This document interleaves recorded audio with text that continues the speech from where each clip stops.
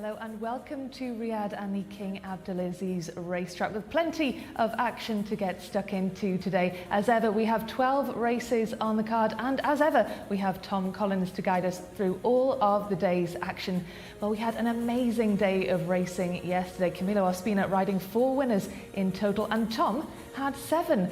Tom, will you be as successful today? I highly doubt it, though. I would love to say yes to as the answer to that question. Look, today's card is super difficult when you compare it to yesterday's. Yesterday's, there was quite a few standouts. Today, there are maybe 3 or 4, so I'll be happy with 3 or 4 winners at the end, but there are some good horses running.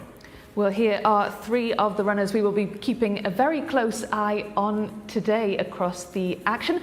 We have Income. She is the first horse that we'll be looking at. This is Income here on the left, finishing 2nd behind the mighty Sunset Flash just last week.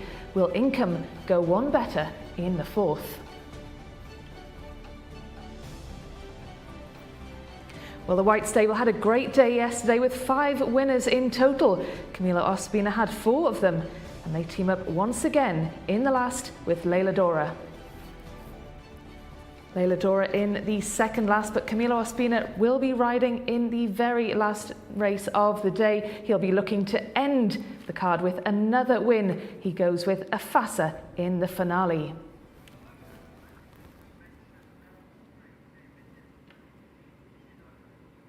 Well, yesterday, all 3 runners that we mentioned at the top of the show won yesterday. All 3 picked out by Tom Collins, who again is casting his expert eye over the day's proceedings.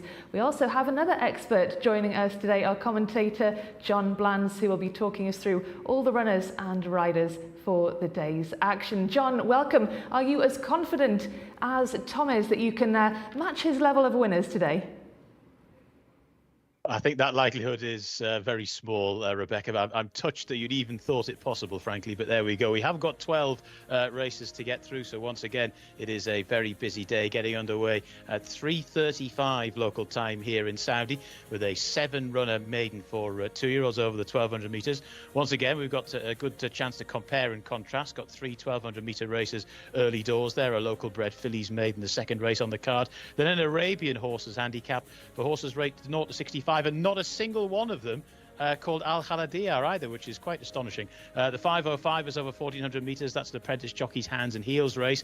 Other 1,400-metre races at 5:35, 6:05 and 6:35. Then we move up to a mile for the 7:05 race, which is a 0 to 80 handicap. Then the final 4 races, where we've got a local bred horses maiden at 7:35, an open fillies race at 8:05, and as usual here at Riyadh, the back of the card is stacked with the best races. We've got the Jcsa award race at 8:35. And the Asia Cup rounds things off at 9:05 here in Riyadh. So 12 races in all. Let's take a look at the runners and riders for the first, and just the 7 go to post here. Horse number 1 is Masandam. Abdullah Al-Kradis is aboard. Next is horse number 2, Hassan. Horse number 3 is Al-Kayed.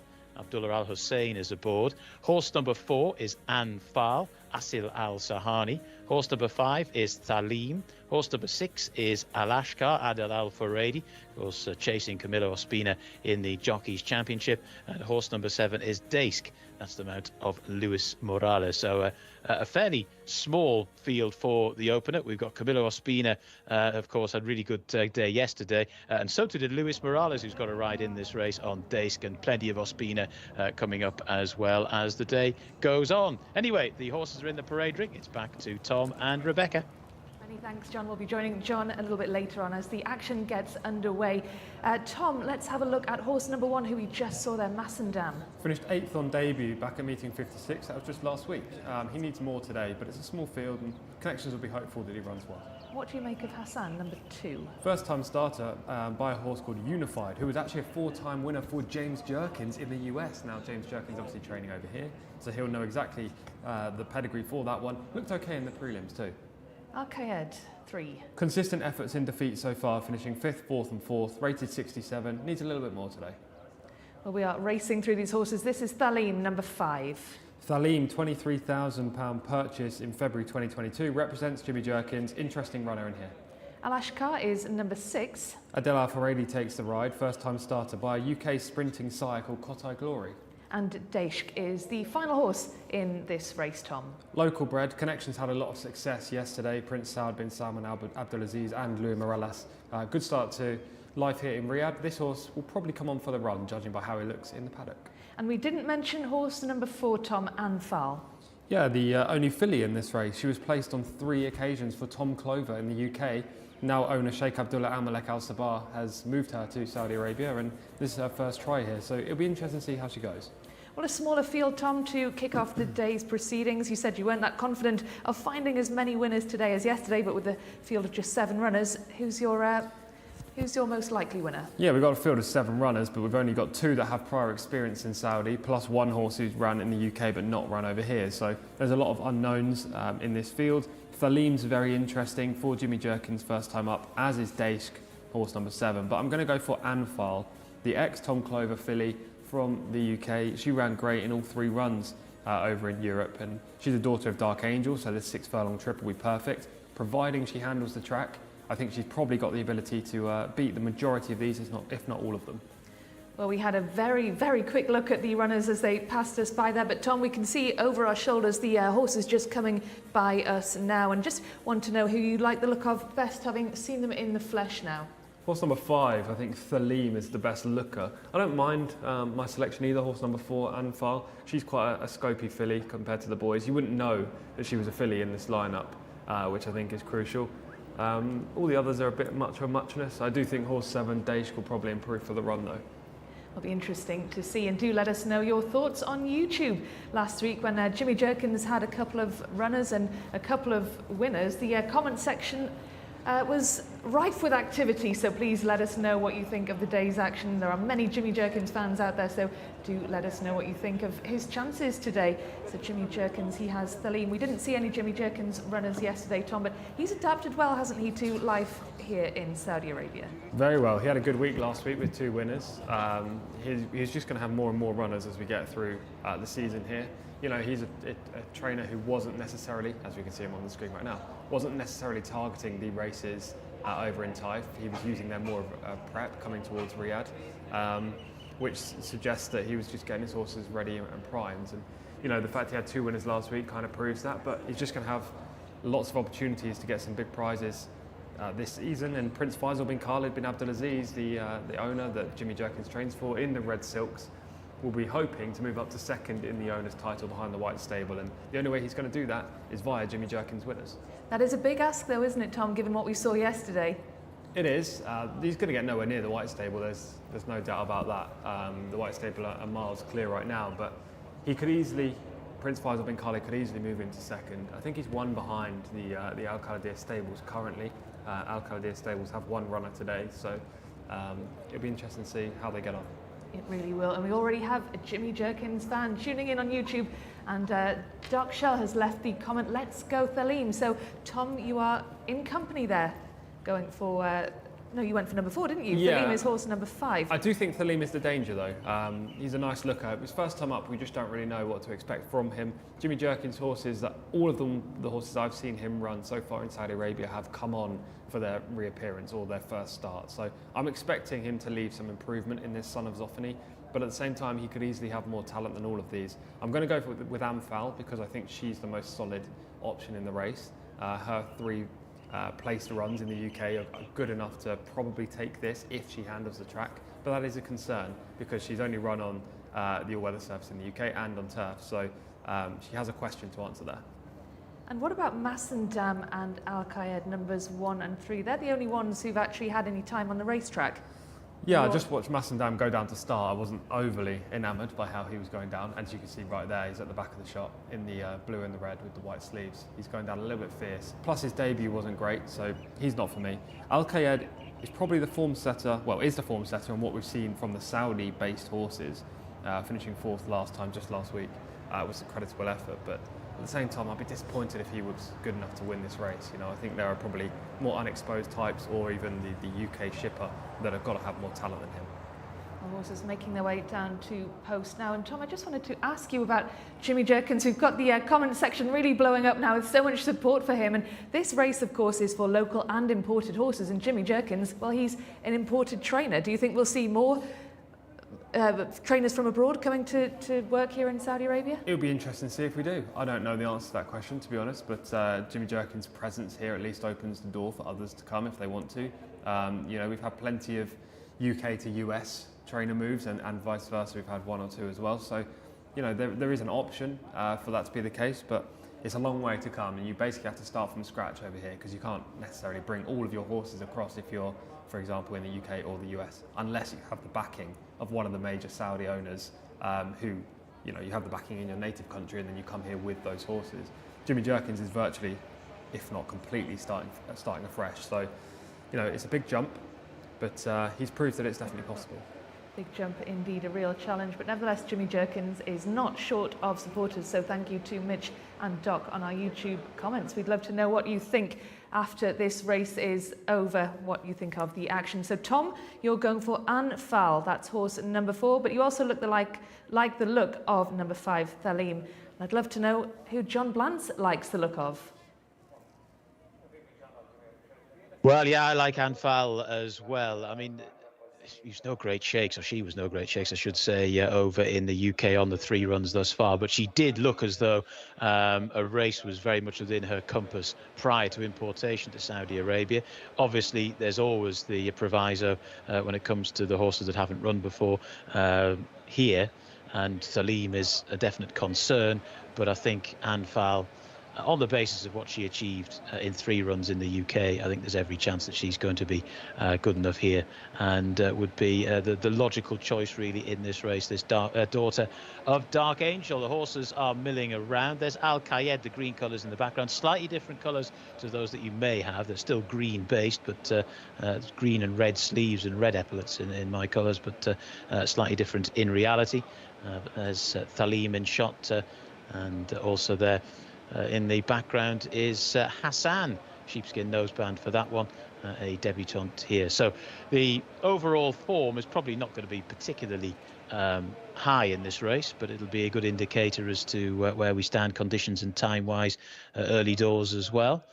And I think Anfal should be able to get a pretty good run in transit here as well, get into a decent early prominent position, and we'll see if she's able to seal the deal from there. 12 races in all, of course. A much bigger field for our next race. It's your first Camillo Ospina ridden runner. Of course, he had a 4-timer here yesterday, absolutely flying at the top of the Jockeys Championship. He's opened up a bit of daylight between himself and the rest of his rivals. And he is very much the preeminent member of the Riyadh weighing room at the moment. Well, I'm sure Adel Al-Faredi will have something to say about that as the season continues. Anyway, they're going in quickly, as they always do here in Saudi. Anfal is in. Looks like the last one to come forward here is Al Ashkar. Daisk over there on the far side. 1,200 metres for the opener. All 7 installed.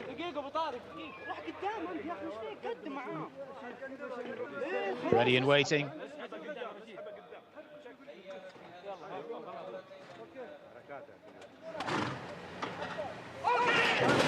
Gates back and away they go. They're racing. Good start from Thalim, the red colours. Anfal just all right out the gates, but not quite as quick as Thalim. They're followed in third by Al Qayed, the green colours. Then Masandam, the red cap. They've already just kicked on a little bit to Al Ashkar, who's a bit outpaced in the early stages, as is Daisk, and comprehensively outpaced at the moment is Hassan as they make their way towards the turn and head on through their first time check very shortly. And it's Thalim, the red jacket, that just about leads to Anfal, who's on the inside, the green sleeves. These two somewhat locking on here as they make their way towards the midway part in the race. They're then followed up the inside by Masandam, who's got 4 or 5 lengths to find on them, maybe a little bit more, and being driven along. Al Qayed is after that. They're then followed by Al Ashkar. Right round the outside is Daisk, and Hassan's never been at the races, swinging for home. Thalim just going a bit stronger now than Anfal, who's being asked a question or two, and it's Thalim who got away well and leading now by a half, 3/4, maybe a bit further, and racing deep inside the closing stage. It's Thalim to Anfal, who's a little bit tired now in second. Staying on from the back is Daisk, but it's Thalim who shows a lot of professionalism on debut, who's well clear at the moment, staying on strongly. Daisk from the back up towards the line. Thalim is getting very tired. Also Hassan from the back as well, but Thalim gets in, beats Daisk and Hassan, who's come from a different part of the Arabian Peninsula, to finish in third there. So one or two of the horses at the head of affairs. Not the winner, but certainly Anfal has maybe found that early pace a bit too sharp. Thalim, though, got away well, saw off Anfal, was almost certainly tired in the closing stages, but had opened up enough of an advantage that in the end that tiredness at the end of the race didn't really matter. Jcsa stayed on very well for second. Hassan has finished in third, so two horses from a long way off the pace have finished in second and third, but it's Thalim who broke noticeably well, got into that prominent position and stuck on well when principal speed horse Anfal had cried enough. I think that's a pretty good performance from Thalim. There's a lot to look forward to as far as that horse is concerned, and has won in a time of 1 minute 15.10 seconds. So a nice start to our 12 race card here at Riyadh this afternoon. Thalim, for the very much informed Jimmy Jerkins stable, has taken out the opener.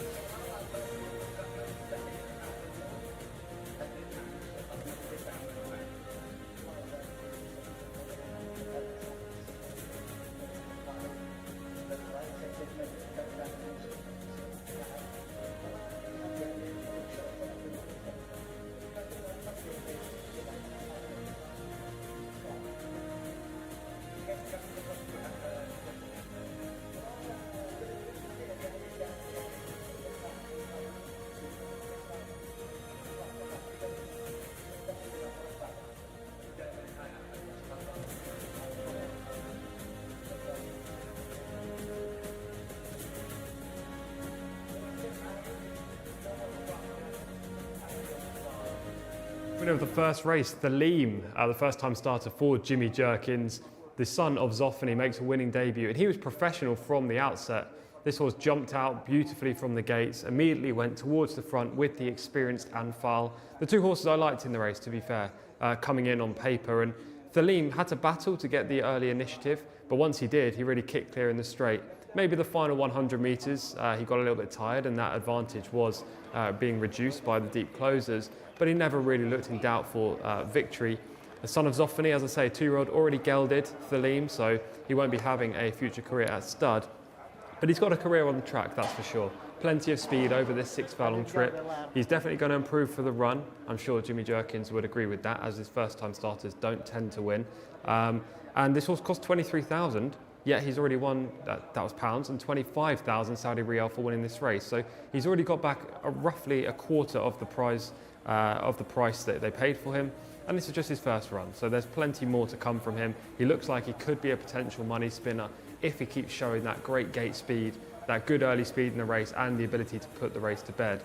You can see in this replay here, he's wandering a touch under pressure, not keeping a complete straight line, bumping against the rail and drifting slightly to his right as well. But the race was always in safekeeping once he put away Anfal, the Sheikh Abdullah Al Malek Al Sabah rival, who did fade back through the pack. She looks a little bit like an early speed merchant to me. Jcsa ran very well under Lou Morales on debut, the local bred, finishing off nicely and could be seen to better effect over further next time, especially given he had a wide trip throughout. As you can see, 4 wide on the bend as we look at these brilliant replays.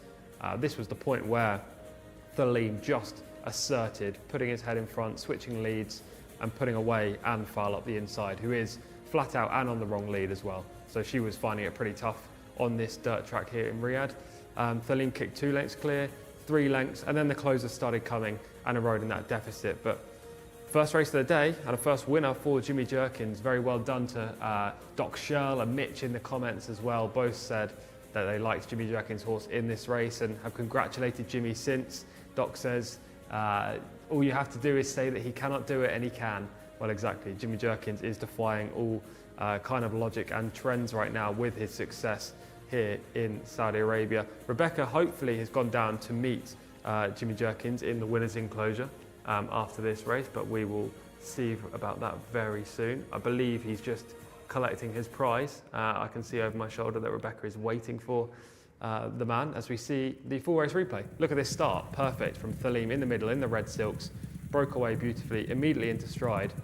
And albeit he had to sit too wide on the bend because Anfal rallied up the inside in the green and the white, it wasn't a bad trip at all. You know, we've seen in races yesterday and last week that being 2 wide, 3 wide, or even 4 wide on the bend is no negative, despite what you may see at Taif earlier in the year, or especially in the US. Jockeys are hounded for going wide, but here, you know, it can be a benefit. And Thalim just seems to have a super high cruising speed. They're going 63 kilometers an hour at this stage of the race, but he's firmly on a tight hold on the outside, whereas Anfal, who he's dueling with, is being asked for a little bit more. Can she keep finding? The answer was yes at this point for Anfal, but then the tank immediately runs empty as they turn for home and she fails to switch leads. At this point, again, Thalim is kicking clear, a length, make that 2. And then you're just thinking, where are the closers? Well, Daish comes down the outside, the grey horse with the orange saddlecloth to pick up second. There are a couple of others in the race that do finish their contest off quite nicely, but they're never in danger of catching this Thalim, who got the race won early. It's what you see in sprints from occasion. These horses who can muster that early speed, show it in the race, and then hold on late on. It's also worth mentioning the horse in third, Hassan, the 2-year-old by Unified, who used to be trained by Jimmy Jerkins. That horse definitely needs further Hassan, it seems. He was outpaced in the early part of the race, but picked up takingly in the final 200 metres and could be one for the future over maybe 1400 or even 1600 when he starts to realise the game, when he starts to work out what he's going to do in his races rather than just mustering early and then fading late on. So it was a good race. I don't think it was the deepest in terms of quality, but Jimmy Jerkins gets another win on the board. Ahmed Al-Shra also gets another victory. They seem to be a red-hot team right now. Red-hot not being a pun because they're always in the red silks. Yeah, you know, it's probably not the most tricky of heats. And maybe they'll go to a non-winners of 2 next time, or if you want to use the proper conditions, the horses who won 0 to 1 over here in Saudi Arabia. Jimmy Jerkins could be ambitious and go towards an open race with him, but you know, in an open race, it's probably you're going to get a bigger field. You're also going to get plenty more pace horses, so he will have to be at his very best to cling on. But Jimmy Jerkins will have a plan. There's no doubt about that. He's one of the shrewdest operators that I've seen in my time while covering the US action, especially with stayers. But he seems to be able to do it with sprinters over here too. And actually we had a conversation with him last week when he won a race. Shamila went and interviewed him after. And it was about a sprinter who won called Lethal Force or Lethal Talent. Lethal Talent by Lethal Force. And we asked whether Jimmy Jerkins has any other sprinters in the barn. And he said, no, this is probably my only sprinter. Well, I presume he wasn't talking about 2-year-olds because this horse is definitely a sprinter too in Thalim. I imagine they're all longer term mile plus prospects, but for right now, this horse has the talent to get to a relatively high level at this kind of trip, maybe even 1400. And you know, he'll find the right spot for him, that's for sure. Looking at the other horses in the race, the 2 with experience were very disappointing. Massandem, who played up going down to start, was pretty poor, as was Al Kayed, who had the previous 3 starts and was the form horse in the race. So it really was the first time starters that dominated here, aside from Adel Al-Faradi's mount, horse number 6, Al-Ashkar. I believe we have Jimmy Jerkins now in the winner's enclosure with Rebecca. Hopefully he can tell us what the future plans are for this gelding. Rebecca? Tom, congratulations, Jimmy. A really impressive run from Thalim. Were you expecting him to win first time out? Well, I didn't. He had trained forwardly in the morning, but by his pedigree, he doesn't really suggest sprinter type, or he'll probably evolve into something other than that as he gets more seasoning. I don't think he's going to. I mean, he'll have more speed than most Sophones, but our hope is that he will settle down and rate nice enough and run nice 2 turns on the turf. I think we have a nice future with him on the turf, especially.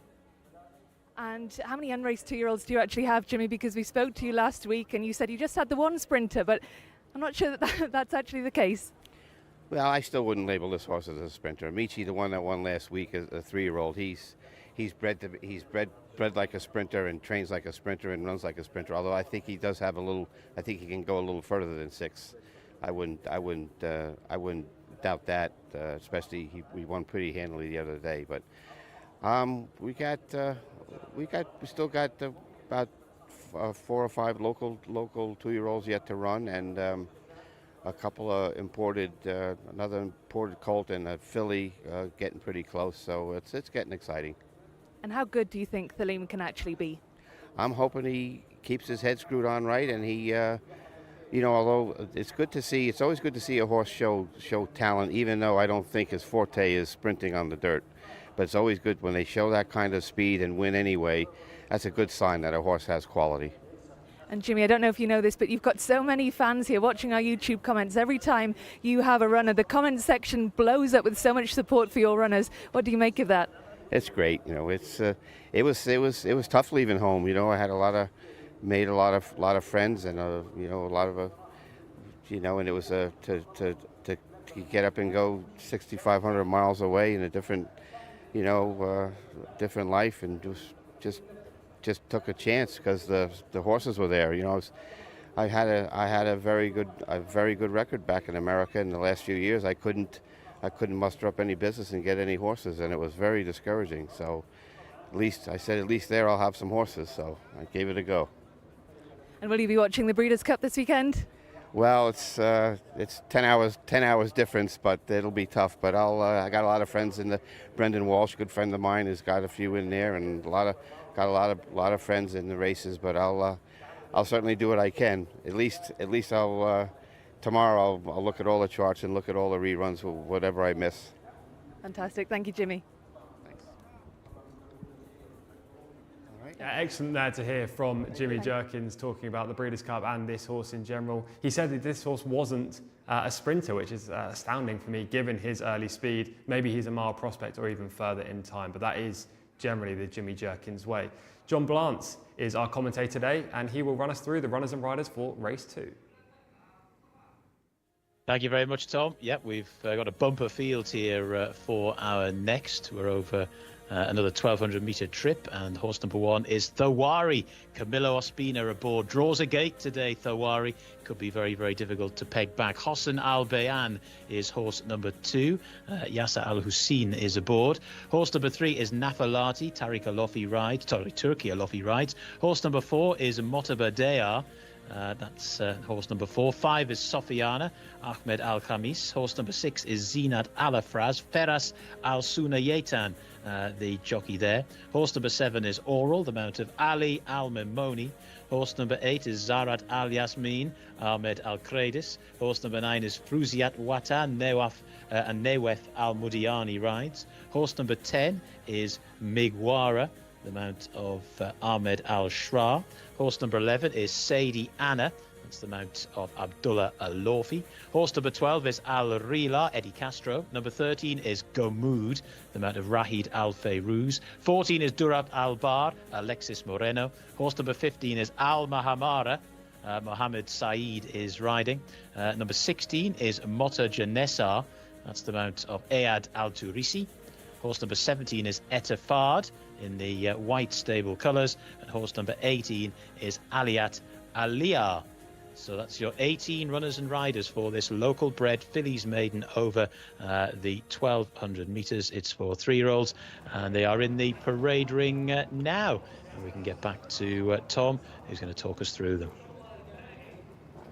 Yeah, so we get through this fillies maiden, 4 3-year-olds, the Saudi bred, 6 furlongs again. This is horse number 1, Tharawi, who's just making her 5th start for the season. 2 starts back, she didn't go into the stalls, which is a slight concern today, but last time up she was a very good 3rd. And Camilo Ospina takes the ride again. This man was in red hot form yesterday, winning on 4 different occasions, so that's got to be a positive for this daughter of Commend, as we see a couple of jockeys and connections in the parade ring. Horse number 2 is another filly, of course. These are all fillies in here, 3-year-olds. Didn't show anything on her debut last year, Hosen Al Bayan, but she came back last week to run at meeting 55 and finished a pretty disappointing 16th. I imagine connections are hoping for a little bit more today, owned and trained by Abdul Rahman Al Rashidi. Horse number 3 is Nafalati, more experience for this filly, running 7 times. Turkey Alofi takes the ride today, again a positive when he's on board. Finished 3rd on her Riyadh debut, which seemed to be a big step in the right direction. Maybe she prefers this quicker track rather than Taif, which is a little bit more deeper.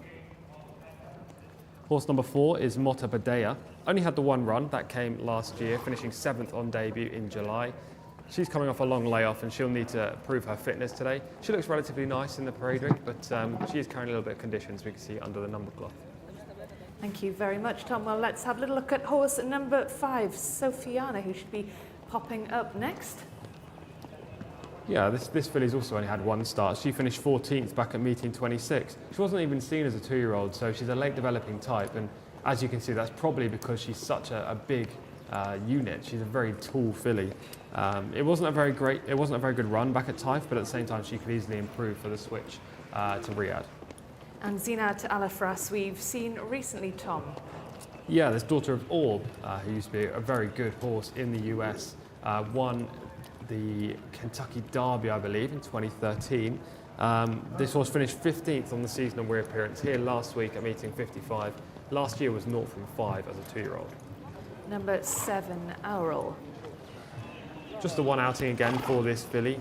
She finished 16th at meeting 30. Long layoff since then, and she looks like she's carrying condition. She's also not the tallest of fillies, and she's got a very dipped back, and she wouldn't be the paddock pick, that's for sure. Let's get your thoughts then, Tom, on number 8, Zarat Al Yasmin. By Chief Lone Eagle, one of the main sires here in Saudi Arabia. She's had 4 outings. She hasn't shown too much. All of those 4 runs came last year. She hasn't been seen so far this season, but she's only got a mark of 39, which suggests she's not good enough. What about Friziat Watan? That's horse number 9, who we've seen recently as well, Tom.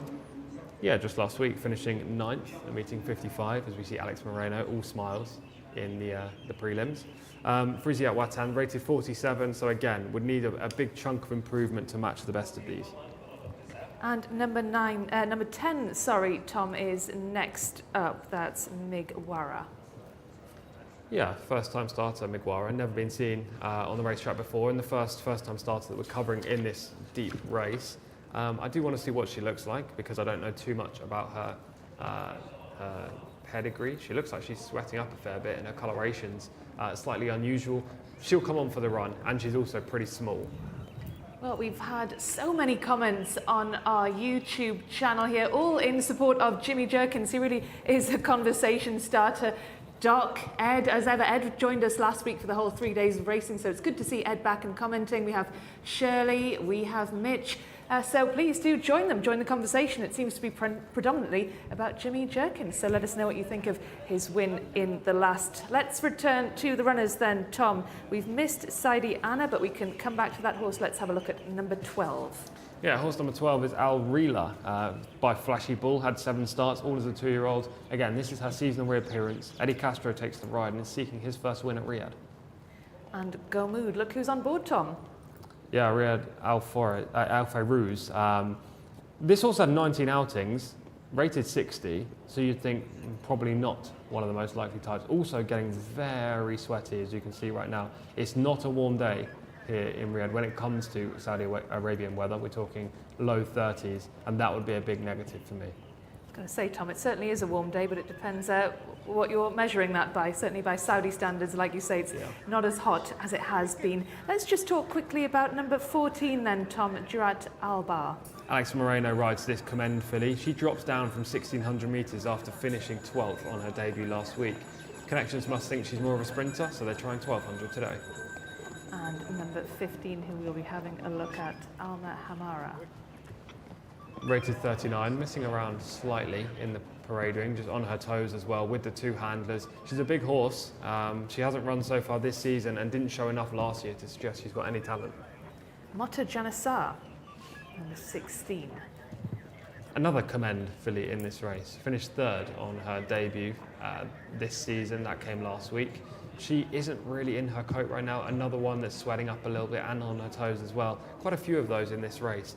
She's rated 55, so you can't fully discount her, but she's not for me. And what about Etifad? Is Etifad for you, Tom? Number 17, who we'll be having a look at shortly.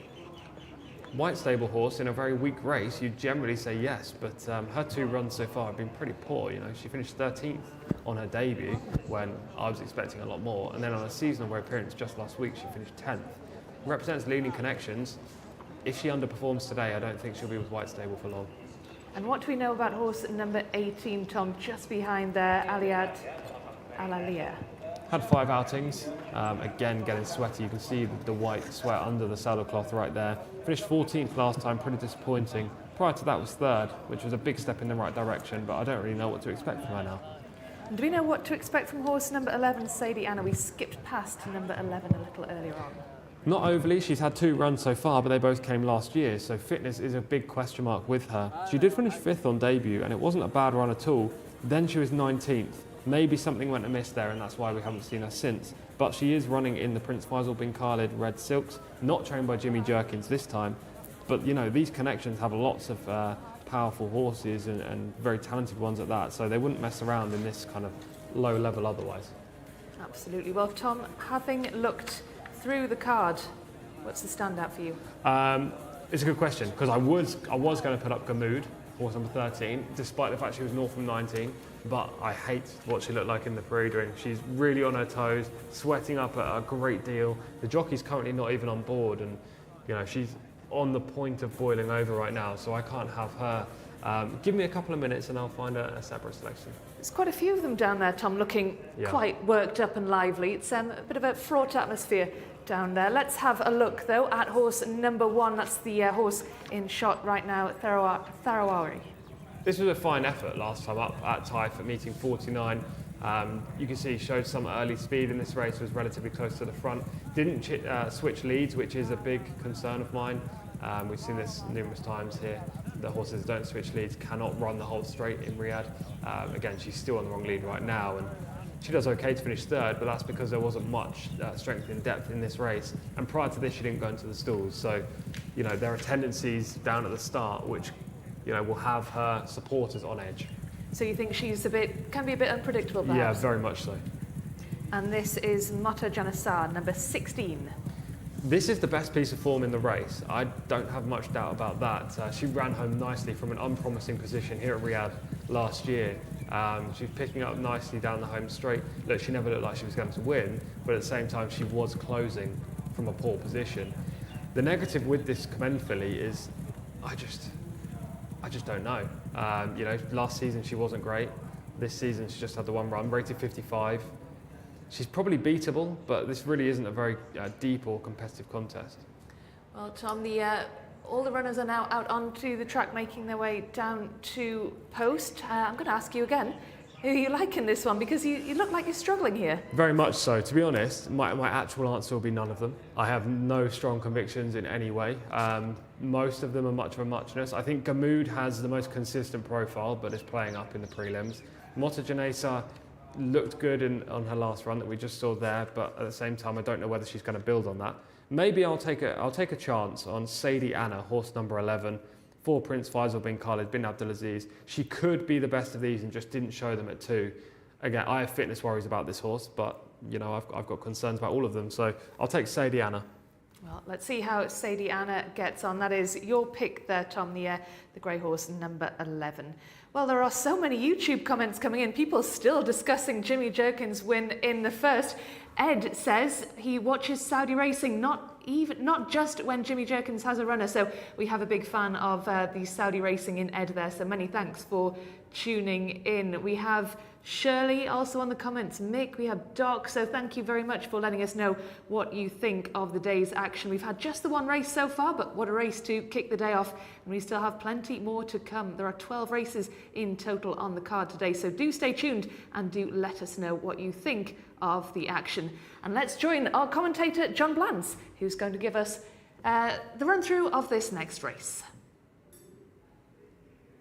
Thank you very much, Rebecca. Yes, good work from yourself and Tom. They're getting us through the 18 runners in this race. I want to go tentatively for Thawari. Camilo Ospina is obviously riding very well at the moment. You don't need to be a genius to work that out. Thawari's got stall 1. She's had stall 11, 14 and 15 in 3 recent starts. Now, Tom is absolutely right to say that the inside gates haven't necessarily had the advantage that you would otherwise think if you employ racing common sense. However, what I like about Thawari is that she does have early speed, and she'll get to the front relatively easily.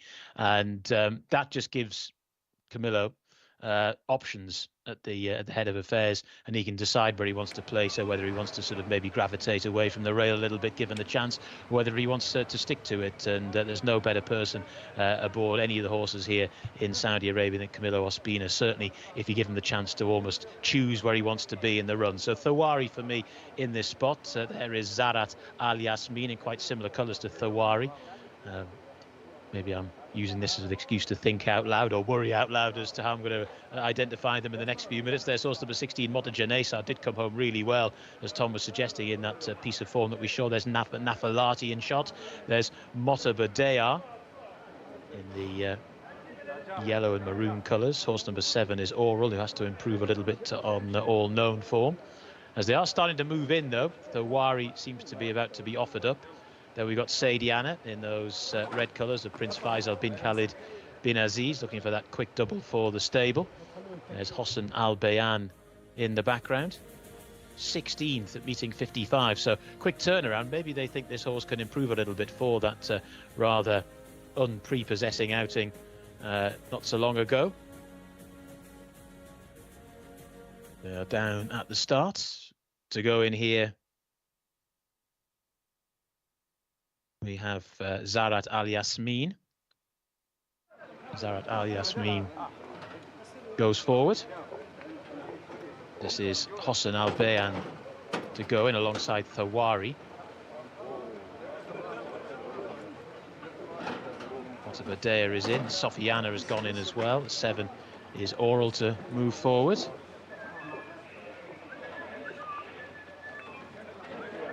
Alongside Zinat Al Afras, quite similar colours to Sadie Anna. That'll keep me on my toes as well. Then we have Al Rila to go in. Also to load up is Gamou, the horse mentioned quite favourably in dispatches there by Tom, although has had plenty of chances, this filly, by Stratford Hill. Gamou goes in. As ever, they're moving in sharpish here in Saudi. A few jurisdictions could take a leaf out the Saudi book when it comes to loading them up. There's Mota Badea. The 11 to go in is Saidiana. 14 is Durat Al Bar. Sheepskin noseband for that one. One to go. Durat Al Bar is in. I think we've got a full complement here now. Stand by, spread right across the track here for this local bred fillies made, 1,200 metres, from with a 6 horse. Jockey just not quite in the saddle, I think. Feras Al Sunayatan. The rest waiting patiently. And away they go. They're racing. The Wari did get away very well. In contrast, Hossan Al Bayan in stall 2 was very slowly away. Also slowly away was the red colours there of Zinat Al Afras. As they make their way through the early stages, it's Thawari and that man Camilo Ospina, sheepskin noseband the rail, who's prominent. Mota Badea is also up at the pace, as well as indeed is Sofiana in the white and brown colours. Then all around the outside, even further towards the outer, is Al Rila. Then another one that's posted wide on the track is Etif Etifard as they make their way through the first half of the contest. One that gets a little bit closer after a slightly slow beginning is Sadie Anna, the grey horse there in the red colours. Right round the outside is Eilat Alilia as they make the turn for home. Now they're levelling up with just over 400 metres left to go, and it's Oral who's hit the front. To on the outside in second position, Al Rila. Then up the inside, Thawari, who's trying to box on from the back of the field. Staying on is Sadie Anna, and also getting into this as well is Aliat Alilia as they race inside the closing stages. Now though, it's Al Rila that's gone on. Al Rila, the yellow colours, to Oral, who's battling back the far side. Oral and Al Rila as they head on towards the closing stages, and it's Oral who got away pretty well, looked in trouble as they came into the final furlong and a half, but has found more to score. Oral the winner. To in second position, Al Rila, who's finished in that spot. Also coming home well was Sadie Anna in the red jacket. They look to be the first three home. There were plenty staying on pretty well, but in the end it's gone the way of this 7-horse Oral, who is in the hands of Ali Al Mimoni. And well, not much on debut run, I think it's fair to say, but considerably better this time out. Looked as though she was getting into trouble with about a furlong and a half to go, but she found a bit more when required, and she scored. Filly by Frozen Power, owned by Prince Fahad Kahad Faisal Al Saud. And a nice ride from Ali Al Mamoni, who chips in with a winner or two, and he's done that there today. Interesting to see the winning time there as well. The first race for the 2-year-olds was 1 minute 15.10 seconds. The 12-horse was second, Al Rila. Gamuda's got going late there as well in the latter stages. But it's Oral the winner in 1 minute 15 dead. 1 minute 15 dead there for the winner. Getting the provisional times for the rest of them as well. Al Rila was in second. Not a bad run in the hands of Eddie Castro. Gamud in third.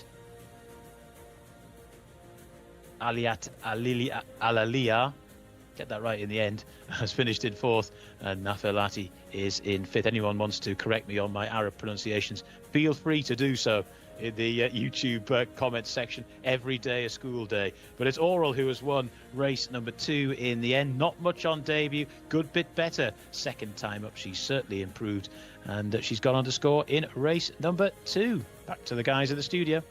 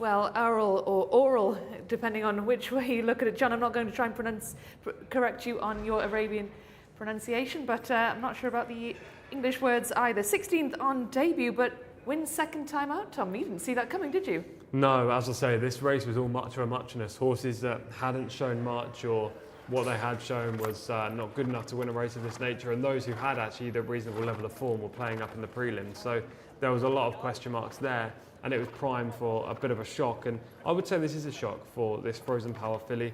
As you say, ran once before. She finished 16th on her debut over at Taif on the deeper surface, and this is obviously a much more suitable track for her. She fended off the horses that were looking for the speed late on, and a first win here in Riyadh for Ali Al Mamoni. Well, clearly it's not a fluke, Tom, because she's beaten a big field of 18 runners, so clearly she prefers the track here in Riyadh. Yeah, it probably wasn't a fluke, but at the same time she's beaten a very weak field. As we can just see shots here of horse number 17, Etifad, who unfortunately collapsed literally at the finish line of the race, but appears to be okay right now. They were dousing him with water. Maybe it was just heat exhaustion. We can see him over our shoulder now, currently in the paddock, and the grooms are just tending to him, but he's standing up fine, and hopefully everything's a-okay there. Well, he looks to be okay, which is good news indeed. 12 and 13, Tom, finishing second and third. You liked Gammood, didn't you? But on paper, but not Yes. having seen Gammood in the paddock. But a good run, despite appearances. Yes, she ran fine. She closed off from miles back in the race to take third. The runner-up, Al Rila, was always up with the speed. Again, she was another horse that I didn't really like on form. 0 from 7 as a 2-year-old, and was having her first run of the year. So this was a race that was pretty difficult to predict. You know, great for connections. They've got a win for this Oral, the daughter of Frozen Power, but what they're going to do next with her, I think she might struggle against other winners. You know, if they're going to a 0-1 winners race, she's going to face much more talented opposition. But nevertheless, a decent run. Let's just look at the way the race was won. Tom, this is coming off the bend. Just talk us through what's happening in these stages. The horses who finished first and second are already first and second in the race. Oral in the blue silks, and on the outside is Al Rila in the yellow silks. Eddie Castro looking for his first winner. Ali Amamoni looking for his first winner of this Riyadh season. Both the horses super professional and trying their hardest, but Oral just stays a little bit better over the 1200 and manages to get the job done. The eventual third place finisher, Gammood, was miles out the back and wasn't seen until late in the day. But she ran home nicely over the 1200. She's probably better suited to further. Other than that, not too many eye catchers in behind. My selection is Sadie Anna, albeit a very tentative one, probably the most tentative selection I'll ever give while I'm working here in Saudi Arabia. She finished 5th or 4th, I believe, which was a fine effort, but she never looked like winning as we take it from the start. This is the full race, Tom. What do you make of the way the winner broke there? It was relatively good, you know, showed early speed. You can see right in the middle of the shot with the blue dots on the sleeves, the jockey, Ali Al-Namoni. And then on the outside is the eventual runner-up in the yellow colours there under Eddie Castro. They had wide trips in the first bend, but we said this race in, race out, it doesn't matter if you're 3 or 4 wide, as long as you can muster the early pace. Being wide on the track is actually beneficial in most scenarios. Just in behind is Sadie Anna in the Prince Faisal bin Khaled red and white silks with the white epaulets, the grey horse. She's travelling nicely at this point, but flattens in the straight. And the horse that finished third is right out the back of your shot right now, Gammood in the blue and the white, coming right round the houses, probably 8 wide right now. So she's done very well to close from miles back in the contest, but otherwise dominated by speed horses. Absolutely, and we've got comments on our YouTube channel as ever. Ed says, great gate crew, and I think we have to commend the hard work done by the guys down at the gates. Indeed, it's good work they do, so it's been recognised on the YouTube comments as well, so thank you very much for writing in with that. Do let us know what you think of the day's action. Tom was very reluctant to pick a winner in this race, ended up picking the 5th, but wasn't too impressed by the quality of the field, and we'd love to know whether you feel the same, but we do have plenty more races still to come. Next up is the Arabian race, the first Arabian race on the card every day here in Riyadh. We do, of course, have 2 Arabian races featuring the horses that are native to this part of the world. So we have that to look forward to next up. We had a bit of a funny one yesterday, didn't we, Tom? We just had the 2 runners in one of the Arabian races, which actually turned out to be a really cracking contest in the end, didn't it? Yeah, it was a desert-bred Arabian maiden, one 11-year-old, one 10-year-old, never won before, going hammer and tongs, rated 62 and 63. And yeah, you know, it was a good contest between 2 horses who are relatively limited, but even then, from the neutral watching the race, it was pretty good because they were always within a neck or a length of each other, and we had a thrilling finish. Absolutely. And it was an incredible day as well yesterday for the White Stable and for Camilo Ospina.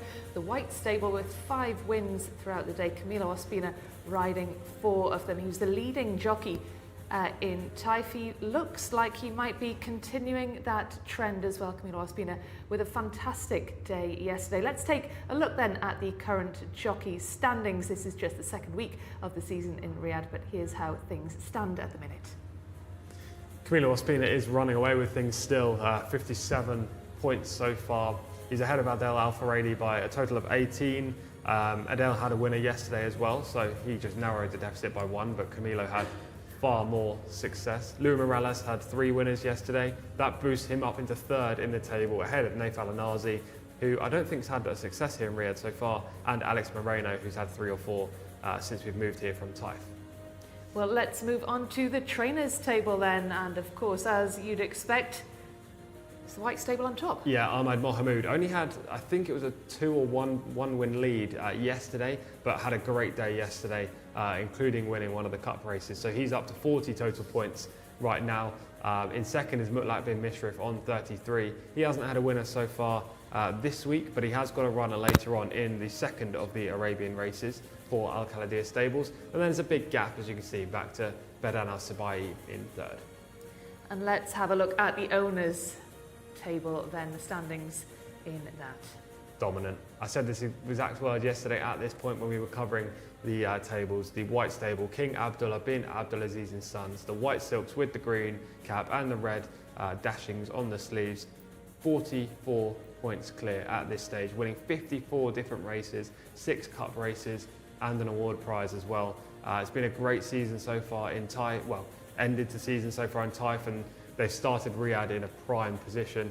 Al Khaladia stables in second still, but Prince Faisal bin Khalid bin Abdulaziz will be joint now with 18 race wins and 24 total points after victory in the first, the Jimmy Jerkins runner.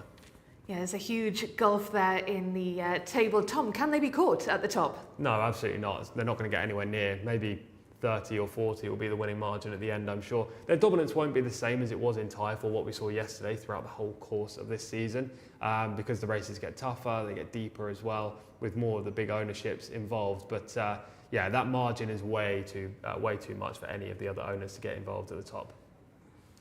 Well, it is time now for race number 3, the first Arabian race on the card. So let's head over to our commentator, John Blance, who's going to talk us through all the runners and riders. Yeah, it's a 0 to 65 handicap for Arabian horses, and well, we can take a look at them now. Baha Zakir is the first. Asil Al Said is aboard horse number 1. Number 2 is Salam Al Amjad, Yasa Al Bakawi. Horse number 3 is Sedik with Camilo Ospina aboard. Not necessarily much to recommend this horse, but whenever Camilo gets aboard, plenty of people will be taking notice. SS Jalmod is the next. That's horse number 4. That's Tariq Al Mansour's mount. Horse number 5 is Al Hassas, Abdullah Al Kradis. Horse number 6 is Satam, and that's Khalid Al Mimoni. Horse number 7 is Naham, ES Naham, but we'll just go with Naham.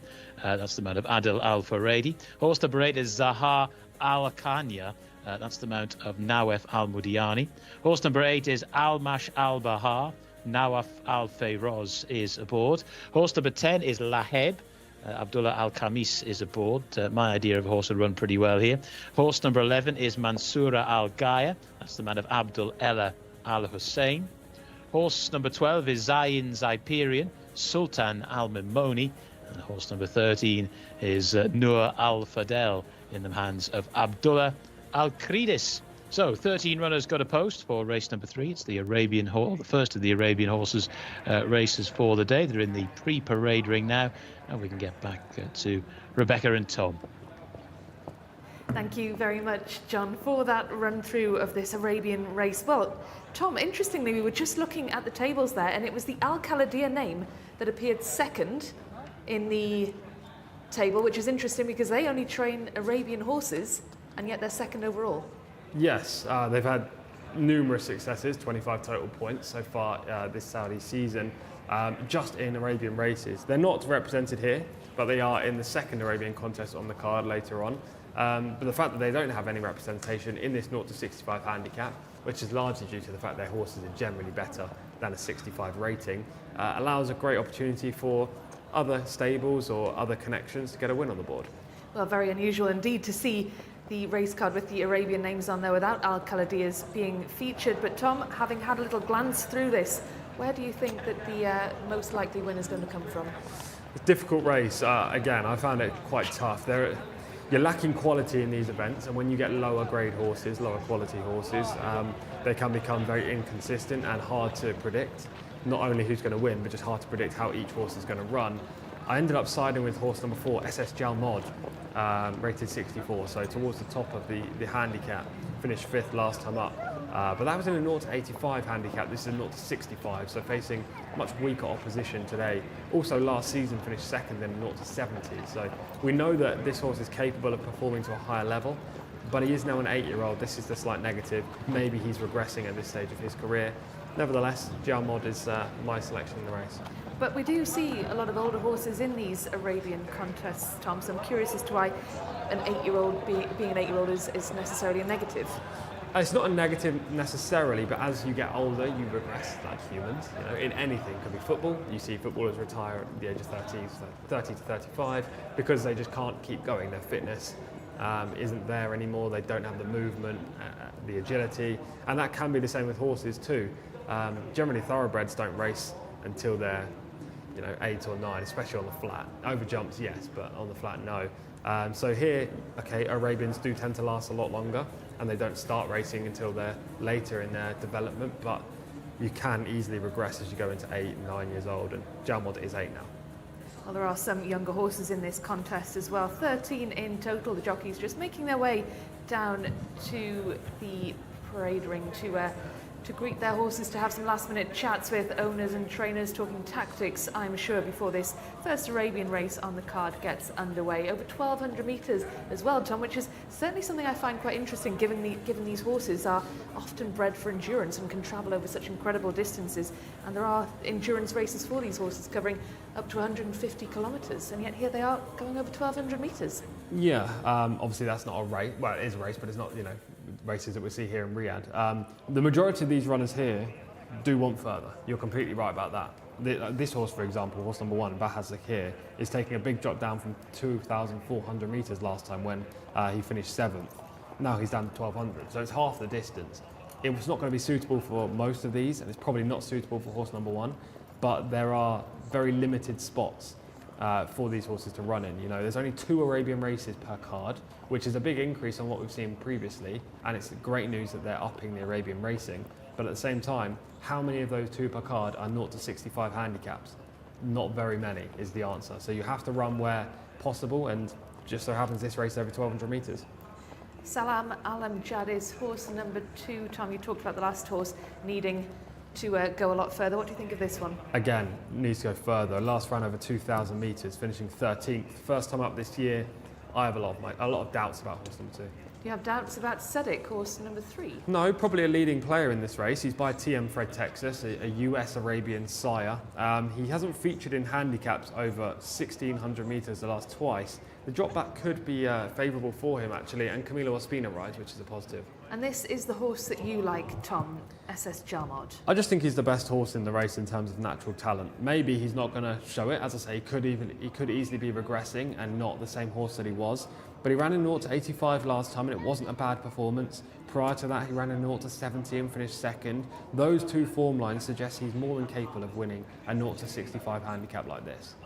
Interesting. Well, Al Hassas, number 5, is rated a similar handicap, similar to number 4, Tom. He is, just rated £1 lower, but his form hasn't been anywhere near as good. He's only had 3 starts in Saudi Arabia, finishing 11th, 14th and 16th. Prior to that, he raced in his native Qatar, where he was a little bit better.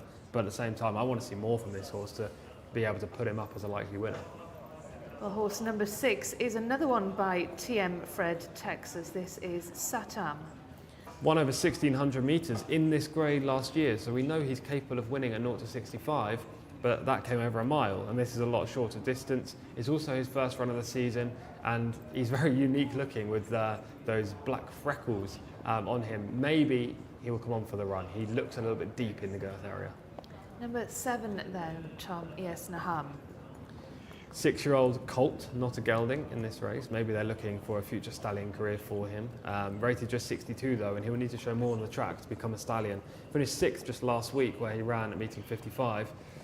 On that form alone, I can't have him, but Adel Al-Faradi's on board.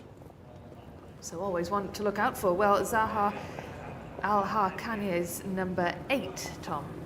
The first filly in this race. She's 0 from 12. She's a 4-year-old. What we've seen so far, I don't think she's going to be winning today, but it's her first run of the campaign. Maybe she's progressed from 3 to 4. Almash Al-Bahar, number 9. This filly's lightly raced. She's only had the 3 outings as well. Didn't feature on any of them, but with horses that are unexposed like this, they could easily take a big jump forward. Well, can number 10 take a big jump forward, Tom? BR Laheb. He's a lot more consistent than the majority of these. He's run plenty of times at Type so far this season, finishing 3rd at meeting 29, 3rd at meeting 38, and he won at meeting 44. So he's in very good form. He's fit as well. Maybe he's a leading player. The only negative I have is he's not the most game in a finish. He looks to hang fire. He doesn't want to go in front. We will see how he finishes this race. Number 11, Mansoura Al Gaya. Plenty of chances for this horse. She's been consistent in defeat as well, finishing 6th, 4th, 5th, 4th on her last 4 runs. I would want to see her in a 0 to 55, but there probably isn't a 0 to 55 for a couple of weeks, so Connections have decided to run in this slightly higher grade. Number 12, who we'll be having a look at next, is Zayn Zipirion. 8-year-old colt, bred in the UK, has won 3 times in his career. 2 runs so far in Saudi Arabia this year have been a little bit disappointing and underwhelming, finishing 13th and 9th. But he's by sire No Risk Al Mori, and I remember watching that horse race about 10 years ago in the Arabian race at Newbury when I happened to be on track that day. Well, isn't that a coincidence? Number 13 then, Tom, the last runner in this race is Noor Al Fadel. Plenty of chances so far this term. Seems to be regressing though. 4th at meeting 20, then 9th, 12th, 13th and 10th. Just not featured recently, and I don't think she'll feature today. So Tom, having had a look at all those horses now as they've made their way around the paddock, who do you think looks the best of them? Well, with Arabian horses, you're not going to get any proper out-and-out lookers. Even Asfan Al-Khalidiyya, who's the best Arabian horse that we've seen so far this season, isn't exactly filling the eye when he walks around the parade ring. So you're not going to get proper paddock picks like we would normally get in thoroughbred races in a race of this nature, especially when they're 0 to 65. They're probably going to be much for a muchness. But I'm going to stick with SS Jalmod, horse number 4. I think he's got a great chance of winning if he can just reproduce his form. Most of these horses are pretty chilled and relaxed, apart from horse number 3 that I saw playing up a little bit, Sedic, under Camilo Ospina, who I think has just jumped off and will jump on again when the horse goes out on the track. Yes, Sedic is just playing up a little bit there in the paddock, and Camilo Ospina has dismounted, but hopefully we'll be back on board soon enough. A couple of the runners now on the track making their way down to the stalls ahead of the first Arabian race of the day.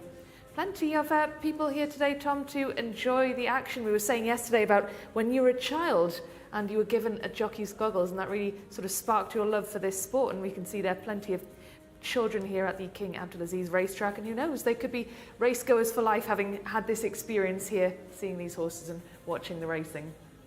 Yeah, exactly. We want to see all this new younger generation coming up and enjoying horse racing, because that's what keeps the sports going. We have a good amount of young people watching racing now in the UK, a lot more than we did, say, 10 years ago, when I was I was already into it by then, but prior to that I was getting into it and none of my friends liked it at all. So hopefully we see more and more young people come into the track and enjoying the racing worldwide, but especially here in Saudi Arabia. Absolutely. Well, let's have another chat about the horse that you like, Tom. Jalmod. We can talk about Jalmod shortly. There is Jalmod, Tom. I just want you to, what is it that you like about Jalmod? We're going to have a little look at Jalmod in action. Yeah, we see him there on the inside in the white silks with the green sleeves, horse number 4. He has a bit of high head carriage. Maybe it's horse number 12 actually. The colours are a bit off there. He's got a little bit of high head carriage, but at the same time he does keep running. The 2 main positives for him are, 1, he's got early speed, which is crucial in a race, especially over this trip against horses that want further. And 2, he's been running in better quality races. This is a step down. Again, I'm going to use the same analogy, which is pretty terrible, but imagine you put Usain Bolt in an Olympic final. He might struggle a little bit in the early stages to get on top, back in his heyday, but then he would in the end. But then if you put him in a quarter-final where he is the best person in the race, he relaxes a bit, he's able to dominate, go at a slightly slower speed and save energy. Hopefully that's the case for Jalmod in the early stages. I love the analogy, Tom. You've just compared Jalmod to Usain Bolt. Yeah, I'll be the only person in history that does that, but hopefully it made sense anyway. Who do you think would be, who would win the race? Well, absolutely Usain Bolt. Even on the dirt track? Yes.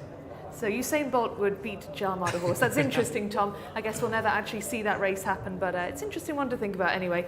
Thank you very much, Tom, for running through the runners and riders as they've made their way around the paddock. They are now, of course, heading down to the stalls ahead of this race. This is the third race on the card with 12 in total. And do keep those YouTube comments coming in. Let us know what you think of today's action. So Tom likes Jalmard.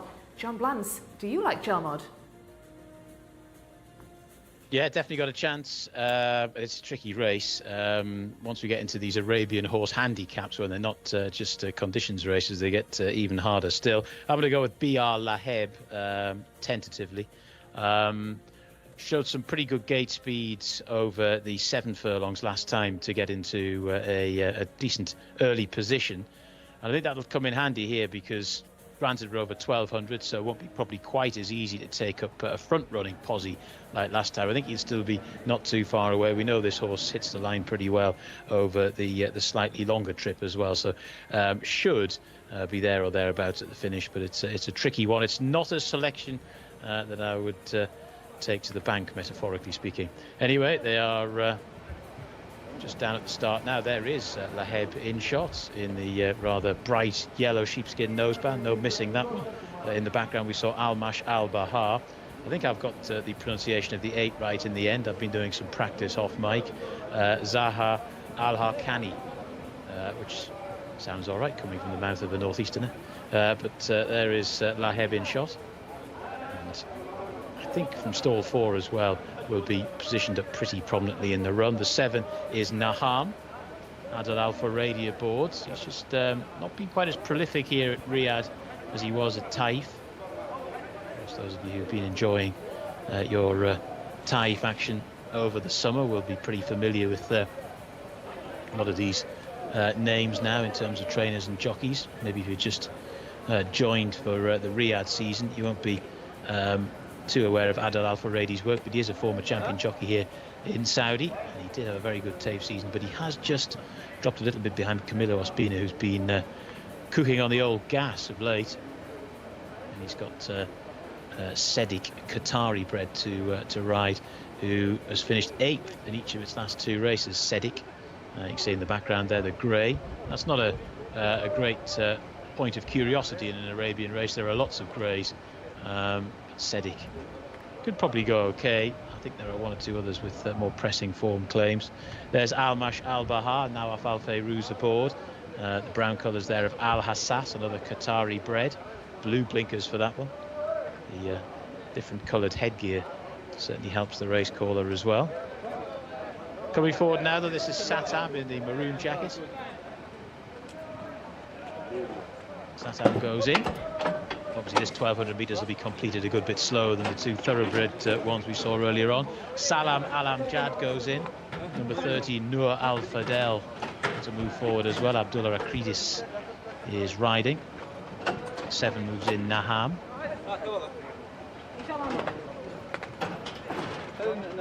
In goes Laheb. The 1 is Baha Zakir. Baha Zakir moves forward. Saddle cloths and post positions don't marry up here because it's a handicap, of course. Again, regular watchers of Saudi racing will now know this, but never hurts to reiterate.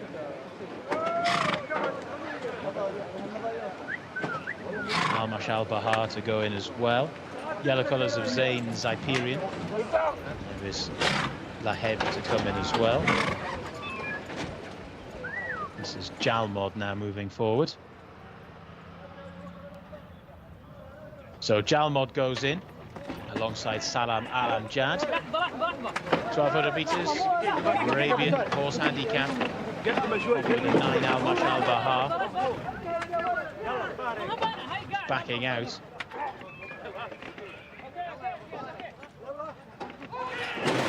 Ready, Adolf and racing.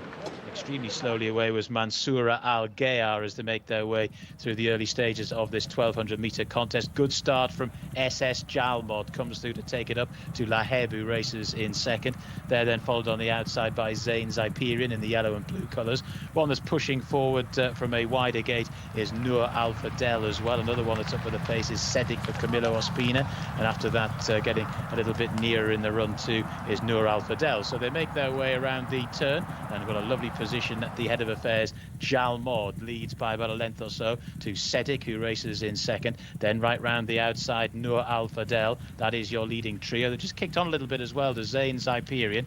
They're then followed on the outside by Al Hassas in the brown colours. Then right round the outer trying to improve is Almash Al Bahar after a slowish start. One that's going back through the field is Laheb. They've swung for home. 2 furlongs left to go. And SS Jalmod is sailing away from them here at the moment. 3 or 4 lengths to the good. To in second position, Nur Al Fadel. One that's trying to stay on is Al Hassas from the back of the field. And then after that, we got Almash Al Bahar. But still out in front, it's SS Jalmod, who leads by about 4 lengths to Al Hassas, who is getting going late. But as they race deep inside the final furlong, SS Jalmod got a good start, got the rail and wins. SS Jalmod, a winner there for Tom. In second position, we had Al Hassas, who stayed on pretty well, but not well enough to catch SS Jalmod. Tariq Al Mansour, the benefit of early pace, whether we're talking about thoroughbred races or Arabian ones, there for all to see. SS Jalmod got away well from stall 7, bagged the rail and had a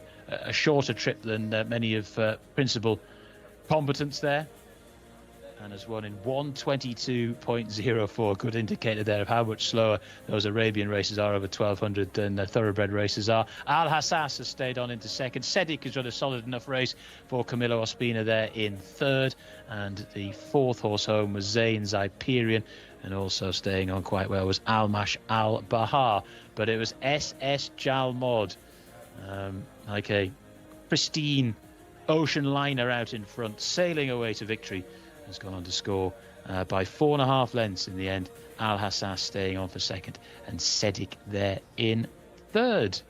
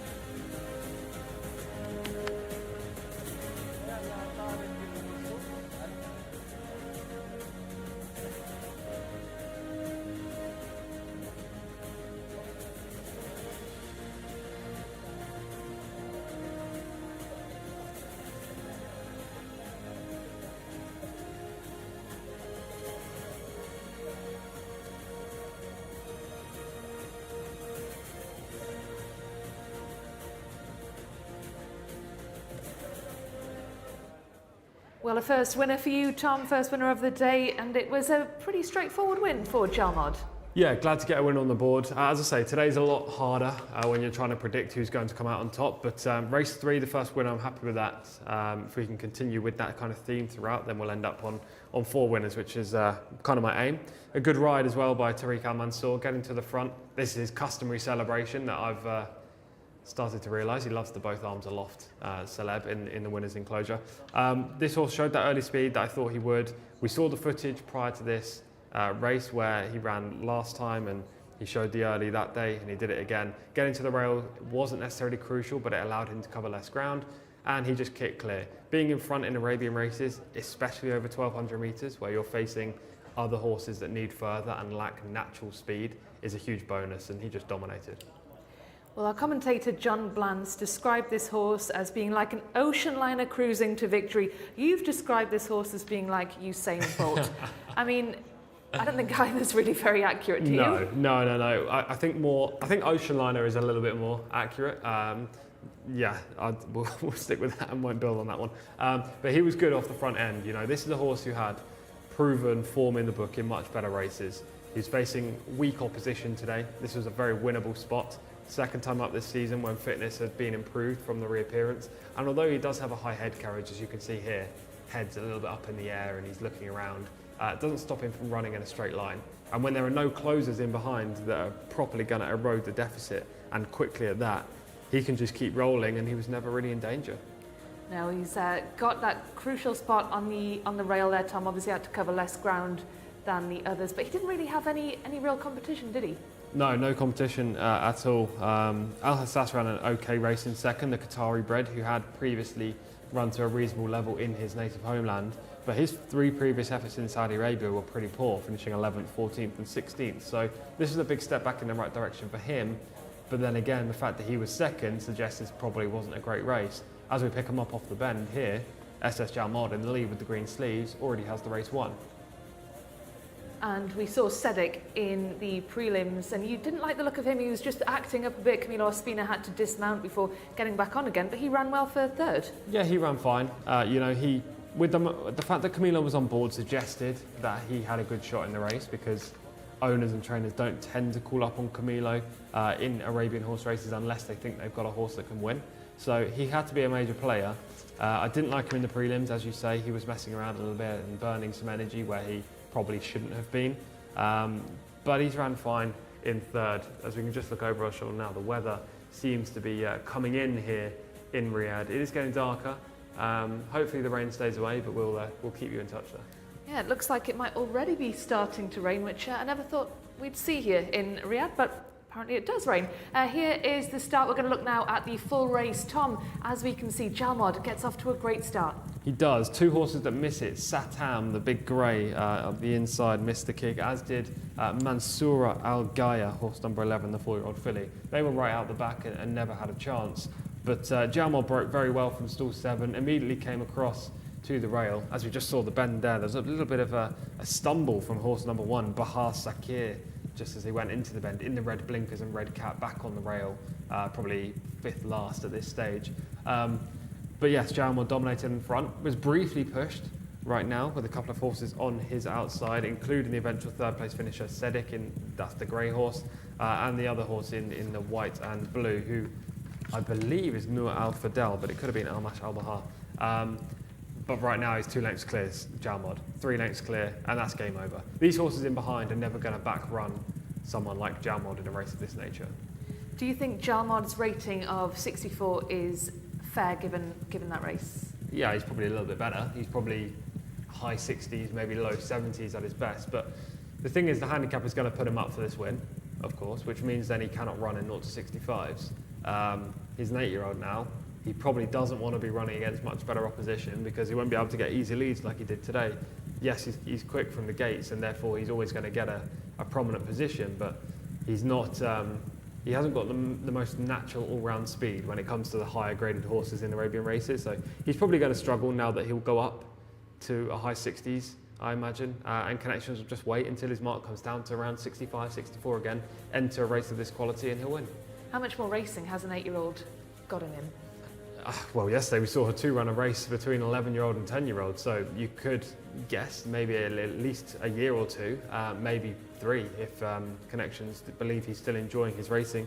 I always think that a horse should continue if they're enjoying it, if they still love the sport, if they're still working well in the morning and show an appetite for competition. You know, they don't want to completely throw it all away when a horse comes alongside and just give up.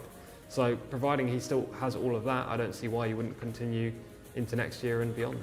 The interesting thing about this race, Tom, it's defied the trend of the last few days that we've seen in Riyadh, which is that horses drawn on the outside tend to go on to win this race. Now, if we look at the results here, it was Jalmod in 4, Al Hassas and Sedik in 3 and 5. They were the top 3, and that's completely going against the trend of what we've been seeing. A little, though. This is a handicap, so they weren't drawn in the number, but they weren't drawn wide either, 6, 7 and 9, as you say. So they all raced towards the inside. They broke across.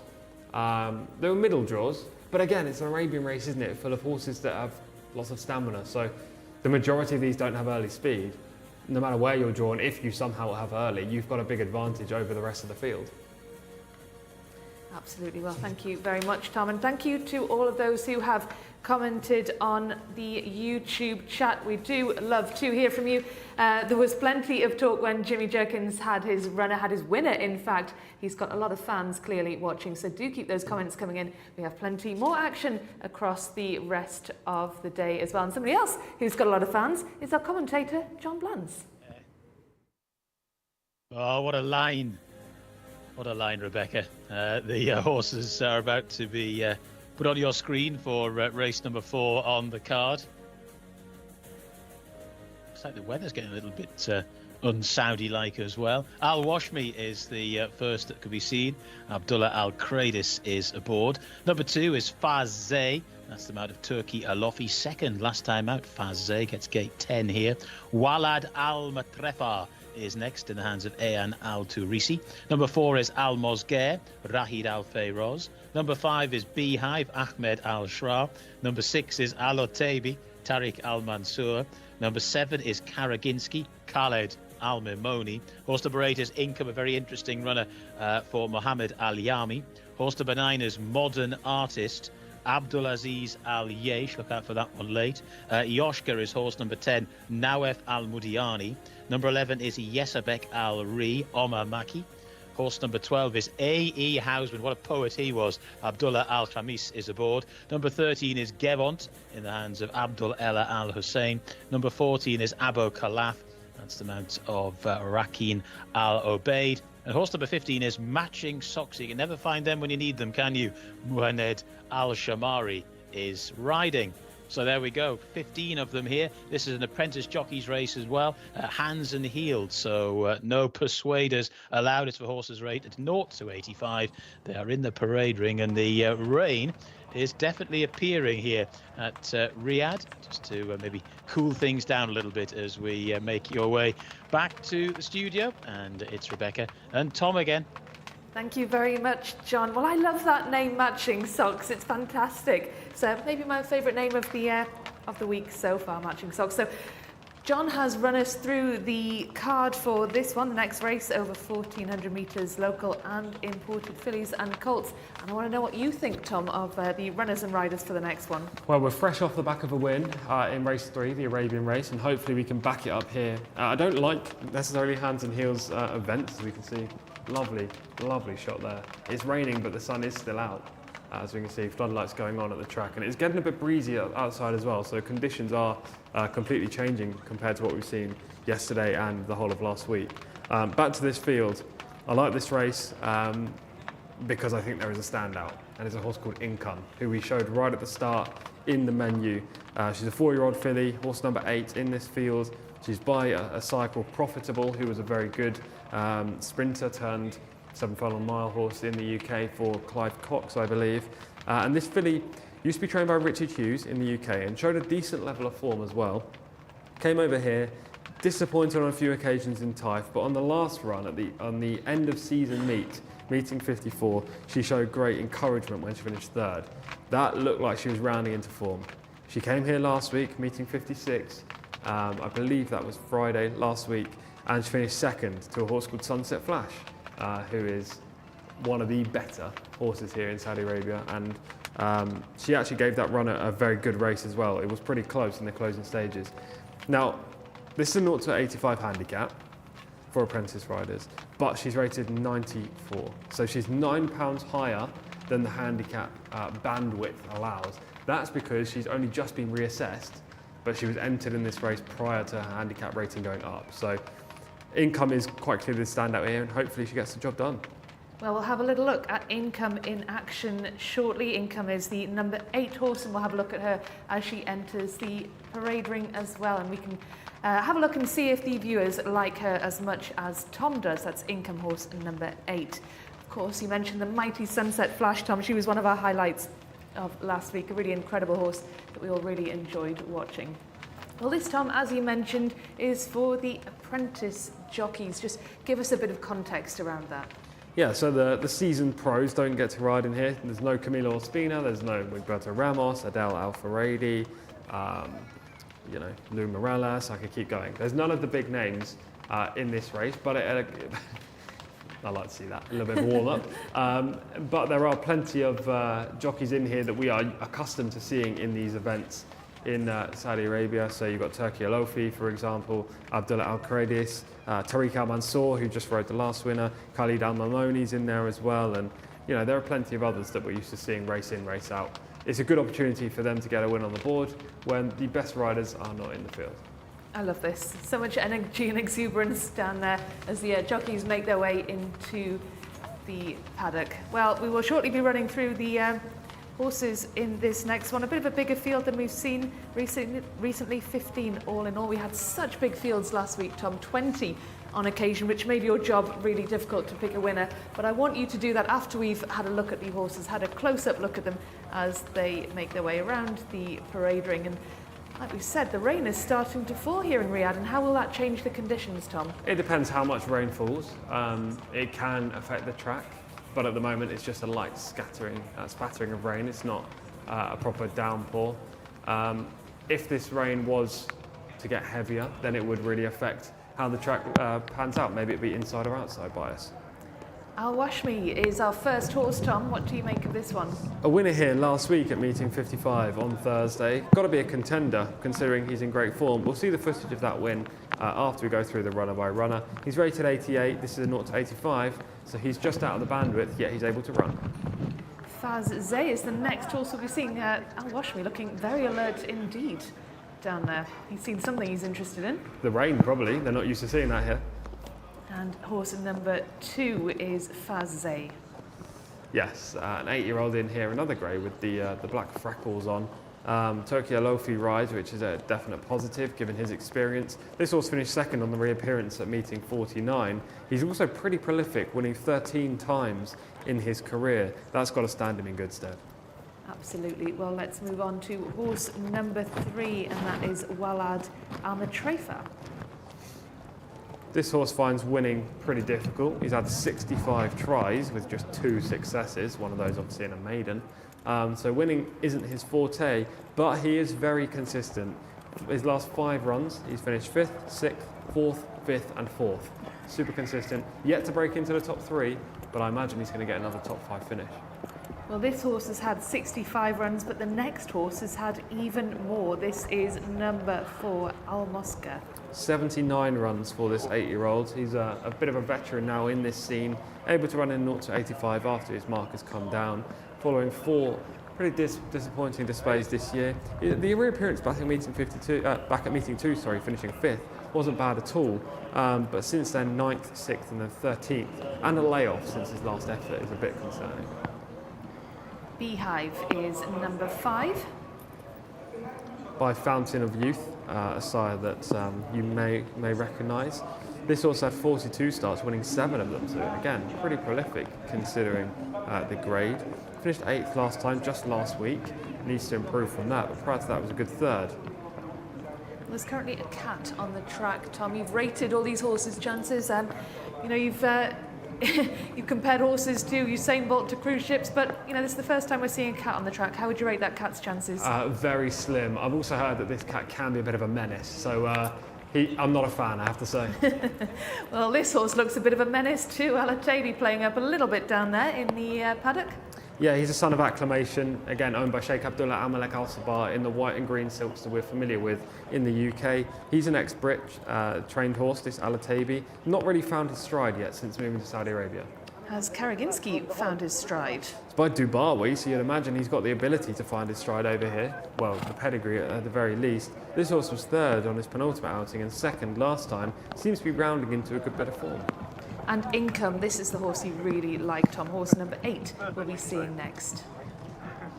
Yes, Income is the clear standout. There's no doubt about that. Her run last week would be good enough to win. She just needs to repeat it. That's not a foregone conclusion. If you run exceptionally well and come back just off a week layoff, you can underperform in a bit of a bounce factor, as you see another beautiful shot there of the sun. Income's looking nice. I mean, I wouldn't expect her to, given she ran just last week, but Rated 94, as I say, £9 higher than you're actually allowed to be in this race. But she's just penalised for that effort last time around, and as I say, a repeat of that should be good enough. Well, Modern Artist, Tom, what do you make of this one? Another horse that I really like, actually. Not in this race necessarily, but as a horse in general. She's like the Kayed Al Fassan, but with a lot more talent. She comes from miles out of the back of the pack. She has no early speed, zilch. She'll be last in the early stages from the inside gate in stall 3. She will rally powerfully down the straight. And I imagine this track will probably suit her rather than the deep surface at Taif. Super consistent, has a chance, but her jockey needs to get a clear run. That is crucial. Crucial, especially at this track. This horse, number 10, this is Jcsa. 2 good runs this year, finishing 3rd and 2nd. The 2nd came at meeting 55 here last week. Got a chance, definitely can't rule him out. Horses in 3, 4 and 5, that's the stall number, all have good options of winning this race. Number 11, Yazbek Al-Ri. Not as good of a chance for this one, the reappearance this year for this 4-year-old. He's by Chief Iron Eagle, Great White Eagle, sorry. Looks like he's going to come on for the run too. Well, number 12 is a very lightly raced horse, a Houseman. Used to be trained in the UK. It's by Oasis Dream, a sire that we've seen in Europe plenty. This horse, I believe, was with John Gosden actually at the start of his career. He's been on a bit of a downturn since, and this is his first run in Saudi Arabia, but it'd be interesting to see how well he goes. Yeah, certainly a very different climate to adapt to, but you know, I'm sure he saw his fair share of rain in Newmarket, so this shouldn't be too much of a shock. This horse, number 13, is Giewant.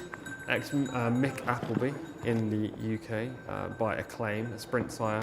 Struggled in Taif, you have to admit, plenty of runs but never really featured. A couple of 3rd place finishes right at the start of the season, but as soon as he tackled better opposition, he started falling back through the pack. Number 14 is the next one we'll be seeing. It is Abu Khalaf. 2 from 36 in the career of Abu Khalaf. 8th last time meeting 53 and 9th the time before. This trainer had a winner a couple of meets ago, that was last week, but has generally found it pretty difficult to get on the winners board. This horse is drawn out wide, not normally a negative, but there's good horses drawn inside of him. And last up, it's horse number 15. This is Matching Socks. As much as you like this horse's name, I think he may struggle in this field. Rated just 69, he's a 3-year-old against his elders. 4 runs this turn, just haven't been great. I like that name because, as our commentator John Bland says, Matching Socks are so hard to come by. And maybe a win will be hard to come by for this one, Tom. What a link. Yeah, exactly. I think he may struggle today, that's for sure. Well, I just want to ask you what you were saying about Modern Artist, Tom. You said you really like that horse. You said she's got absolutely no early speed, but as we've seen time and time again here in Riyadh, it's the early pace that wins the race. Yeah, that's why I don't like her necessarily in this race. I don't think she's the most likely winner. But she's unique insofar as over at Taif, again, early pace was massively dominant, but she would still rally home very strongly down the outside, and she had a chance of winning in her contest that she was part of. She always showed up, she was always there at the finish. Sometimes the jockeys found it difficult to get a clear run, and therefore that hampered and hindered her chance. But when she did get a clear run, she was right there. And today she could be one of the main players. It just depends on how fast they go up front, what kind of trip she gets in the race. But she's unique insofar as she will finish strongly, and she will definitely close on the leaders. I find it interesting as well, Tom, that the 2 horses that you've picked out, Income and Modern Artist, they're both fillies in this race as well. And that's something interesting that we've seen as well here in Riyadh over the last few days. It's often the fillies that prove to be superior in these mixed races. Yeah, it's true. I don't necessarily know why that's the case, but it is common. Generally, the fillies are the horses to take out of it, and hopefully these 2 4-year-old fillies are going to finish 1st and 2nd in here. I think Income is by far the most likely winner, providing she breaks well again from the inside stall.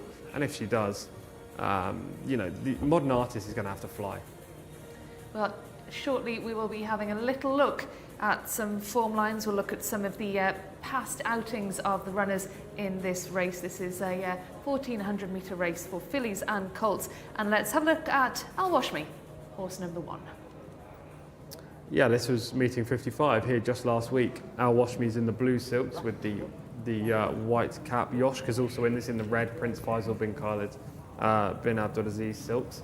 These horses both finish off their race well. The pace briefly collapsed at the top of the straight, and then again it started collapsing mid-straight when the white stable horse was floundering at this point. Al Washmi just fends off Jcsa. I thought Jcsa actually ran the better race, given he was a little bit wider on the bends, and Al Washmi covered less ground. But he hung away his chance, Jcsa, in the closing stages. He had a chance to go by and it just didn't. So, those two are closely matched. I don't like either in this race. But you do like this horse. This is Income. Yeah, white cap, yellow bridles. You can see on the outside, tanking her way to the front. Sunset Flash up the inside in the green under Alex Moreno. Rated, I believe, 109. And these two go hammer and tongs. Sunset Flash was giving Income plenty of weight, but Income has run much higher than her rating this day, which is why she's subsequently been penalised. There's only around a length or half a length in it at the wire, so this was a career best from Income, a length and a half actually at the wire. Career best, and I think she can build on that. She's got to be the main player.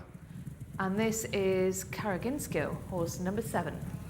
Son of Dubawi, so should get much further than the 7 furlong trip, and it's probably waiting for a suitable 1800 metre to 2000 metre contest here. Closed off the race well down the outside, again over an inadequate trip. Will probably adopt the similar kind of tactics today. Won't be as far back as Modern Artist and doesn't finish off as quickly as Modern Artist. But this horse is pretty consistent and solid. You know what you're going to get.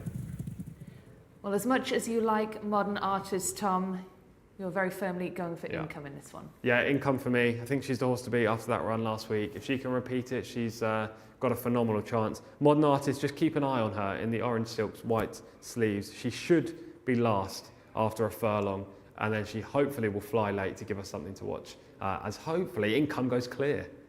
Well, let's head over to John Blantz now. John, do you think that Income will go clear? Are you with Tom on this one?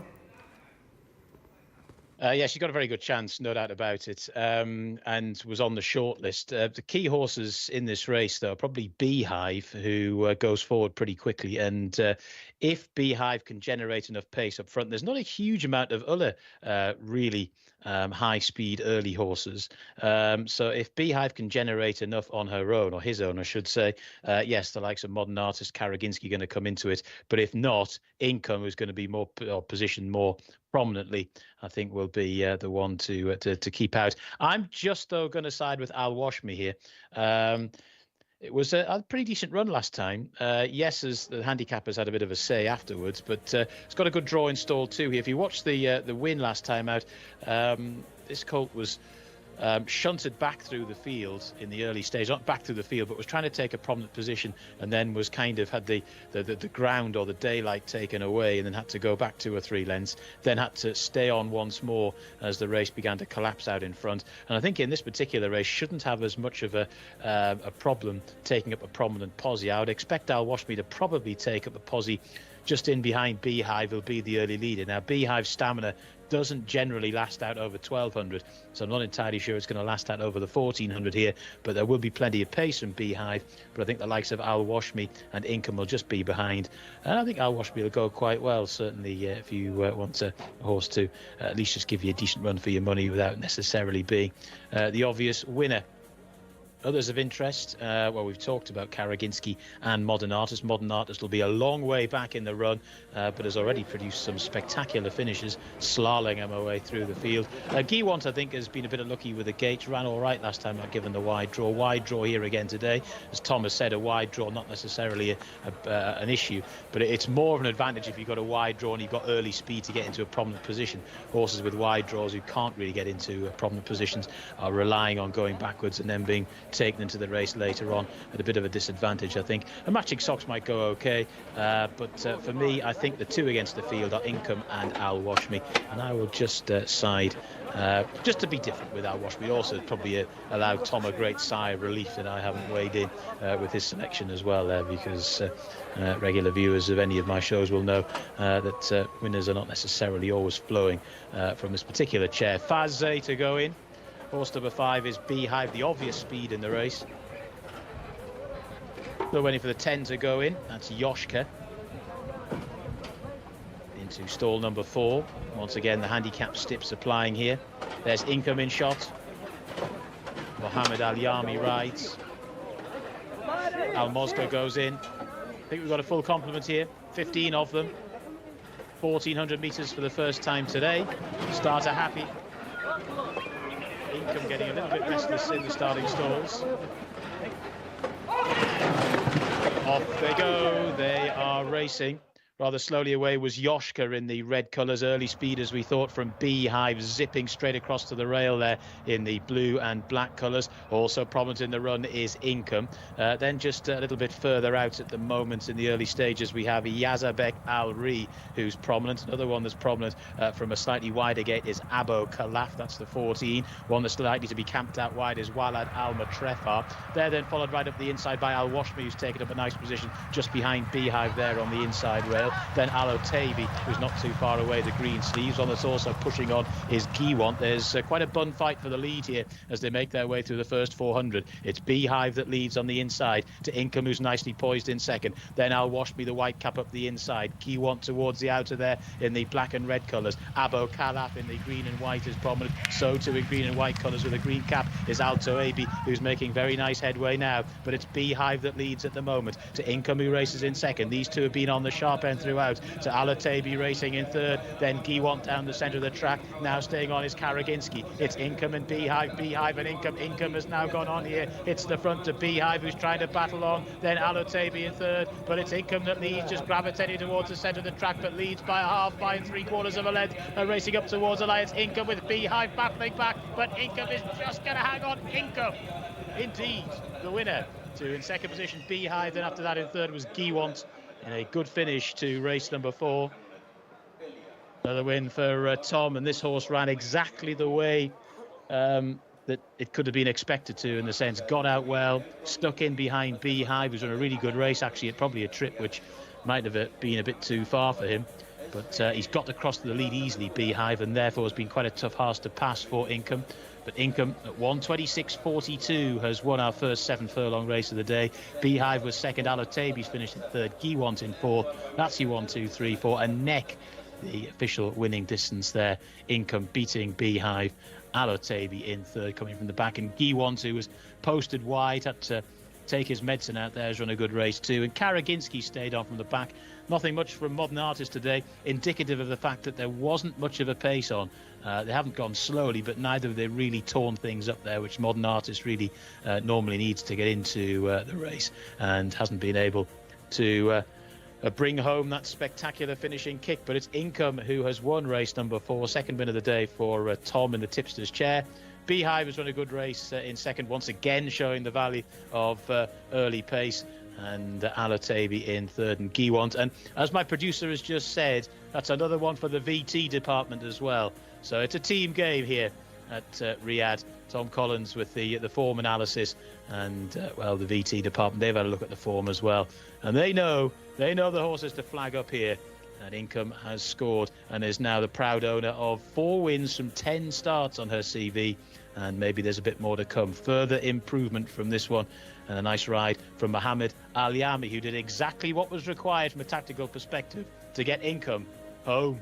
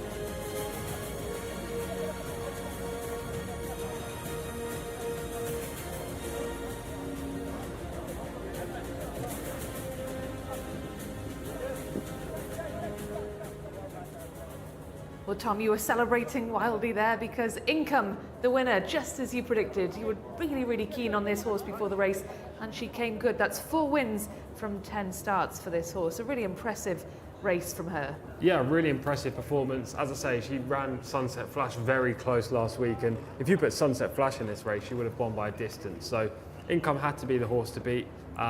Good performance. She always travelled nicely after showing some nice early speed, albeit she was a little bit under pressure late due to the fact this was a hands and heels race, and she probably could have done with being issued a little bit of a reminder that she was in a contest. She was always comfortable up front. Well, she had Beehive for competition. Beehive was finishing really strongly. Yes, finishing nicely at the inside. Again, just rallying at the one speed though. Both these two horses were going at the same speed in the final 200 metres. Probably could have done with the crop, as I say.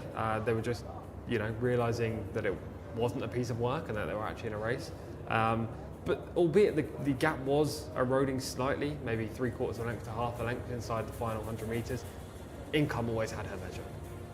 Well, we can see now they've just come off the bend heading into the home straight. And Tom, as we were saying just then, 4 wins from 10 starts for Income. What next for a horse like this? Well, her mark is now 94, and probably, well, I don't actually know if it will go up any further. It might do. It might just stay at 94 now because she hasn't won by that far. She'll be forced to run in cup races. There is a chance that she could run in 90 to 105 events, but again, she'll need to be in the right spot for that to happen. She needs to be a little bit more professional. You can see here she's on the wrong lead. She's experienced for a 4-year-old, so you think she'd be better at that. But she's a pretty good horse. If she faces Sunset Flash again, she won't win, but that's the level she should be running at. Absolutely. And Beehive, just a word on the second place horse, Tom, because you really liked Modern Artist. You didn't necessarily think much of Beehive before this race. No, I didn't, though the horse was prolific, winning 7 times from 42 outings coming in. So you always have to pay note to horses like that, especially ones with early speed. I didn't necessarily think that he was going to be out of it. I think I said he had a chance for a top 5 finish. He obviously ran a little bit better than I predicted. But again, I thought he was one of the major players. Absolutely, but nevertheless, a fantastic run for Income, who's certainly very fit. We saw her on the track last week. We've seen her this week. Will she be back next week? Probably not. I think they'll give her a little bit of a rest now. 2 back-to-back races. It was a very hard race last week. A little bit easier today, but she's coming off those exertions. So they'll give her at least 2 or 3 weeks off, I'm sure. And you have had now 2 winners for today. You had that incredible day yesterday with 7, which I think was unprecedented. What's the target you've set yourself today? Well, the target was 3 or 4, but as we're 2 out of 4 so far, with the further 8 races remaining, I think we've got to go up to at least 5 winners as the target today. My main target was 10 days across the 10 winners across the 2 days, sorry. We're up to 9 so far, so we're close. I think you have to raise the bar higher than that, Tom. Yeah, expectations lead to disappointment, but I will. We'll go for 5 today. We're started nicely anyway. We have. And what do you make of the way these horses started, Tom? Yeah, so Beehive broke well from stall 7, immediately tracked across to the rail in the blue and the black silks, as you can see. Income directly in the middle of the shot with the yellow bridle, white cap on the rider. Moves into second, the prime stalking position. Modern Artist, the other horse I said to watch out for, right at the back as predicted, with the orange noseband against the fence. They were the 3 main talking horses coming into this race, but the pace held up throughout, with Beehive and Income dominating from start to finish. Modern Artist from that position, Tom, I know you said that that's where we would see her, but if you look at that, there's no way that Modern Artist is going to bypass all of that traffic and get into any kind of position there. Correct, but you'd also be surprised on the back of the Taif runs. She was in worse positions than this and ran home well at Taif. She does need a faster gallop though. They went 49 and change through the half there, which isn't overly quick. In America you see horses run as quick as 45 or 44 and change. So they went pretty slow. That's why the pace held up. Actually, Modern Artist was very disappointing because she didn't produce that usual late burst I was expecting from her. If anything, she kind of went backwards in the closing stages, and maybe I'm coming down on the fact that she could be a type specialist rather than a Riyadh horse. That being said, she wasn't the main horse in this race anyway. It was Income, and I'm glad she got the job done. And Income, this is a hands and heels race, as we know, Tom, but if it wasn't a hands and heels race, if it was a regular race, do you think we'd see even more from Income? Yeah, I think so. I think she would have won by further. I don't think she realised she was in a race, to be honest, because the jockey was looking over his shoulder turning in. That was just due to her natural high cruising speed that got her into that position. Once asked, she stretched, but she didn't fully stretch. She didn't really engage in the closing stages, and yeah, if the crop was allowed, we'd have seen a bigger winning margin. Yeah, it was a competitive race nonetheless, a really exciting finish with Income just holding off the Beehive there. There's a few clustered in for second and third as well. So definitely an engaging contest for us to watch there. We'll be sticking over this trip of 1,400 metres for our next one. These were local and imported horses. Next up is just a locally bred one, and Tom, you suspect that the quality might dip slightly in this next contest. Yes, definitely. There aren't too many talented horses in the next race. There are a couple of unknowns that could be talented runners. There are a couple of horses that are rated 68 and 71, so the level isn't terrible, but it's definitely less quality in this next heat than we've just seen there. In terms of the way that racing is kind of expanding and growing in this country, we obviously have the race here, the local and imported. We've got the Saudi-only races. At what point do you think we'll see there being parity between the two? I don't really know, to be fair. I mean, the programme is ever growing, isn't it? We've had the big introduction of a second Arabian race per meeting or per day this season, but as we go on, we might get a lot more imported horses, and then we could see less local bred races, fewer local bred races with just more imported options, because if you have an ever-growing population and the population is growing by the fact that they're all imported horses, you need more spots for them to run in. So the programme has to keep moving with the times. It's good to have the local bred races though, in America, in New York especially, and this is the example I keep giving, but they have a lot of New York bred contests, but now they're more open company. There are specific days where it's New York bred day and the whole card is for New York bred. So we might get that over here. You know, maybe a Thursday will be put aside for just the local breds, and the remainder of the 2 days in a week could be for the imported horses. But we'll see how it changes. There are increasing horse population. That's all that counts right now. Yeah, certainly interesting to watch anyway. Let us know what you think. Keep those comments coming in on our YouTube channel. We've got some very loyal viewers, Ed especially, who's joined us, I think, from the start of the season last week when racing kicked off here in Riyadh. Seems to be a huge interest in Jimmy Jerkins as well for the Red Stable. Go Red Stable, we have here in our YouTube comments, so thank you for that. Plenty more action to come. That was race 4. We'll shortly be heading to race 5, sticking over the 1,400 metres just for the locally bred horses. The Saudi bred fillies, 2-year-olds next. So still lots to look forward to. Here the horses are coming round the bend. Income there in the yellow. A really impressive run. She certainly lived up to your expectations, Tom. Yeah, she was good. I would have been disappointed if she lost. She was the clear standout in the race and probably my most confident selection on the day. So I'm glad she got the job done. She seems to be an improving type. She was pretty good in the UK for Richard Hughes, but she's handling this dirt surface out here very nicely in Riyadh, and she's got plenty more to give this season. Well, I wonder if Richard Hughes is keeping track of her progress out here in Riyadh. Richard, if you're watching, do let us know what you think of the racing here at the King Abdulaziz racetrack. We'd love to get Richard's thoughts on that, and I'm sure he'd be delighted if he knew that one of his former charges was making such a success of life here in Riyadh. And it's great to see the horses travelling between the UK coming over here to Saudi Arabia to ply their trade here. And we'll hopefully cross over to our commentator John Bland's very shortly. He'll give us all his thoughts on the next race on the card. As I said, sticking over 1,400 metres. It's now pitch black here in Riyadh. We've had the rain and now it is nightfall. The darkness comes quickly here, doesn't it, Tom? It gets to be quite dark early on. We are in the evening now as we enter the midway stage of the card. Let's get John's thoughts anyway on the way the racing is going, and he's going to run us through all the runners and riders for the next one. Yeah, it's the 5th race on the card, Rebecca, and the runners and riders are looking like this. There are 3 non-runners, so no horse number 1. Number 2 is Wahij. That's the mount of Abdulaziz Al Musa. Horse number 3 is Oqt Al Husun, Nawaf Al Fairuz. Number 4 is Najuba Mohammed Al Dahan. Number 5 is Shathar. That is with Mohammed Saeed in the saddle. Number 6 is Zezia Adel Al Furedi. Number 7 is Fakar Hasna Abdul Ella Al Hussein.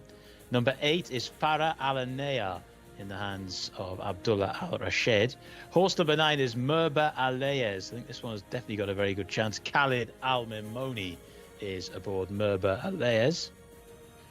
Horse number 10 doesn't go. Number 11 is Al Sakina, Abdullah Al Kradis aboard. Number 12 is Fordar, Tariq Al Mansour. Horse number 14, without number 13. Number 14 is Haldaya. Number 15 is Somo Al Ola. Number 16 is Yasmin Al Hijaz. That's the mount of Sultan Al Mimoni. The 15, the mount of Naif Al Anazi. Number 17 is Sabranea. That's the mount of Muhammad Al Yami. Number 18 in the white stable colours, Al Hasuma, is the mount of Camillo Ospina on debut. Gate 18, but will almost certainly be fired forward, one would have thought. Number 19 is Al Soyuf, Ahmed Al Shra. Number 20 is Saliyah, Ayad Al Turizi. Number 21 is Barka Al Johara. Number 22 is Me'arish. And number 23 is Mashad Tahom.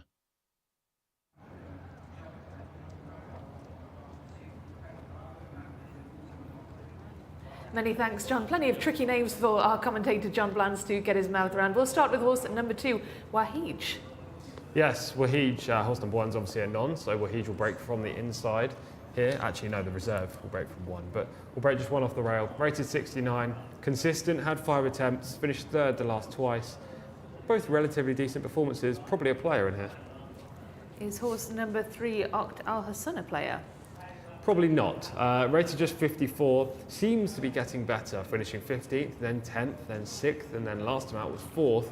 So it's trending in the right direction, but this is the best field that she's faced. Let's come back to number 4. We've just skipped forward to number 5, Shatdar. Yes, I think this was bred for turf by Dawn Approach out of Jcsa, a mare, an Irish mare. Both of these horses are tough horses when they race on the track, so I would imagine the progeny are too. Maybe this is a prep run for a turf race later in the year. Jcsa, number 6. Rated 59, 0 from 4 so far, but it's trending in the wrong direction, finishing 14th last time up. Adele Al-Faradi's on board, which is a positive. Absolutely. Well, let's have a little look then at horse number 7, Faka Hasna. Local bred, first time starter in this race by Harlington. Seems to be a big type, maybe will come on for the run. It's a little bit weak in behind from what I can see from these shots. Not today for me. Well, will it be the day for Farah Alanaya, number 8? A big player in this race by Commend. We've seen lots of Commend's progeny run well. She's a nice type. Again, she's a bit of a handful with the 2 handlers, just making sure she's A-OK in the paddock. Her 3 runs so far have been relatively good. She's shown speed. The stable's in good form. Lots to like. And look at that coat, Tom. Yeah, she looks nice, gleaming in the prelims. She does indeed. Well, number 9, Merba Alaez, be gleaming. Again, another major player in this race by Semper Fortis, this filly. She finished 2nd last time. It's the 2nd time actually she's been runner-up in our race, so she is knocking on the door. Nice looking, big individual as well. Rated 71, and on that basis, she's the best horse in the field. Interesting. So let's keep an eye out for number 9, but let's turn our attention to number 11, Al Sakhina. Yes, first time starter in here by Article of Faith. I don't know too much about her pedigree. She looks pretty nice, but I think she might come on a little for the run.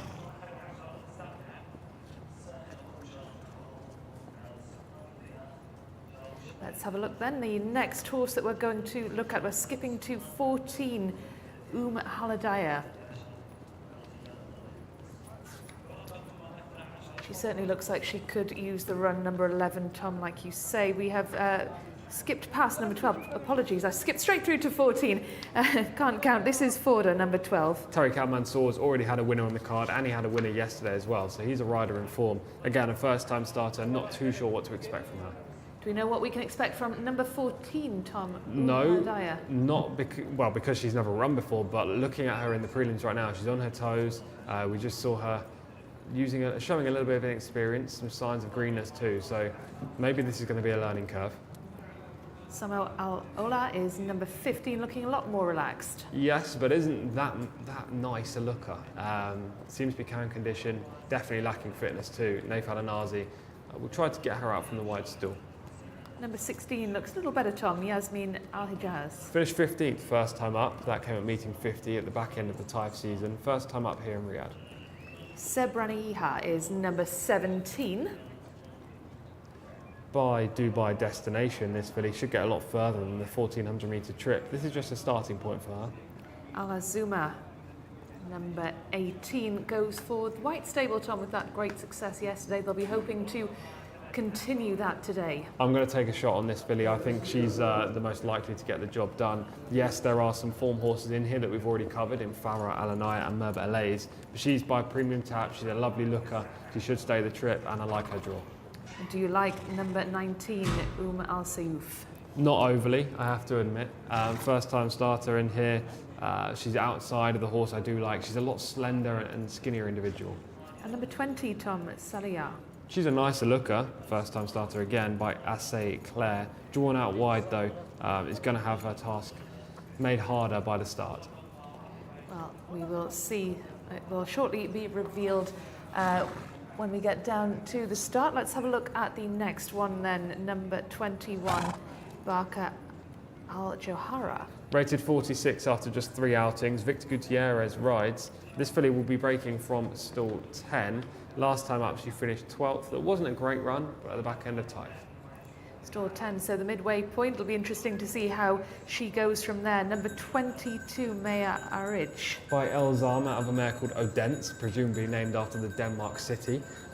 This filly's rated 66. She's run 7 times and her 4th on her penultimate outing was pretty strong. Good geography knowledge there, Tom. I love it. Number 23, Mazaba Tom. By Stratford Hill. This horse will break from the inside, I believe. This is normally what happens with the reserves. The late horse that came out was horse number 1, so 23 should be breaking from the inside stall. 18th on debut, didn't show much. And of course, we've gone up to number 23 because we have 3 non-runners, 1, 10 and 13. So there are 3 reserves in this race. Tom, there was one horse that we skipped past. It was number 6, Jcsa. Yes, trending in the wrong direction, this horse. Yeah, I don't like her at all. Adele Alfaradi's on board, but that's the only positive I've got for her. Okay, well, it is a pretty good positive. It is a good positive, yeah. He rode 1 winner yesterday. Still looking to try and refine that level of riding form he was in Taif, where he and Camilo Ospina were basically sharing the winners. It's just been all about Ospina since we've been here, though. It has. Well, still searching for his first winner today. We are up to race number 5. He's at this point yesterday, I think maybe he'd had 2 winners. 2, yeah. I can't remember exactly, but yes, he was doing almost as well as you were, Tom, with the winners yesterday. So Tom, with 2 winners, will you finish the day ahead of Camilo Ospina? Today, I'm going to say yes, which is very optimistic, but he hasn't yet ridden a winner today, so I do have a 2-0 advantage over Mr. Camilo. Also, my job is a hell of a lot easier than his, and also I don't think he's ridden in every race. So there are the disclaimers, but I'm going to say yes. Okay, big fighting talk from Tom. Thank you very much. Well, the jockeys are ready to get on and get down onto the track. Tom, just looking at the horses as they pass by behind us, who would your paddock pick be, just based purely on what you're seeing now? The majority do look relatively nice. Merba Alays is a nice looker. The white stable horse just is the best looking filly in the race, there's no doubt about it really. Al Hassoma, King Abdullah bin Abdulaziz and Son Silks by Premium Tap, like the majority of their horses are. This is a sire that excels with his progeny over here, and she's the nicest looker. She's a big scopy individual. It's what I like to see. Big, strong horses. Hopefully she can make a winning start, and Camilo can then get on the board. And what do you make of her draw, Tom, out in 18? It's not ideal, and it never is in any jurisdiction, being right out wide, but we've seen that horses can easily cheat the draw with early speed. White stable horses, first time up, have been super professional on the whole as well. So I've got to take the white stable horse here, Al Hassoma. I think Camilo can try and get across to the rail, and if he doesn't, he might be 3 wide or 2 wide, but that's not that much of a negative. Well, there he goes, making his way down to the stalls. This, of course, is race number 5 on the card, 5 of 12 today.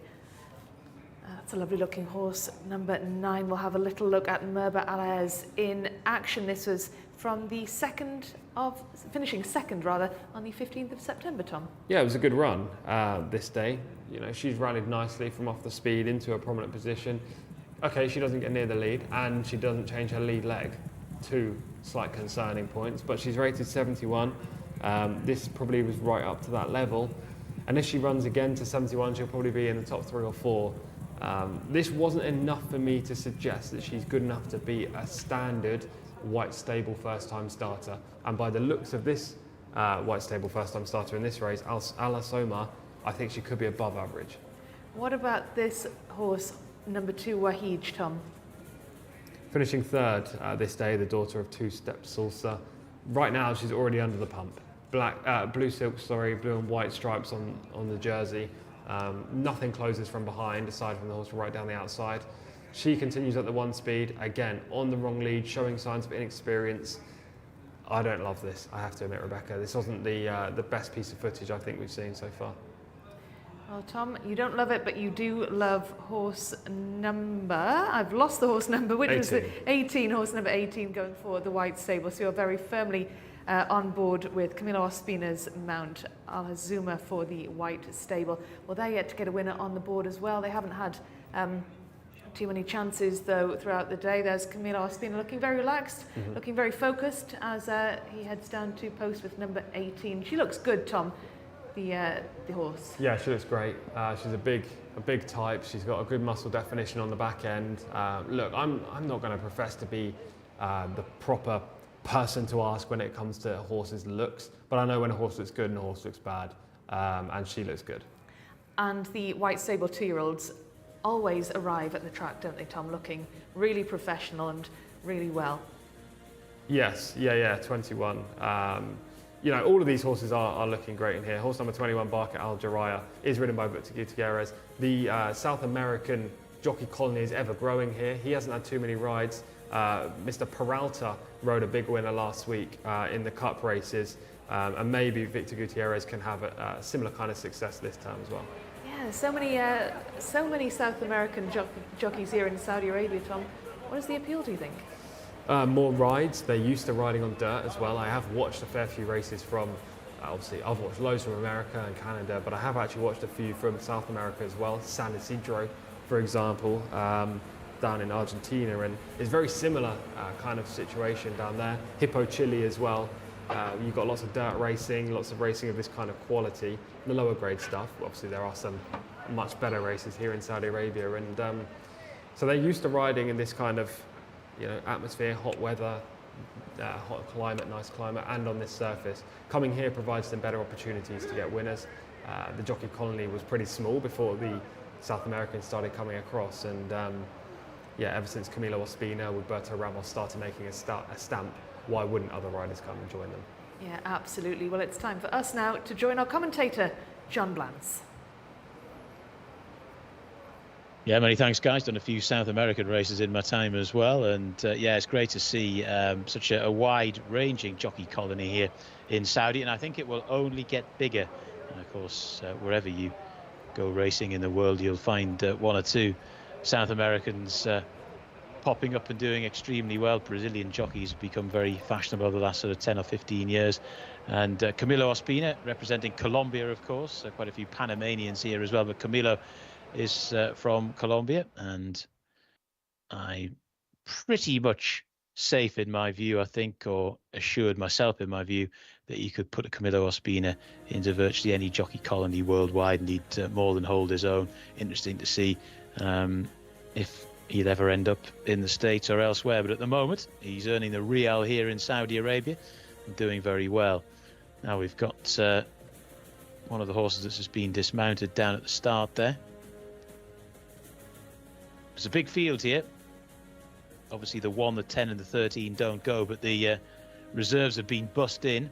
There's Merba Alez. Lovely early pace, this horse, but yeah, I mean, I've already done enough of these meetings to know that it's fairly stupid to go against the white stable horse, the newcomer Al Hazuma. Has obviously created quite a buzz in the parade ring, and I think Al Hazuma wouldn't have to be brilliant to beat this lot, and is well bred for this sort of job here in Saudi. And I think Al Hazuma for me. Merba Alez will be quite tough to get past, but I think Al Hazuma, the fact that Ospina's aboard, the fact this horse looks so well and is well bred, relatively speaking, against some of this lot, I think there's lots to like about Al Hazuma. This is a Nujubar to go in. Loose leaves for that one, alongside Shathar. We're back in saddle cloths corresponding with post positions territory now in race 5 over the 1400 metres. 2-year-old fillies here as Nujubar goes in. Horse number 6 to go forward is Jcsa. Adel Alpha Radi aboard. Jcsa in to stall number 6. Horse number 23, Sabahaton, goes in. The 9 is Merva Alaires, going in minus Khalid Al Mamoni. Some good efforts in that 16th place race, or 16th place finish in a cup race. So she was entitled to not run particularly well there. This is very much a level. This is Somo Al Ola going in. And then Farah Al Nea will be one of the last, still waiting for Al Hasuma. The 2 is Wahij, who is the de facto 1 now, given that the 1 horse is out. So Wahij will have a pretty easy run through the early stages, certainly if the rail is where they want to be. Abdulaziz Al Musa rides. There's Al Sumar to go in, who I think is the most interesting horse in this race and could well be up to winning here. We will see very shortly. They're all in. Stand by, they're off and racing for our local bred fillies maiden for 2-year-olds. Good start from Wahij. That one got away well. Also rushing up into an early position is Merva Alaires, as we thought that she might. Also there in the early stages is the 8 Farah Al Nea, looking for Camilo Ospina and Al Hasuma, and he's already zipped into a very nice posse towards the outside there in the green cap. Al Sakina is also prominent, so it's Al Casina who leads to Al Hasuma, who's racing in second, the green cap. They're then followed by Farah Al Nea. Then on the outside of that one, Merva Alaires. Then the red and black colours of Aladia, who's also prominent in the run. Another one that's quite prominent up with the early pace is Somo Al Ola, as they start to make the turn here, and it's Al Asuma that's gone on for Camilo Ospina. Appears to have shaken off the challenge of Al Sakina. They're then followed in third position towards the outside by Merva Alaires, who's still not too far away. Driven along now Al Sakina, who's losing positions, but out in front it's Al Sumar who's leading them to Merva Alaires, who's racing in second. These two have now kicked on to Jcsa, who's now in third spot, could only find the 1 pace. They're then followed by Wahij and the rest, but inside the closing stages it's Al Hasuma who leads to, in second position, Merva Alaires. They are well clear of the rest, and racing up towards the line it's Al Hasuma, who once again got across from a good draw in the hands of Camilo Ospina and is going to win on debut, and win very convincingly indeed. Al Hasuma the winner, to in second position Merva Alaires, who's flown the flag for the form very well. Najuba has stayed on for third. Farah Alanea has finished in fourth. Merva Alaires has been beaten by Al Hasuma, who, well, Merva Alaires got a pretty good start, but so too did Al Hasuma. And another winner for Tom Collins, who's in really good form again today, as he was yesterday. And this one, well, it's a recurring theme here in Saudi.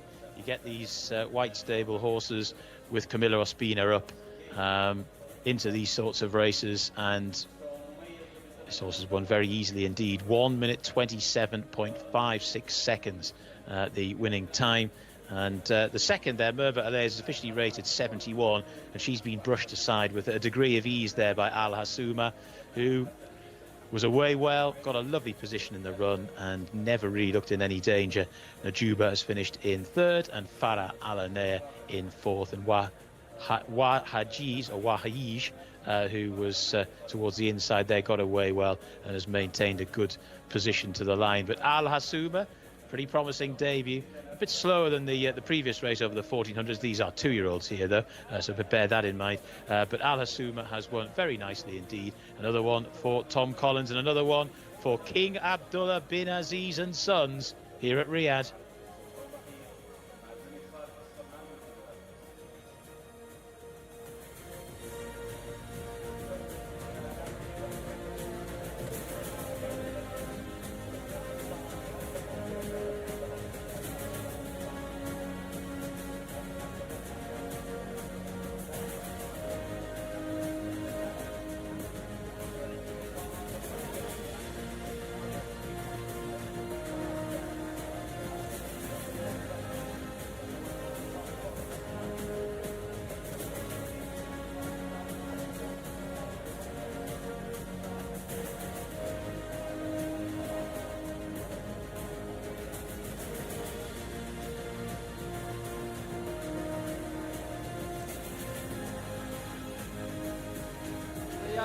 Camilo Espina, Good race, Camilo.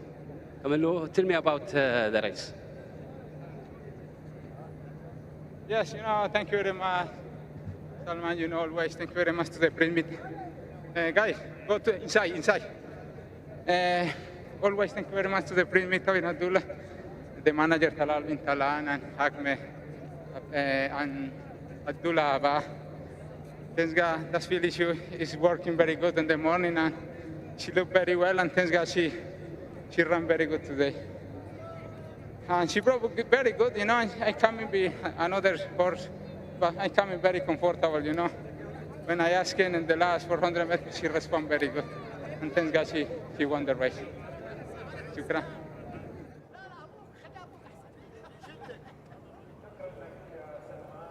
Well, another winner for Tom Collins and, of course, Camilo Ospina and the White Stable. Tom, how impressed were you with that run? Yeah, very impressed. Glad to get another winner on the board. I think that's 10 in 2 days. I've reached the target, Rebecca. Yeah, good effort here from this daughter of Premium Tap. These first-time starters for the White Stable are just dominant, aren't they? They win race in, race out.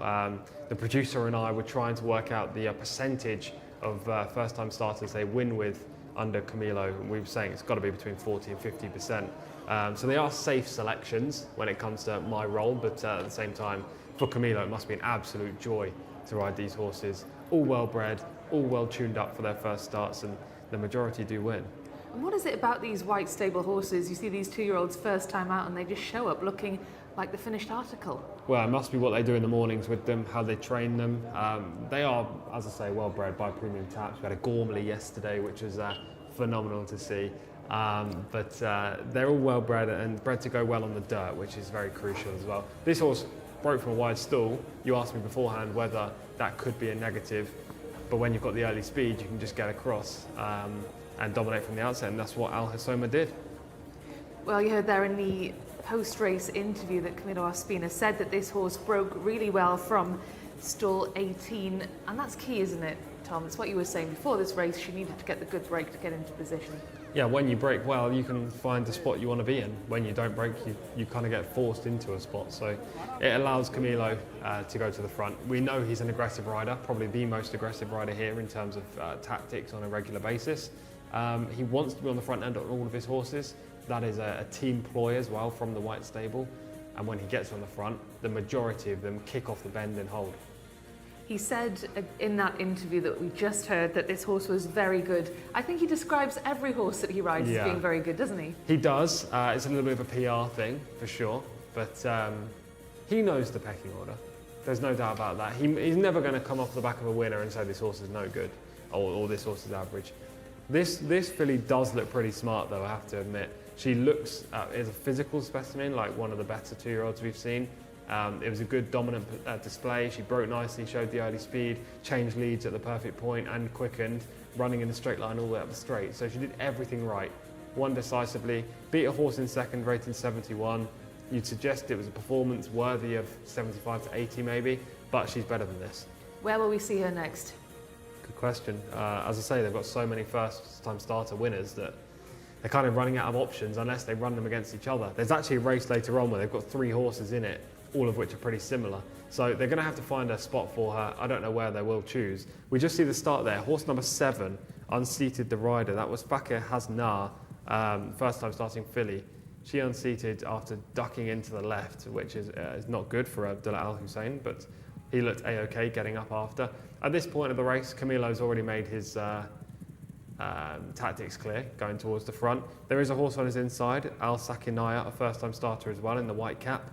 But Camilo just breezes on by that horse coming around the bend, and from there he was always confident. Absolutely, just coming around the bend now. This is where he really starts to take hold in the race, Tom. You talked about getting that good position, and he was drawn in stall number 18. Second was drawn from 9, and third was drawn from 4. Just a word on second and third, Tom. Bit of an array of draws there, but the second was the form horse coming into the race, Merva Alays. Briefly, it looked like she was actually going to challenge at this point, but Camilo had plenty left up his sleeve. Horse number 4 was third, Najuba, the first-time starter in this race. I didn't like her beforehand. I thought she looked like she was going to improve plenty for the run. So, you know, it was a pretty good performance. Look right now on the screen, number 4 is not in shot. She runs past beaten horses. Now, I've got a theory here with this, and insofar as if a horse runs past beaten horses but is also beaten themselves at least 10 lengths, then they're probably not as good as the finishing position suggests. You can look at that and say, oh, she was an eye catcher. She was, but the other horses were going backwards after running inefficiently. She was ridden efficiently and only finished third, beating her quite a way. So I don't think she ran as good as the position suggests, but at the same time, it was just her first outing and she could easily improve for it. And these premium taps and these white stable horses actually in general, do you think that they need more competition? Because you said a little earlier that they've got so many of them and they might need to run against each other. As far as it goes for my job, I'm going to say no, because I like choosing them to win. But maybe they do. They are dominant. We saw the owners table earlier, didn't we? After race 2 or 3, where the white stable are like 44 points clear, and we're only at the start of the Riyadh season. So they are really just holding up the fort at the moment. Maybe they could do with another ownership group or another owner in general just coming in and with a great bunch of horses and playing a part too. But I mean, they're not going to be complaining, are they? Absolutely not.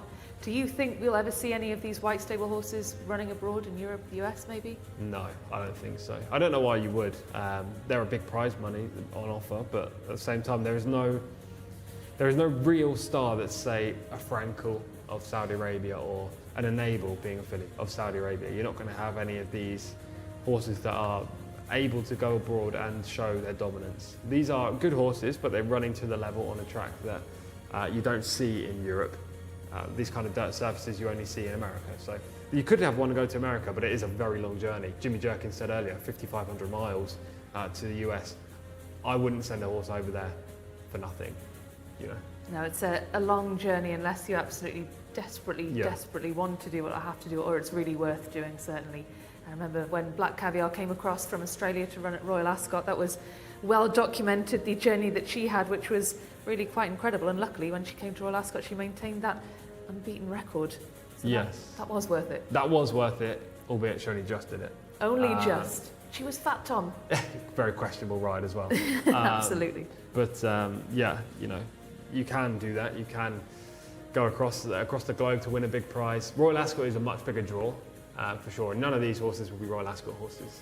Most of the white stables, best runners are dirt horses. So that's kind of out of the question there. You do get plenty of horses that we'll see on Saudi Cup night, especially in the Neom Cup. I think it was won last year by Mostadaf, who runs tomorrow in the Breeders' Cup, I think. He definitely won a race on the card anyway. So we see the European horses that will be at Royal Ascot this year, or have run at Royal Ascot, come here and run in Riyadh, but it won't be the other way around. We won't get the Saudi horses going to Ascot.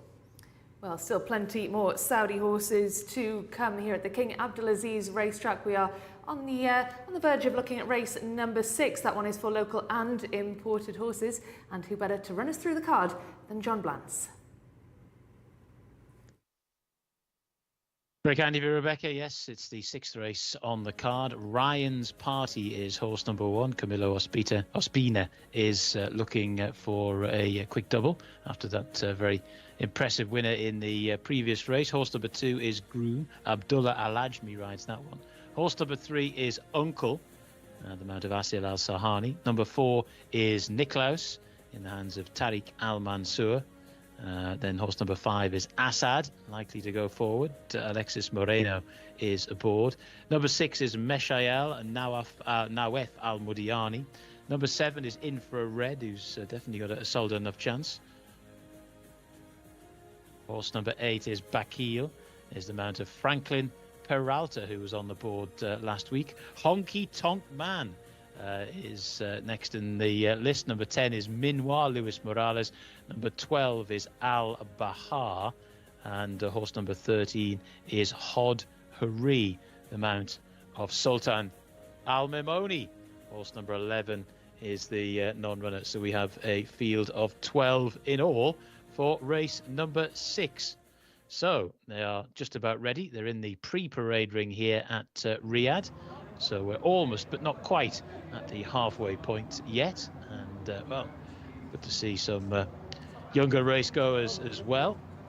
They're lucky to be allowed in the parade ring. You've got to be 12 or over to get into parade rings in the UK, so they can enjoy themselves there. And in the pre-parade ring, the horses are making their way around. Can Tom Collins find another winner? That's the big question as the horses make their way into the paddock. And we can get back to Tom and Rebecca now. That is the question indeed. Tom Collins on his hat-trick. Tom, will this be win number 3 for you? I hope so, and I hope it is a Jimmy Jerkins winner too. You know, this is a pretty good race. I'm looking forward to this a lot. It's one of the classier contests on the card. Honky Tonk Man is the horse I like for Jimmy Jerkins. Shout out all the Jimmy Jerkins fans in the YouTube comments. Hit us up there again, because you've got a little bit quiet when Jimmy's not had the runners over the last few. So hopefully he can get a second winner on the board on this card today. I think this 4-year-old gelding, horse number 9, Honky Tonk Man, has the form in the book to win. Should stay the trip pretty well as well, given he won an open over 1400 at Taif. Yeah, I like him a lot. Tom, have you had 2 or 3 winners? 3. 3 winners, I'm so sorry. Did you say 2? I said 2 and you didn't pick me up on it. I was too busy doing that all of yesterday, Rebecca.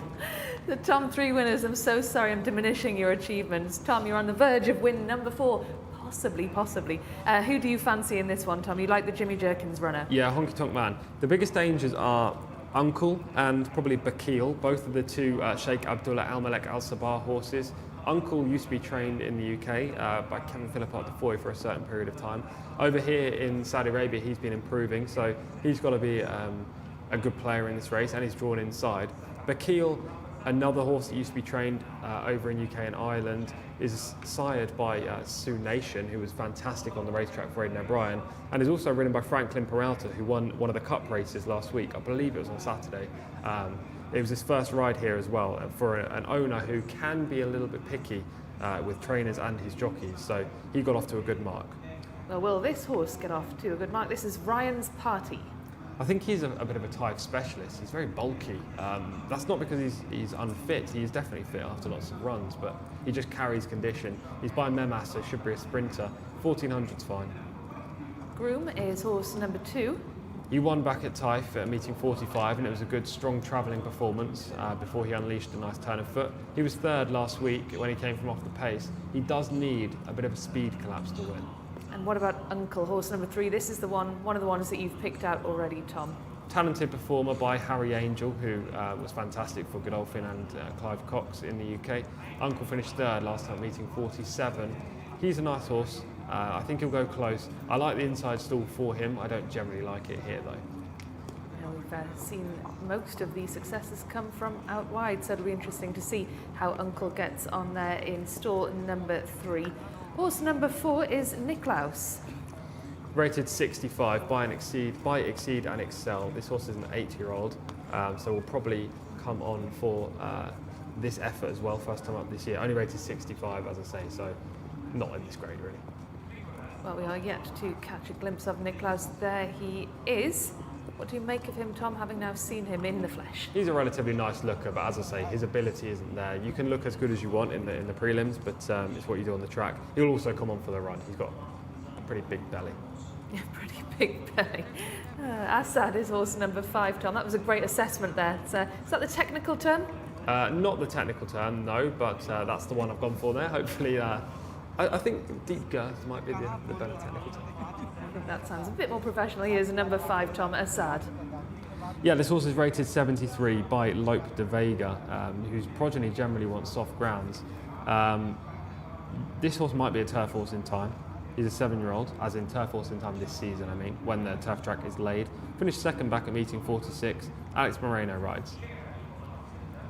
This is horse number 6, Michelle.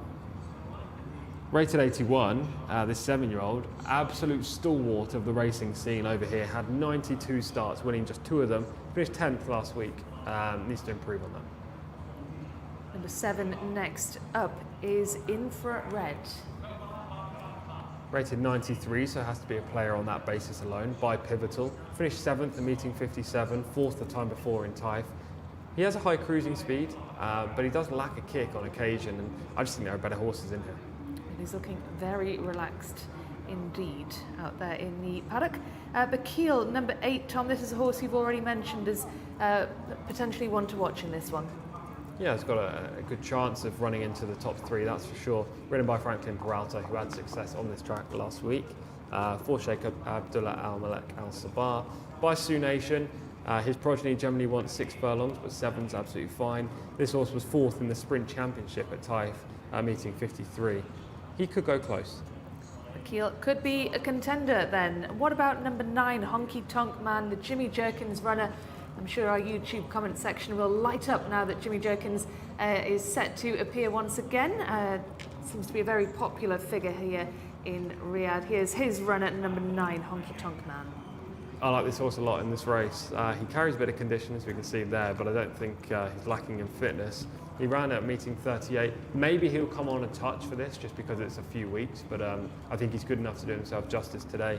By Tamayuz, out of a mare called Dance Hall Girl. The win back at meeting 27 at Taif was pretty good over this distance, handled the deeper surface there, but I think the quicker track here in Riyadh will suit. Well, this is horse number 10, Minwa. Nice filly. We saw her a lot in Taif for the early part of the season, winning at meeting 5. I really liked her at meeting 20 when I was on the track with Callum, and we both put her up as our strongest selection of the day. Unfortunately, she finished second that time around. She was supposed to run last week, meanwhile, but she was scratched. I don't know whether that was because Connections wanted to run this week instead, or if she had a bit of a setback. Do you think she could provide any kind of competition to the ones you've Maybe. selected? Yeah, maybe. She's got ability. I just think that the geldings in this race are probably a little bit stronger. Well, we'll come back to number 11 shortly. This is number 12, Tom, Al-Bahar. Yes, 12. Al-Bahar rated 70. Not from 10 so far, but it's by Frosted. Frosted was a brilliant horse in the US, a big grey individual. This horse needs to run this year. Well, you might expect to be a grey individual with the name Frosted. Hood Hori is number 13, 11, a non-runner. Hood Hori, 1 from 24 so far. Third last time out at meeting 49. Very one-paced. Shouldn't be contending. Excellent, great stuff. Thank you very much, Tom, for that run through. Those are all of your runners for this next race, the 6th race on the card, over 1,400 metres or 7 furlongs, local and imported fillies and colts in this one. And of course, Jimmy Jerkins will be the main talking point, I'm sure, on our YouTube comments. So do let us know what you think of this race. Will Jimmy Jerkins get his 2nd win of the day, or will competition come from elsewhere? Tom, you certainly like the Jerkins runner, and there are a couple of others in this that you like the look of too, so it should be a pretty competitive race. Yeah, it's a competitive race for sure. There are no absolute standouts in this heat. I do like Honky Tonk Man, but I think that's based on what I'm expecting this gelding to do coming up in Riyadh. I think the track will definitely suit him. But if you look on ratings alone, you have 6 horses, that aren't separated by too much. Ryan's Party, horse number 1, Groom, horse number 2, Uncle number 3, Bakil, Honky Tonk Man and Minwa. Now I've left out Infrared there. All of those horses are between 91 and 97 rating, so just £6 separate them. Infrared's rated 93, so technically comes in that category as well, as we can see Jimmy Jerkins and Shirley Jerkins there on the screen. Infrared last time was pretty disappointing. I don't think he's potentially as good as his mark suggests, so I'm happy to discount him, potentially as well as Ryan's Party, who could be a type specialist. But the other 5, it could be between those. I'm going to err on the side of Honky Tonk Man. Not too much conviction as we look for a 4th consecutive win. 4th consecutive win for Tom. It could be a Jimmy Jerkins double. Watch this space. Honky Tonk Man is horse number 9. He's not run for quite a while though, Tom, and you're not concerned by that at all? A little bit, but not overly. I think he'll be absolutely fine. Jimmy Jerkins gets his horses ready for this Riyadh season, and albeit, you know, the few week layoff will probably see him not at peak fitness. He'll likely be 90 or 95% and can do himself justice. I think what everyone's waiting to know is whether, if this horse wins, Honky Tonk Man, will you be getting another brilliant interview with Jimmy Jerkins? Oh, that is the question. We will see. I'm sure plenty of our viewers would like to see that, because there are so many Jimmy Jerkins fans who are tuning into the channel. So do keep those comments coming in. We do appreciate them. We do like to know what you think of the day's action, and there is plenty of it. This is race 6 of 12. We are nearing the halfway point here in Riyadh. Plenty more still to come. Horse number 9, Tom, what do you make of horse number 9? Just acting up a little bit. Yeah, he's just throwing his head. I just don't think he wanted to be held as tight as he was by the groom right there. He's absolutely fine. Walking around right now for the final loop of the track before they head out and go down to post. That was your choice, Honky Tonk Man. Certainly looks ready for it anyway. Number 13 already on the track heading down to post. Number 13 certainly looking a really nice type, Tom. Yes, nice looking type, but not as strong when it comes to the form. Of course, it's the form that counts. As Tom, you said earlier, you can look as good as you want, Exactly. but if you can't back it up on the track, then it doesn't really count for much, does it? It doesn't. Exactly that. Well, we had a bit of rain earlier, not too much here on the track. It shouldn't have changed conditions too much, Tom. It seems to have dried off now, but it was a light smattering, which we haven't actually seen in Riyadh so far. But you don't think that it will have changed conditions at all? No, not enough to change the track conditions. We did have one thunderstorm in Taif when I was there. I think there were a couple of others when Rory was in my seat. And those downpours did change the track a little bit. It reduced the front runner bias, but there was not enough, not even close to enough rain a couple of hours ago or an hour ago to affect the conditions today. It's still fast, it's still favouring front runners, and it doesn't matter if you're inside or outside on the track, you can make a winning run. But it should have cooled things down a little bit out there, especially now it's evening times. Nice temperatures for racing, for horses and jockeys as they make their way out onto the track. And Tom, at this midway stage, you've got a couple of wins, 3 wins under your belt. Any real standout moments so far for you? Of course, we'll get your top moment at the end, but at this midway stage, what have you enjoyed? No real standouts. I liked Income because I thought she was the good thing of the day. The most likely winner of all of the horses running in their respective races today. So I'm glad she got the job done. Obviously, having a white stable first-time starter win is always a positive too. This is one of the better races that we're about to see. Then we have an Arabian race coming up, which probably will not be my highlight because it's not got the best horses in. But there are some races later on that I'll be contemplative for my top moment. And this is Honky Tonk Man, Tom. This is the horse that you like. It is. Honky Tonk Man in the red, showed early speed, was always up in the vanguard. I believe that's Beehive in second in the blue and the black, who ran second earlier today behind Income, which gave it a form boost to Honky Tonk Man. Further back in the pack, horse number 12 with the lime green saddlecloth. Going backwards is Groom, who's also in this race, eventually finishing 8th. So there are good reasons to suggest that Honky Tonk Man is the horse to beat. Well, you also mentioned Uncle as well, Tom, horse number 3, you thought could be a contender. And here's Uncle in action. Yes, we can see him here with the green sleeves, the Sheikh Abdullah Al Malik Al Sabah Silks. He's in second. He actually travelled like the best horse in the race, but couldn't ever get close to his owner mate in the yellow cap, who kept rolling on the front end. This was a fine effort. Look, it's not the most eye-catching display in defeat, but at the same time, you know he's going to run to a fair level. And the runner-up, I believe, won last week, so that was another form booster. And here's Groom. This is horse number 2, and we'll have a look at Groom in action from August, Tom. Strong travelling colt, this 4-year-old. Lovely looker as well, isn't he? Really catches the eye right now, gleaming on the racetrack as we see the footage of his victory. This was just last week, wasn't it? Just last week, finishing 3rd at meeting 57.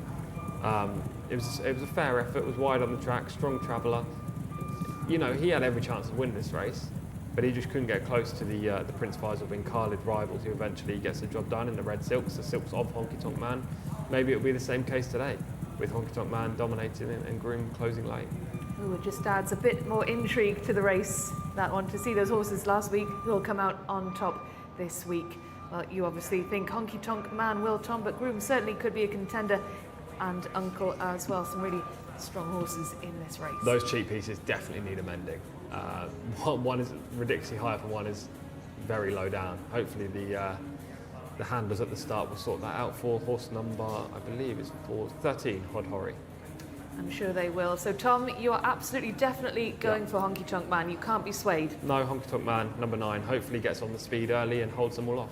And let's see what our commentator John Blantz thinks. John, do you agree with Tom? Are you going for Honky Tonk Man?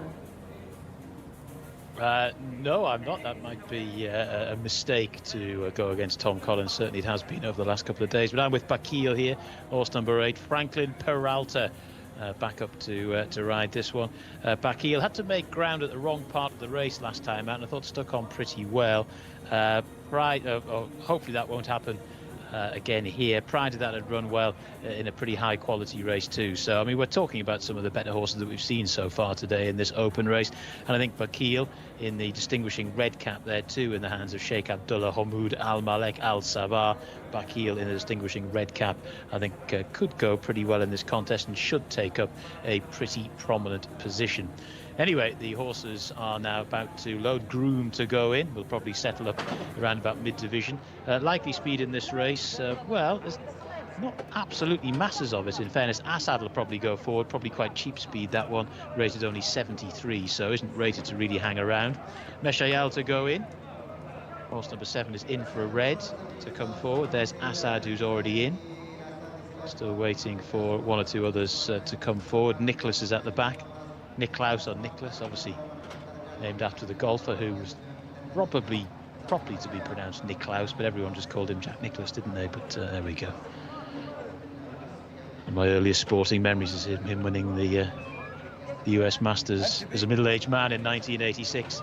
There's horse number 13, Hottery, going in, and horse number 9, Honky Tonk Man, to come forward as well.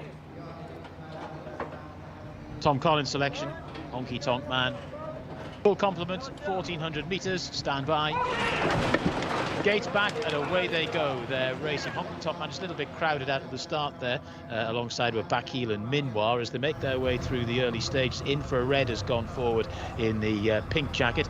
The blue cap also prominent there towards the outside now is Minwar. Also there is Honky Tonk Man, who's moved into a prominent posse. Bakil is just off them there, the red cap. Then Hod Hari, followed then up the inside by Nicholas towards the mid part of the group at the moment. They're then followed by Ryan's Party, who's taken up a mid-div sit, and towards the rear of the field at the moment Al Bahar, and also towards the back is Hod Hari as they make the turn at the top of the track. And it's Honky Tonk Man just about going on here to Infrared in second, then Minwar around the outside. Taken out is Bakil to try and throw down a challenge in fourth position. Then Ryan's Party up the inside, followed then by Hod Hari, the 13, who's there. Then after that towards the inner, trying to stay on his Groom as they start to make the swing for home. And look at this Honky Tonk Man go into an easy lead to Bakil, who now moves into second spot. They're then followed by Infrared, who's rather tired in third, but it's Honky Tonk Man that leads now and goes on. Looks like another Jerkins winner here at Riyadh this afternoon. Honky Tonk Man well clear of the field now and racing up towards the line, can only extend the lead still further.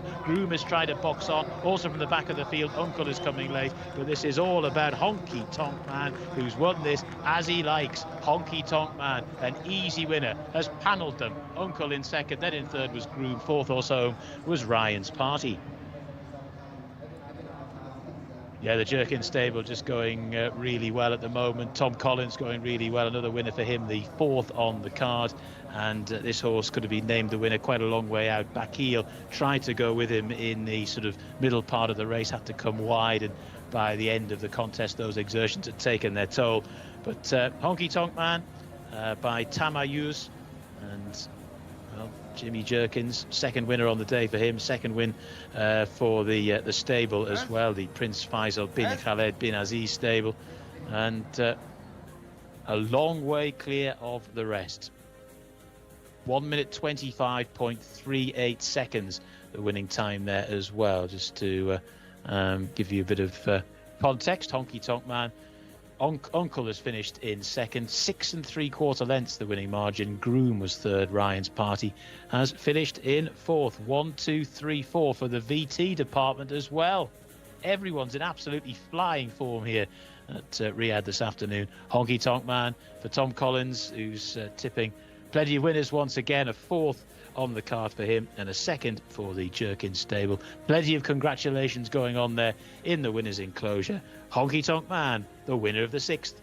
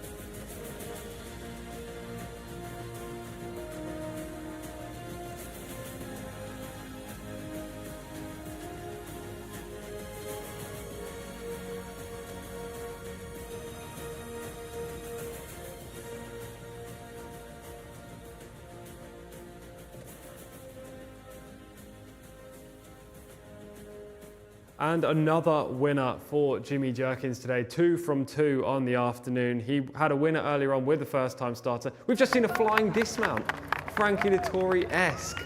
Wow, that just adds to the success here. He had a first-time winner earlier on in the card, and now we've just seen a win in an open race for Honky Tonk Man, the son of Tamayuz. Showed that natural early speed, got across to the rail at a crucial point, kicked for home, and it was job done. This horse has absolutely bolted up, rated 96 coming into the race, and was actually well matched against this group, judged on the handicap rating, but he's blown them apart and could easily be open to far more improvement. Jimmy Jerkins, 2 from 2 on the day. I'm sure he's exceptionally happy. Shirley Jerkins, his wife there, it certainly is, that's for sure. Rebecca will hopefully catch up with Jimmy in the next few moments. But it was a one-horse race from the outset. Ahmed Al-Shra seems to have a really good connection with these Jimmy Jerkins trained runners. And as we see this home straight replay right now, Honky Tonk Man already has the race sewn up. Winning time 1:25.38 seconds. Number 3 Uncle back in second, and number 2 Groom back in third. 2 horses that are both rated 97 and were 2 of the form players in the race, which further boosts the victory of Honky Tonk Man. Suggests that those in behind ran to their level, but he was just far and away superior. This is a good horse, 4th career victory. This was the 4th start so far this season. Maybe Jimmy Jerkins will have a couple of big targets lined up. Picks up 47,500 Saudi Riyal for winning this open race, race number 6 on the card today, Friday. But there are going to be much bigger tasks awaiting.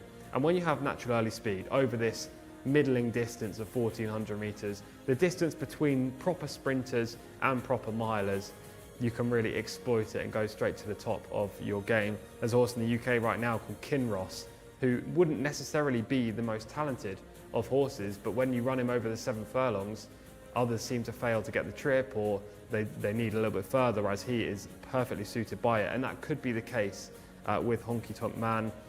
As I say, Uncle ran second, he ran great, third last time up, just further backing the fact that he is building on his UK form and continuing to progress in Saudi Arabia, while Groom, the strong traveller who needs a speed collapse and didn't really get it today, took minor money back in third, 14,250 Saudi Riyal for his connections. I know you Jimmy Jerkins fans are happy in the comments. Ed says 2 for 2. Mitch says Jimmy the best. He certainly is today, that is for sure. And another win for Prince Faisal bin Khalid bin Abdulaziz, which means he leapfrogs the Al Khalidiyah stables and puts him into second in the owner standings. We just take this from the start right now. Honky Tonk Man broke fine in the middle of the pack, not exceptionally, but was then showing the early speed here when he was able to get plenty of room. On the outside, Minwa under Louis Morales tried to go forward but didn't muster as much early as Honky Tonk Man did. Or Infrared, who showed the good natural speed up the inside. It looks like Naif Al-Nazi was on Infrared, judging by this replay. We didn't have a jockey beforehand, but he was a late jockey change. At this point, Ahmed Al-Shra on the winner in the red silks, just looking left and right to check that he can move across and join Infrared on the inside, who's going backwards now. And Ahmed just asks him to lengthen, and he certainly does. He responds instantly, putting a length between himself and Infrared. Minwa in the blue cap is going backwards. Ryan's Party is trying to muster a rally, while a couple of horses are making big runs, including Uncle in the red cap, in the green cap, sorry, as well as Uncle, his owner mate Bakil, in the red cap there. But Honky Tonk Man, 3 lengths clear, 4 lengths clear, and this distance just continues to grow all the way to the line. One horse race on the right lead, coming down the home straight, relishing this 1,400 metre trip. I think he can easily get further. The way he's hit the line and posted a decent final sectional suggests that's very much the case. Probably the most impressive winner of the day, maybe even the most impressive winner of the weekend so far after yesterday's card as well. And yeah, they must have high hopes for this 96 rated 4-year-old gelding. Look at him there. Beautiful. He's got a bit of a unique action. His front right leg hooks around, as you can see on the slow-mo, but that doesn't stop him running in a straight line. Lovely conformation as well. Just proper equine specimen in all its glory, winning his race decisively.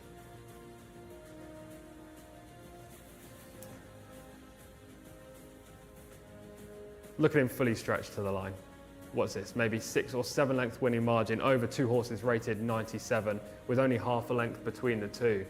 This could be a 104, 105 rated display by the winner, who's currently rated 96, but is surely going to go up in the handicap so that he can contest these better races. Ed in the comments says go red stable. Looks like Azar has said 932. Yes, that's correct. I hope you said that before the race, because if you have, you've predicted the first 3 in exactly the right order. If you haven't, classic after time in there, Azar, but I'll give you the benefit of the doubt. Honky Tonk Man got the job done. Horse number 9, Jimmy Jerkins, I don't think has any more runners on the card today. I believe Rebecca has Jimmy Jerkins right now, so let's hear from him. Thank you very much, Tom. Yes, here with Jimmy Jerkins, who is 2 from 2. Jimmy, congratulations. How impressed were you with the way in which Honky Tonk Man won that race? I'm very impressed. You know, it looked like the rider had Ahmed had a lot of horse all the way. You know, he finished very good down the stretch, and you know, we're hoping after watching this, he can go the 1600. You know, there's some nice races ahead.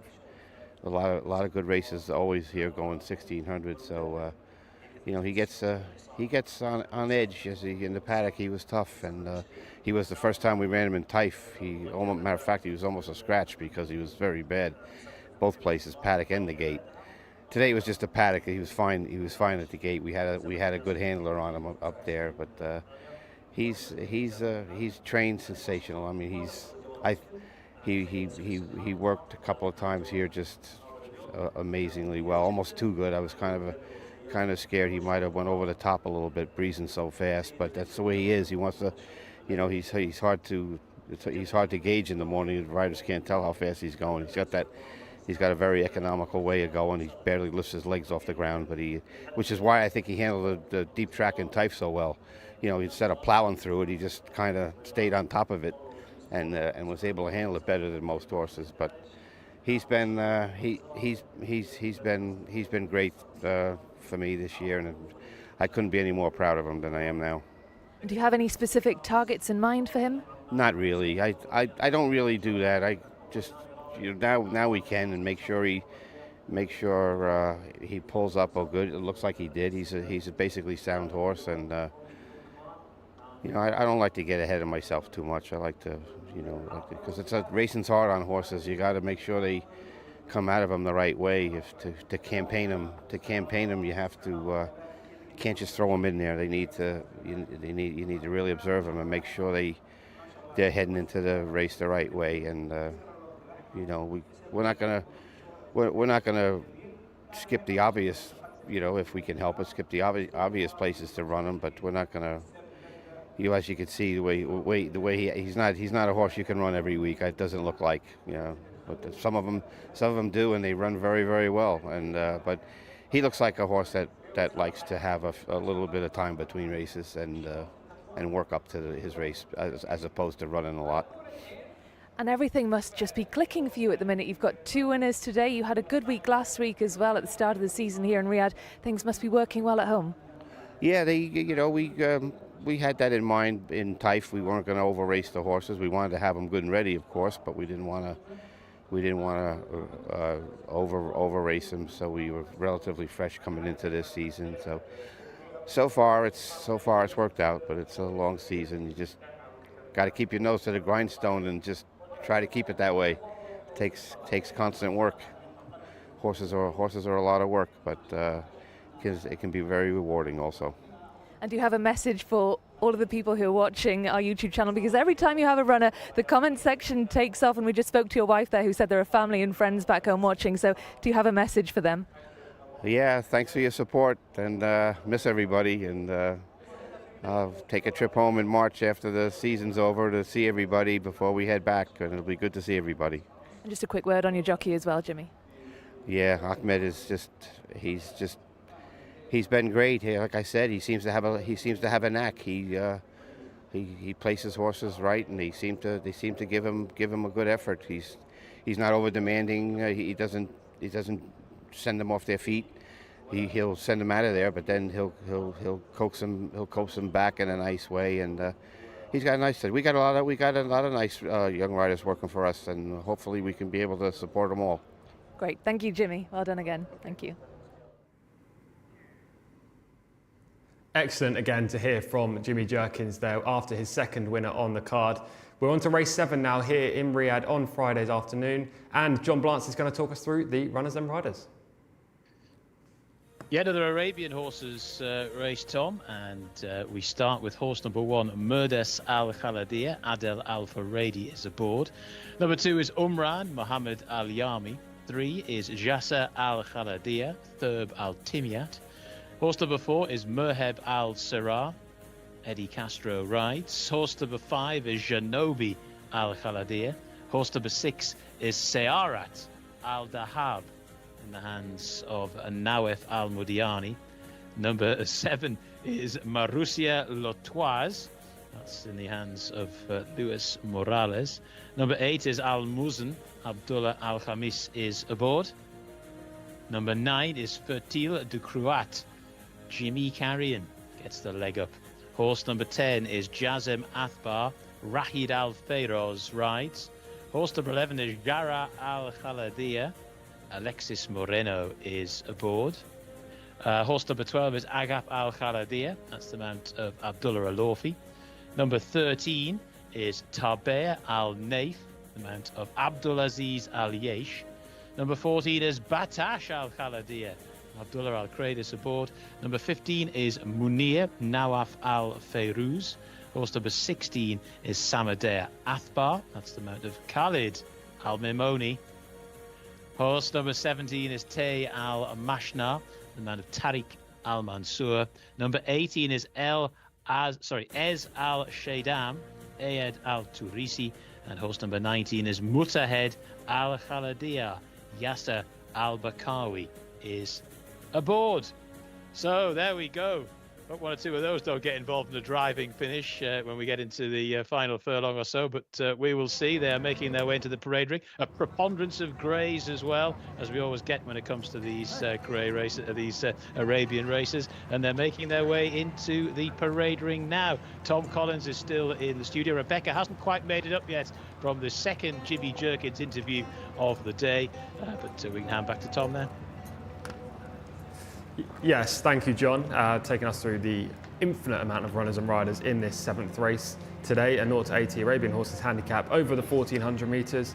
The majority of these runners probably want a little bit further than this 7 furlong trip, but as we saw earlier with a 1200 metre Arabian race, they can perform over this shorter distance. What you really need is a little bit of early speed. When you have the early speed, you can get into the perfect position in the race, hopefully towards the rail and right up front.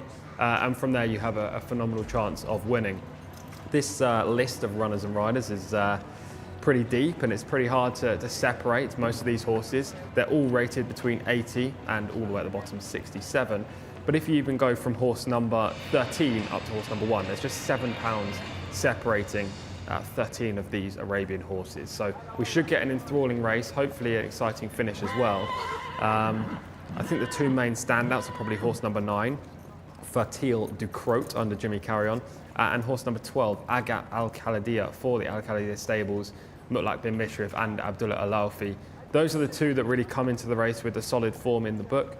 But there are others that have wins next to their name or have promising runs so far this season. Looking at number 8 here, Al Muzan, won back at meeting 55 just last week in a 1200 metre maiden. You've got Tabea Al Naif, who won back at meeting 37, and Samadea Athbar, who's been extremely consistent in defeat. So there's a good selection of runners in here.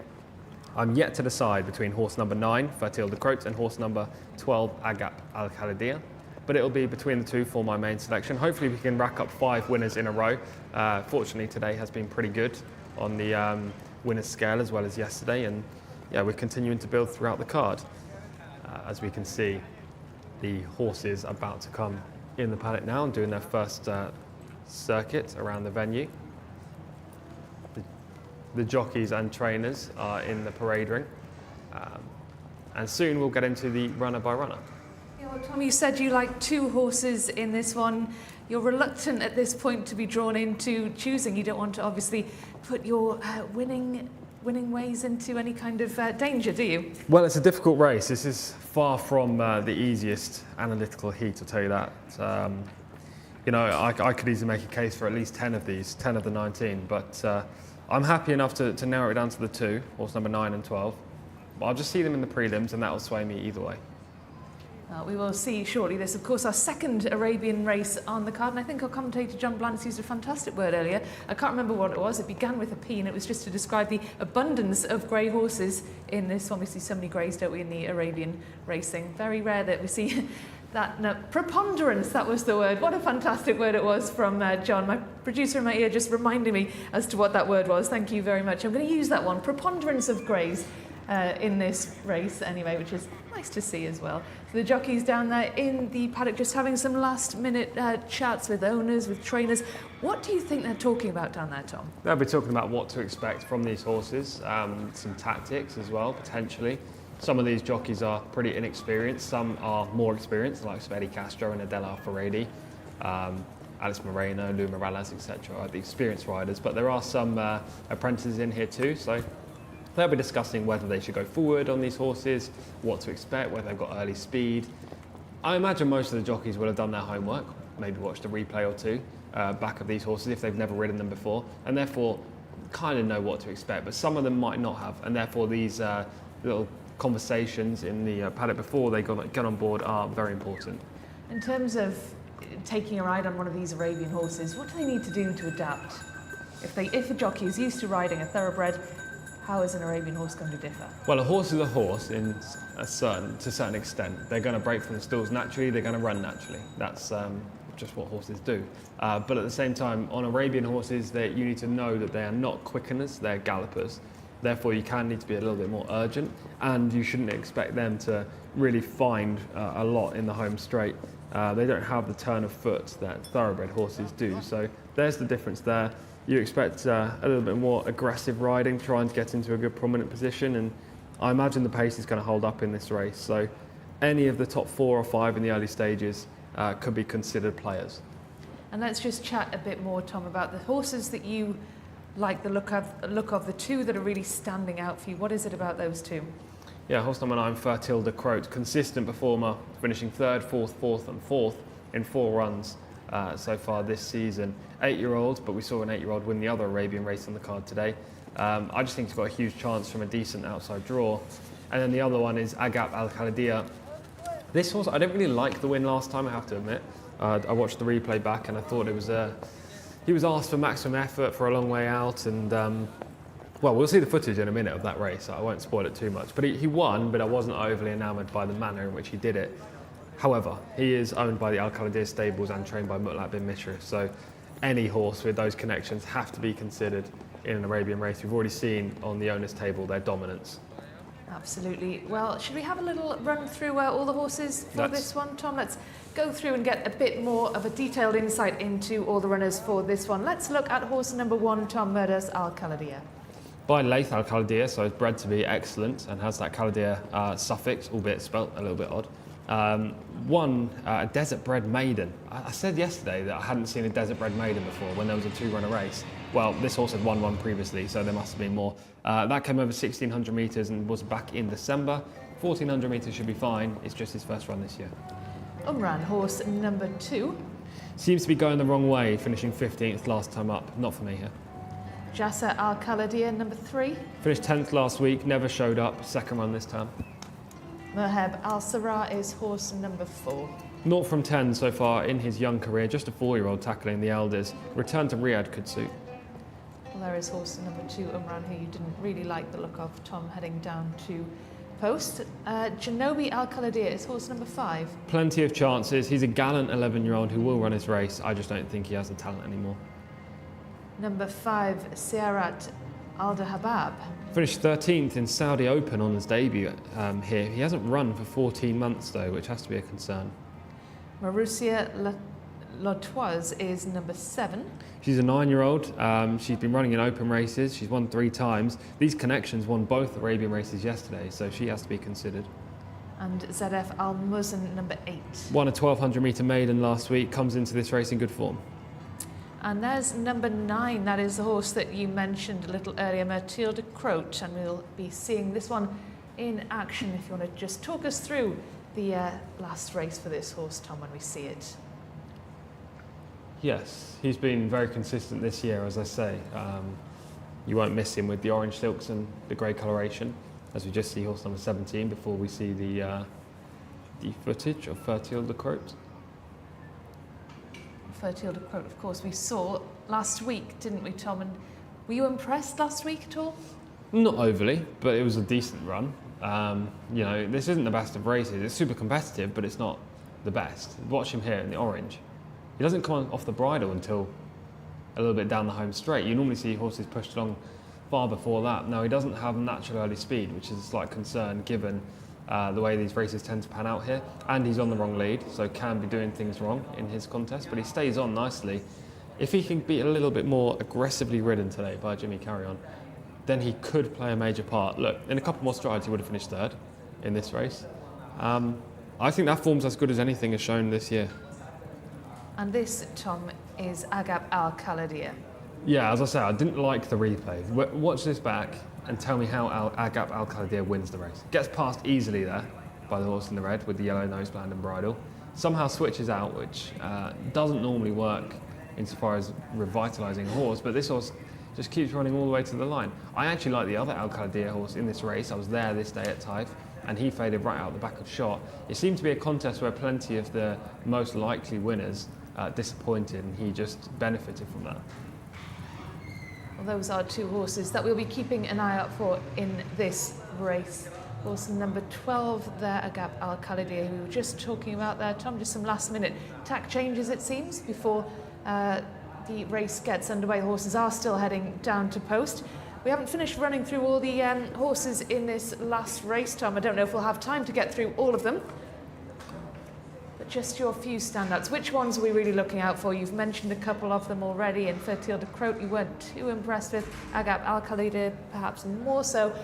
But if you were to pick one horse. No, the other way around, I think. I was a little bit more impressed with Fertile de Croat just because that Agap Al Khaladir race, he looked beaten and then he rallied, and you know, it wasn't a great performance, it wasn't a good race. Fertile de Croat was off the speed, so the tactics I don't like, but at the same time I think he might be the most talented and he's race fit. I'm going to side with Fertile de Croat, the 8-year-old, horse number 9. Hopefully we can rack up, I believe this will be 5 in a row, if this horse wins, so hopefully that's the case. But there are lots of Al Khaladir horses in here, including one owned by the Al Khaladir stables.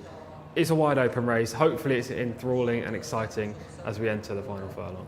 I'm sure it will be enthralling and exciting. And of course, John Blantz is going to take us through all the action. Thanks, guys. Yeah, they're about to load up for the second Arabian race of the day. I like Tabea Al Naif in this spot simply because a lot of these Arabian races, you have to deal with horses who run at a wide range of trips. And Tabea Al Naif has done just that. But 3 starts ago, won over the 1400 metres, and I think obviously the 1400 will suit again here, and showed good pace on that occasion, and then battled back really well when looking as though he'd been beaten. So there's a lot to like about that performance. Wide draw here, we've seen that that's not necessarily a huge issue, but I just think that the fact that Tabea Al Naif should get into a prominent posse, and we know stays the trip pretty well, or stays it well enough to pass some occasionally quite one-dimensional colleagues. That's Merheb Al Sarah, whatever will be, and it's Eddie Castro's mount. Also there we've got Zedef Al Muzan. The 19 going in is Mutahed Al Khaladir. Red cap for that one. We've got 2 in the same ownership. Batash Al Khaladir is in the blue cap. Next to go in is horse number 13, Tabea Al Naif, my selection for better or worse. Munir about to go in. There's horse number 12, Agap Al Khaladir, who is a last start winner. The 11 going in is Jara Al Khaladir. Red and black colours for that one. Alexis Moreno is aboard. Al Muzan just went in. The 9 to come forward is Fertile de Croat for Jimmy Carrion. Also there is Marussia Lotoise to come in. 9 to go forward, Fertile de Croat. 7, Marussia Lotoise. 16 to come forward as well, Samadea Athbar. Samadea Athbar is in. Jcsa Mathbar is in as well. This looks quite promising. Ready for this handicap, and they're off and racing. A little bit awkwardly away there was Batash Al-Khaladia, the blue cap, but as they make their way through the early stages, one of your leaders is Samadeh Athbar. Also prominent is Seyrat Al-Dahab, and it's Seyrat Al-Dahab that goes on to Mutahed Al-Khaladia, who gets into a prominent posse, as indeed does Jara Al-Khaladia. That's your leading trio as they make their way through the early stages. Al-Muzan is also prominent in the run. Right round the outside is Jcsa Al-Khaladia as well. They're then followed by the white and black colours of Agap Al-Khaladia, and then after that, getting a little bit closer, is Jazem Athbar as they make the turn and head towards the levelling up for home. And out in front, it's now Jara Al-Khaladia, the red and black colours, that's gone on for Alexis Moreno, to in second position Mutahed Al-Khaladia. These two at the head of affairs, followed then in third by Seyrat Al-Dahab, who's racing in that spot. They're then followed towards the outside by Jcsa Al-Khaladia. Then up the inside, Al-Muzan, the last start winner, who's getting into this as they start to make the swing for home. And out in front, it's just Mutahed Al-Khaladia, but now tackled and passed by Jara Al-Khaladia. Down the centre of the track comes Fertil de Croat, who's getting into this late, finishing off very strongly down that part of the track as well. And it's Fertil de Croat who's picked them all up here. Jara Al-Khaladia in second. Then after that is Seyrat Al-Dahab, and racing up towards the line, this is going to go in no uncertain terms to Fertil de Croat, who's going to win with loads in hand. To in second position Jara Al-Khaladia. They're then followed in third by Agap Al-Khaladia. Then Al-Muzan, who finished in fourth. Taber Al-Naif was fifth. Yet another winner for Tom Collins. Jimmy Carrier aboard. Fertil de Croat, who's come from a long way off the pace there. It was a big field for an Arabian race, and actually almost took the appearance of a thoroughbred race, given the way it all worked out there. But it's Fertil de Croat who stayed on really well to score 12 winners across 2 days now for Tom Collins. And Fertil de Croat is just too good, and has actually improved quite nicely from last start as well. 1 minute 36.68 seconds. Jara Al-Khaladia was second, 1 minute 37.77. Agap Al-Khaladia was third, 1:37.83. Not a bad run as well from Al-Muzan, who's backed up that win from last time out with a thoroughly solid effort here. But it was all about Fertil de Croat, who was just too good for them here. Jimmy Carrion aboard, another winner from the studio from Tom Collins. A tremendous run of form he's on, and this horse really is beginning to hit its stride this season. Fertil de Croat wins our second Arabian race of the afternoon.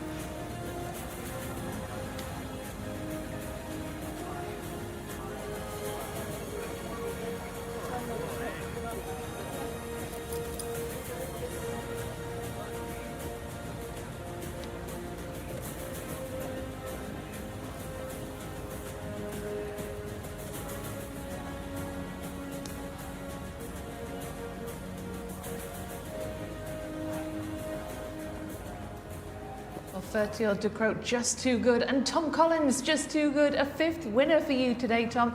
This is a career best, you said. Yeah, we're flying right now. I had one very good day that I remember on stateside in the UK, on the US action though, a few years back. But yeah, the last couple of days have been exceptional for the results. Fortunately, I mean, days like this don't come around too often, and 9 times out of 10, you know, there'll be days where finding winners is pretty tough. But the last couple of days have been excellent. 5 in a row so far this afternoon, / this evening, and hopefully it continues.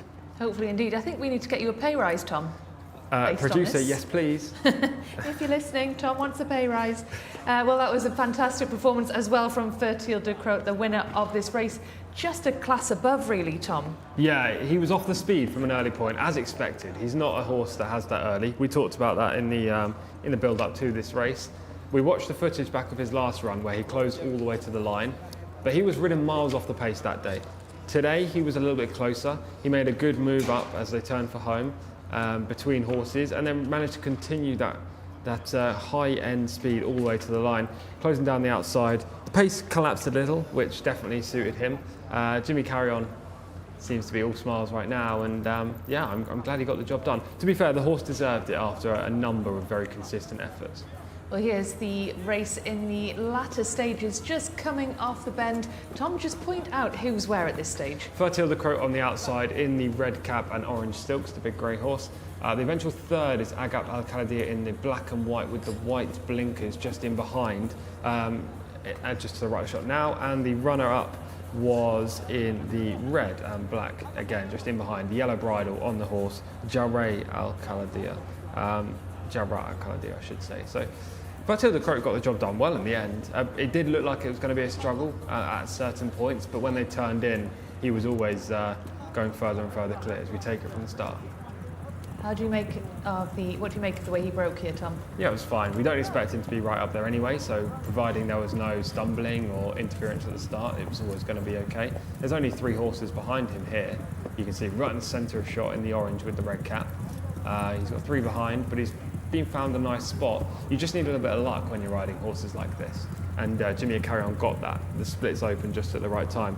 They went relatively hard up front, you can see, 58 kilometres an hour. Going through the first quarter in 26 seconds. Now, if you're talking thoroughbreds, that's slow. 26 seconds would be basically walking. You're used to seeing 23 seconds, 24 seconds over slightly longer trips, but 26 is ridiculously slow. But these are Arabian horses, so you would expect that. The winner's just on the outside now, making the move through the pack, maybe in around 8th or 9th. You can see the red cap, the big white horse on the outside. Just received a bump there turning in, but there's plenty left in the tank. Just needs these front 2 to start coming back to him, and they do, albeit the runner-up is in the red silks on the outside, now just about to take the lead. But it's impressive, isn't it, Tom, the way that this horse, Fertil de Croat, picks these runners off one by one. There was a bit of interference, perhaps, at this point? Yeah, a little bit. I mean, the runner-up comes outwards, drifting again on the wrong lead. The selection, Fertil de Croat, also on the wrong lead, putting down that right leg down first, which is not what you want to see, now switches. But this horse has run away from them in the home straight, and he was by far and away the best, considering the trip he had, considering he had to go wide on the bend, and he's won by 6 lengths. He's rated 75, which is not the highest rated horse in this race. We can see a couple of horses rated 80 there. Do you think he deserves a higher rating than he's got? Yeah, he'll be pushed up now, probably to 80, but he was consistent before this, consistent without winning, which suggests that 75 is about right. If you push him up too much, he's going to struggle again. So the handicapper has that dilemma. I think he'll probably go between 78 and 81 with this horse. Connections will be hoping he stays 80 or below so he can run in this grade again. If that's the case, then he's got a great chance of winning again. And he is an 8-year-old, Tom. He's on the older side of these horses. Of course, we've got Jcsa Al Khaladia there, 11 years old. We've got a 9-year-old in there as well, but he is certainly one of the older horses in this contest. He is. He's only had 12 starts though, so he's still relatively unexposed, and I imagine he's going to go from strength to strength this season. This seems like the year where Connections want to tally up a number of runs and try to get some wins next to his name. He's still a colt, so they're probably looking to breed from him in the future.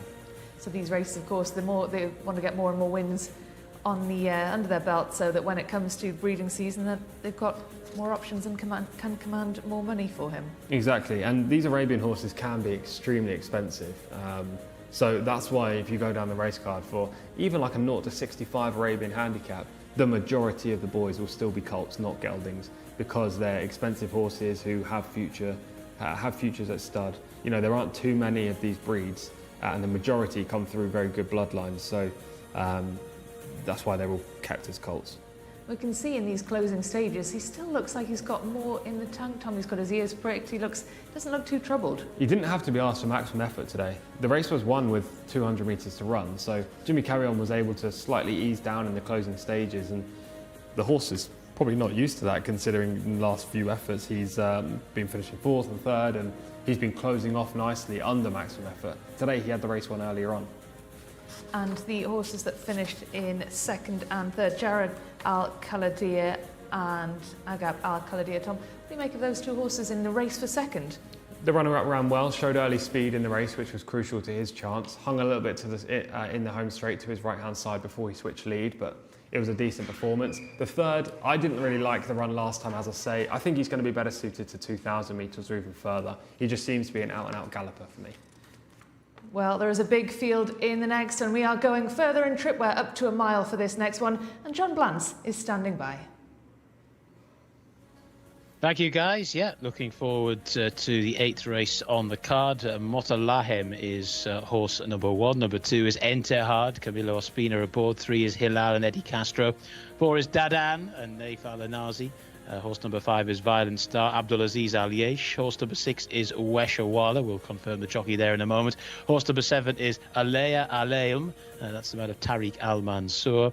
And then the horse number 8 is Tattered Flag, Franklin Peralta is aboard that one. Then we have Ala Darai in the hands of Yunus Al-Bakawi. Horse number 10 is Bismillah Alay in the hands of Abdulaziz Al-Musa. Horse number 11 is Ragadan, Khalid Al-Mimoni.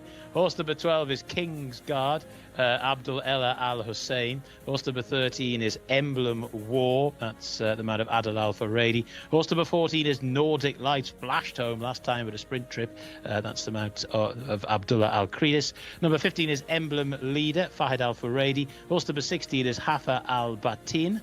That's the mount of Muhammad Al-Yami. Horse number 17 is Zemarid, Rayan Al-Toesh. Horse number 18 is Dream Biz. Jimmy Carrion is aboard, dropping in trip today, Dream Biz. Nigel Knott, Abdullah Al-Khamis aboard. Horse number 20 is Clarence C. And that is the bottom one of a field of 20 runners in this spot, so the reserves not required. They are in the pre-parade ring for the 8th on the card.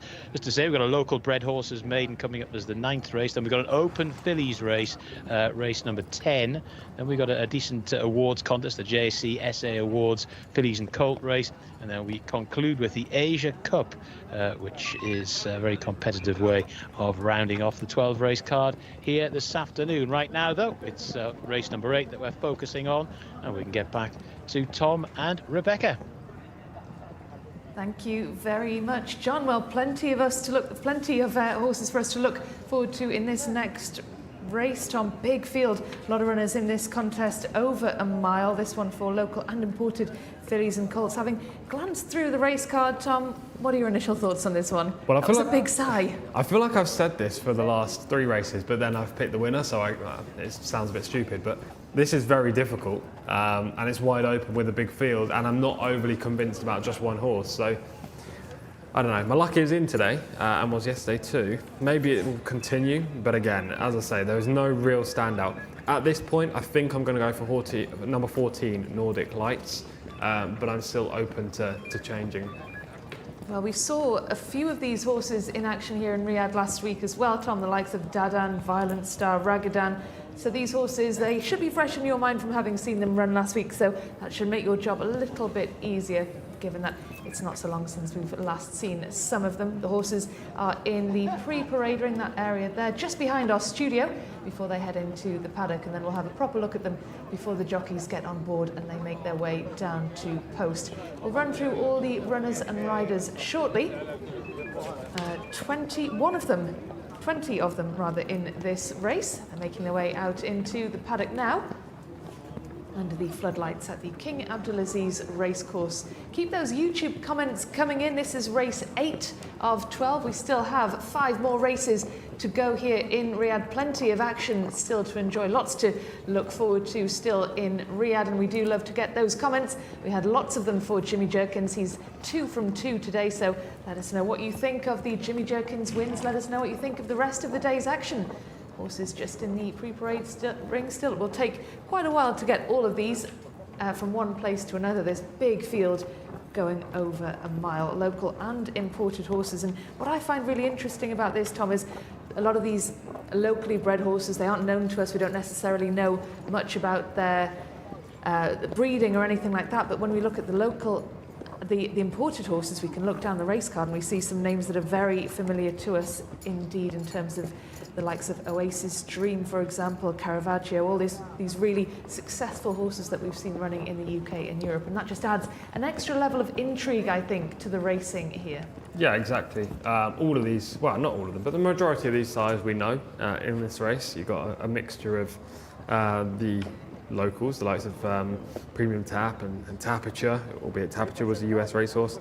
And then you've got Union Rags, Epaulet from Australia, an Australian sire, McLean's Music from the US, Bayern, who I haven't seen a single one of his progeny over here before this race, so it's good to see him represented.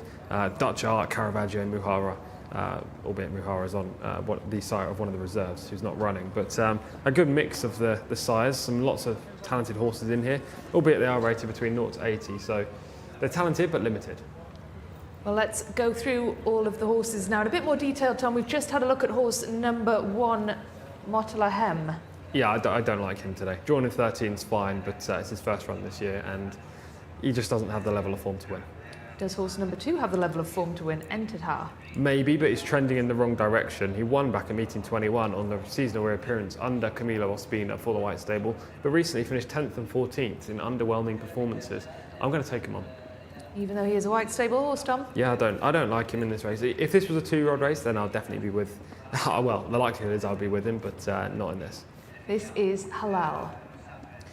US bred by Tapiture, as I say. Abdullah Almosa, is the owner for Eddie Castro Rides. This horse was 3rd on the reappearance, but again, poor last time up, and you have to forgive a run. Dadan is back here last week and now here for more. Finished 15th last week, didn't really feature. You'd expect better, but it's a quick turnaround. You'd expect this horse to peak physically, but after just 6 days off, how do you know if they've improved or not? Well, Violent Star as well hasn't had too much of a rest either, number 5. No, ran last week again, finishing 9th, down the pack, like most of his runs so far this season. Wesh Awala is number 6. Finds winning difficult, just 4th from 51 in his career. Got a middling draw, which is absolutely fine. Well, let's take a look at number 7. This is Alaya Aliim. 3rd time up off the layoff, which is an angle I like, and Tariq Al-Mansour's already had a winner so far today. 3-year-old, so gets weight. They're the ticks in the boxes. The negatives are the 2 runs this year were pretty poor. And Tattered Flag, who we saw last week. Very, very fit horse. He seems to run week in, week out. He used to be trained in the UK by Kevin Philippart de Foy. Franklin Peralta rides, who won the big cup race last week. Number 9, Aladerie. 2nd start this season, finished 6th on the reappearance last week, meeting 56, and we need to improve. Let's take a look at number 10 then. 10 is Bismillah Ayali. By Epaulet, the Aussie sire. Probably ready for turf, this horse, I imagine. The runs in Taif weren't great, albeit the 3rd place finish at meeting 48 was fine. And Ragadan. We saw Ragadan here last week, Tom. Didn't go into the stalls last week. You'd like to see him behave a little bit better, but Khalid Al-Mamoni rides. Yeah, Ragadan has to, needs to redeem himself. King's Guard, number 12. Bred for turf, being by Oasis Dream out of Winter Queen. 15th last time up. Did win at Taif though, back at meeting 19. And this is Emblem War. Returns to the track, as does his owner mate, who we'll see in 2 horses' time. Adel Al-Faradi is a big positive. Nordic Lights is number 14. This horse is a major player, probably the selection in the race at this stage. He's by Intello. He is another 8-year-old, so an older horse. Seems to be carrying condition, but I think that's just, he carries that anyway.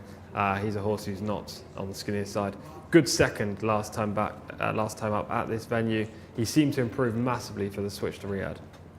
Well, let's have a look at Emblem Leader. You mentioned Bayern earlier, Tom. Yes, by Bayern, a very fast horse in the US, a big bull of an animal too, so it's no surprise to see this horse have some size about him. Farhad Al-Faradi rides on the seasonal reappearance. Hafa Albertin is number 16.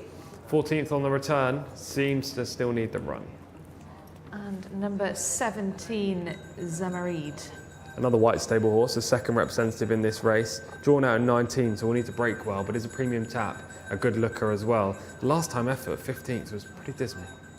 Well, hopefully it will not be a pretty dismal effort today from Zemarid. Dream Biz is number 18. Type regular, Dream Biz, one back at meeting 44, another that used to be trained in the UK. That is Dream Biz number 18. 19 in shot there, that's Nigel Knott. I've just seen Dream Biz is a late scratch. Scratch number 18, that's a non-runner in this race. Yes, Nigel Knott, number 19, an ex-Brit. Again, 5-time winner, 18th last time though at Taif. Wasn't a great performance. And number 20, Clarence C. Yeah, this horse ran 3 times this year. Lowest rated horse in the race, just 12th last time by Caravaggio. Well, that completes the lineup, all the runners. Thank you very much, Tom, for that run through of all of the horses in this massive contest. Plenty for us to think about ahead of this one. Local and imported horses going over a mile. This is race 8 of 12. We can have a little look at some of the past races from a couple of the horses shortly. We'll get to that momentarily. But Tom, you've gone through these horses for us. A couple of them we saw last week. A couple of them, well, like you say, Ragadan certainly needs to redeem himself after not loading last week. But who do you like the look of? Nordic Lights is going to be my selection. We'll see the footage of this horse's performance last week in a second. But I thought it was pretty impressive, given that his last couple of runs in Taif were pretty poor. Finished 14th at meeting 45 and 10th at meeting 52. But then he came to Riyadh on this quicker surface, different kind of track, and managed to get back into form with a good second place performance. He's able to race off a mark of 73, despite the fact that he's actually rated 77 now, which is, again, quite a positive. This suggests that he's pretty well in. Well, this is number 11, Ragadan, who we mentioned earlier, Tom. We saw him last week on the track, but we didn't see him race. No, we didn't. He should have had a chance last week as well, but he blew his chance by not going into the stalls. This was him back in September at Taif, and we can see him just about to make a run up the inside there, finishing 5th. He was staying on at the 1 speed with the red noseband and the red silks and black colours, black caps, sorry. He will need to build on this if he's to play a part today, but he ran all the way to the line, which is a positive. This is just a stronger field, though. I don't like him, Rebecca. Well, you don't like him after his antics at the stalls last week, no doubt. If he can load, well, it might be a very different story indeed. We will see how Ragadan gets on. This is Nordic Lights, Tom, a horse you like a lot better. Yeah, this is going to be my selection in the race by Intello, a big horse.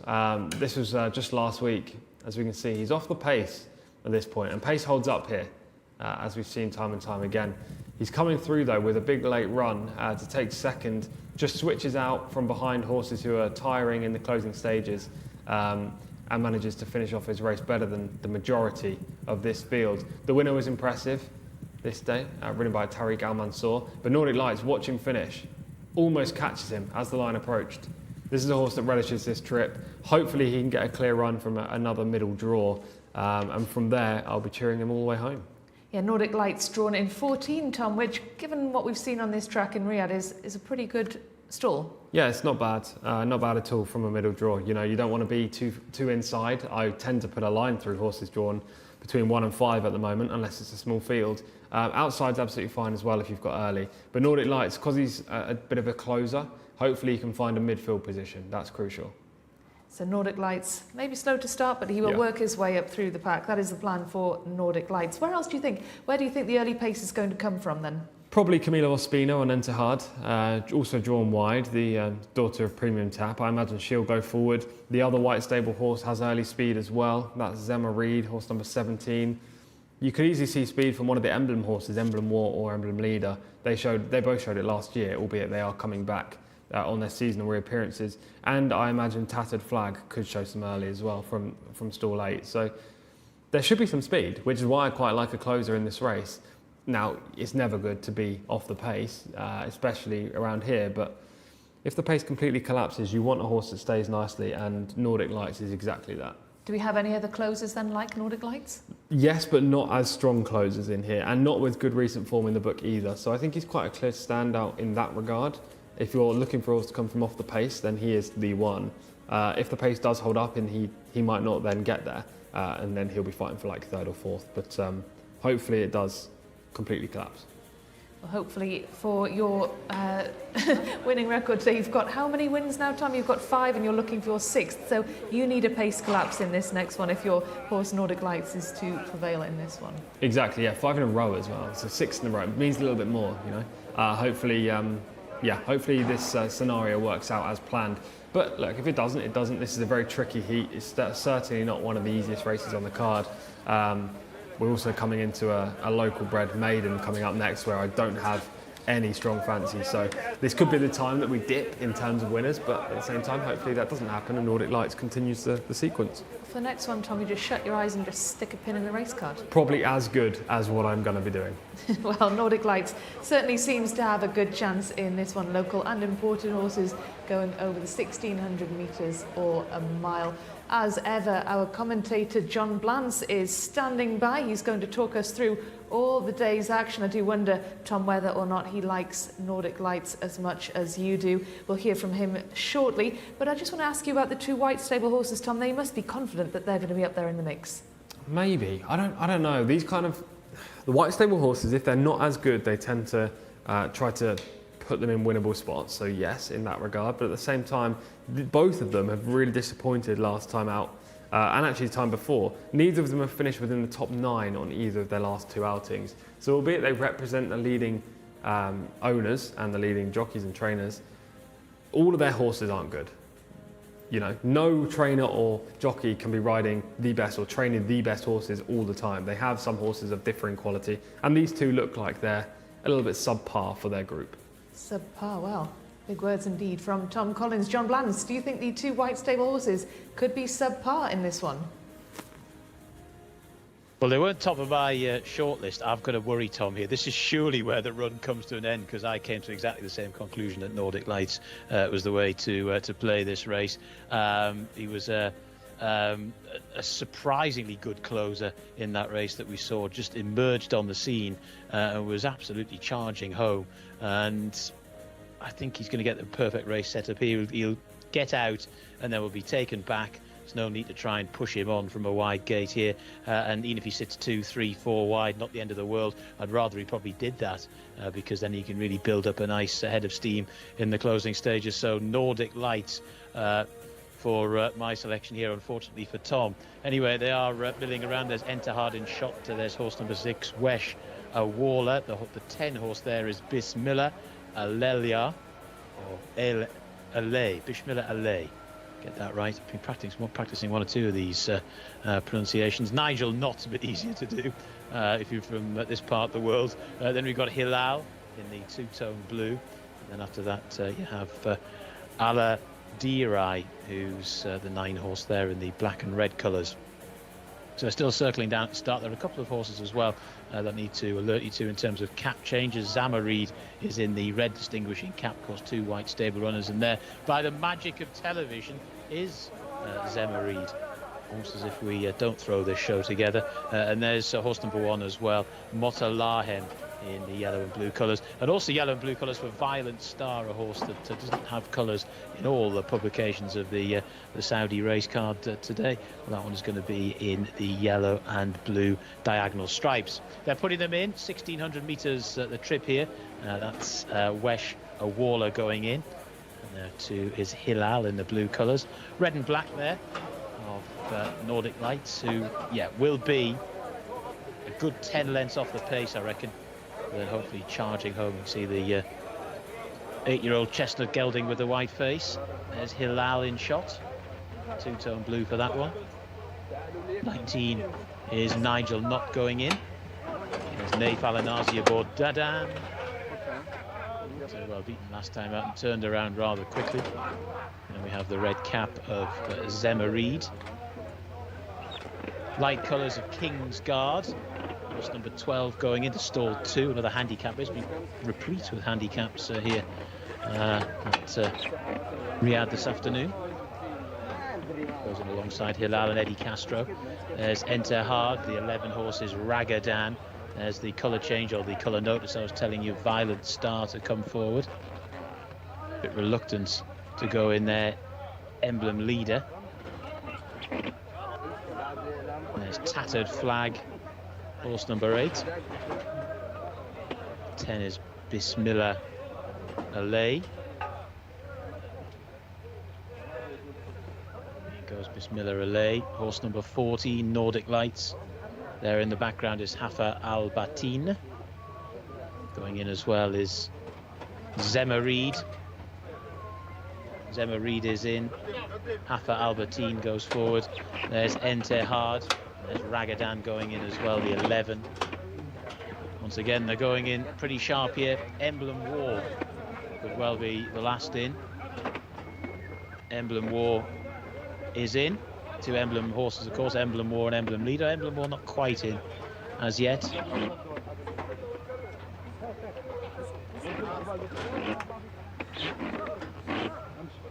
Bismillah Alay just waiting patiently for Emblem War to go in. Emblem War is in. Full complement. Big field. Stand by. Gates back. And away they go. They are racing. And through the early stages, a nice start was made by Wesh Awala, the sheepskin noseband. The sheepskin noseband pushing on his Entehad. Camillo Ospina taking up the Camillo Ospina position there at the head of affairs and towards the rail. Also prominent in the run is King's Guard up the inside towards the outer, Hafa Albertine. They're then followed towards the outer by the green and white colours of Dadan and Naif Alanazi, who zipped across from a wide draw. They're then followed by the red distinguishing cap of Zemarid, who's a little bit wide on the course. Then Alea Alelm, who's racing at around about 6th spot there, the orange cap there, followed by King's Guard, who's up the inside. Then the red distinguishing cap of Emblem Leader, who's in mid-division at the moment. Then towards the outside, Tattered Flag is also prominent. Towards the middle of the pack on the inside now, making a little bit of headway, we have Ragadan as they start to make the swing. Nordic Lights is towards the outside at the moment. The red cap, many, many wide. That might not necessarily be a bad thing as they start to make the swing for home. One that's made a good headway now is Nigel Knott, and it's Nigel Knott that goes on to Alelm, who's racing in second. Then right round the outside, the green sleeves is Tattered Flag, who's getting into this. Then right down the centre of the track, another one that's getting going is Bismillah Alay as they make their way down towards the closing stages now, and it's Bismillah Alay who's staying on very strongly here and takes over from Alea Alelm, and it's Bismillah Alay by a couple of lengths in the closing stages and racing up towards the line. Bismillah Alay goes on to score. In second position, Ragadan getting up to defeat Alea Alelm for that posse, and then after that in 4th spot was Emblem War. Bismillah Alay has scored, and well, we talked about the possibility of a closer in this contest, and well, Nordic Lights seem to be the obvious contender under those circumstances, but it's Bismillah Alay who got into the race late, who's come through to score 1 minute 39.90 seconds, the winner. In second position, Alea Alelm, who in the hands of Tariq Al Mansour was always relatively prominent and has stuck on nicely. Ragadan as well, with Khalid Al Mamoni in third. That's the 1, 2, 3, 2 3/4 lengths, the official winning margin in the end. But it's Bismillah Alay who wouldn't let it go out in front, beats Ragadan, Alea Alelm. Emblem War was finished in 4th, Tattered Flag was 5th, Washer Waller finished in 6th. That was the roll call of some of the horses for minor money. And Nordic Lights did get going, but it was too little too late, rather wide in the run. Has run okay, but hasn't quite closed off in the manner in which he did last time out. So that's how they finished in race number 8. We've still got 4 more to go here at Riyadh this evening, though. So don't go anywhere, and all the better races towards the end of the card as well. But it's Bismillah Alay who has won race number 8.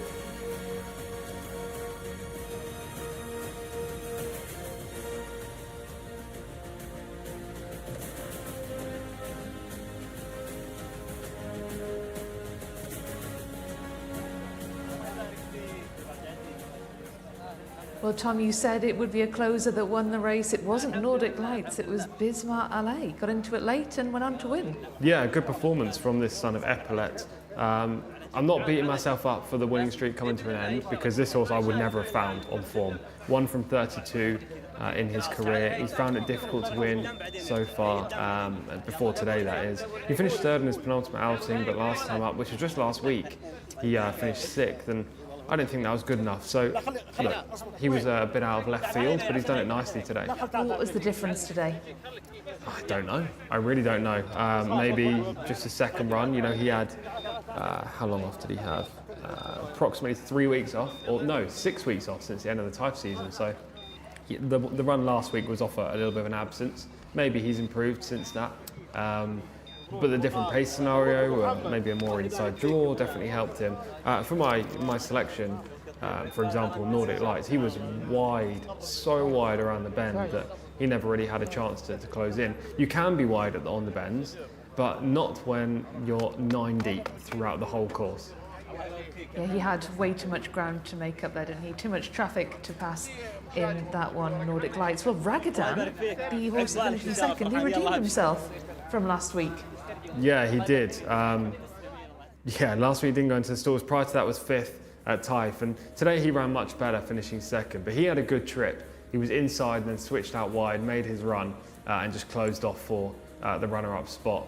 Everything kind of went right for him today, but he was still just second best. Just talk us through the closing stages of the race then, Tom. We've seen them come round the bend, and this is the home straight. Bismar Allais is just making his winning run, just about to cross the line. Ragadan right in behind with the red noseband taking second, and the horse on the inside in the orange and the black, Alea Aliem, eventually finishes third, the 3-year-old. Much better effort from that runner, I have to admit. Again, he was not one that I thought would play a big part in this contest. So, as much as the previous races have seemed relatively predictable, this one not so much. And a word on Entihad, the white stable horse under Camilo Ospina. We can see they're just up against the rail, Tom. Before the race, you said he looks okay, but was he disappointing today? Yeah, this is not disappointing. I was expecting a pretty poor run, to be honest. These white stable horses in handicaps like this, who have been running badly recently, tend to continue on that streak. They don't tend to immediately bounce back, and albeit they're always going to show early. Like, she had ridiculous early speed in this race and was able to cross right to the rail under Camilo Ospina. She was done by the top of the turn, and she never played a part. Neither did the other white stable horse, Zemma Reed. We're looking at the handicap mark. It's 73 for Bismar Allais. Do you think that's a fair reflection? Probably. There isn't much separating the majority of these. He'll go up maybe 2 or 3 pounds and run in this grade again. Whether he'll win, it depends on the pace scenario. Well, we've got some comments on our YouTube section. We have Adil who says that it will be number 13 in the next race who looks to be the likely winner. Well, we're still focusing on this race number 8, but race number 9, Adil is backing number 13. That is Alad Head, so look out for that one in the next. But let's have a little look again at the replays from race number 8.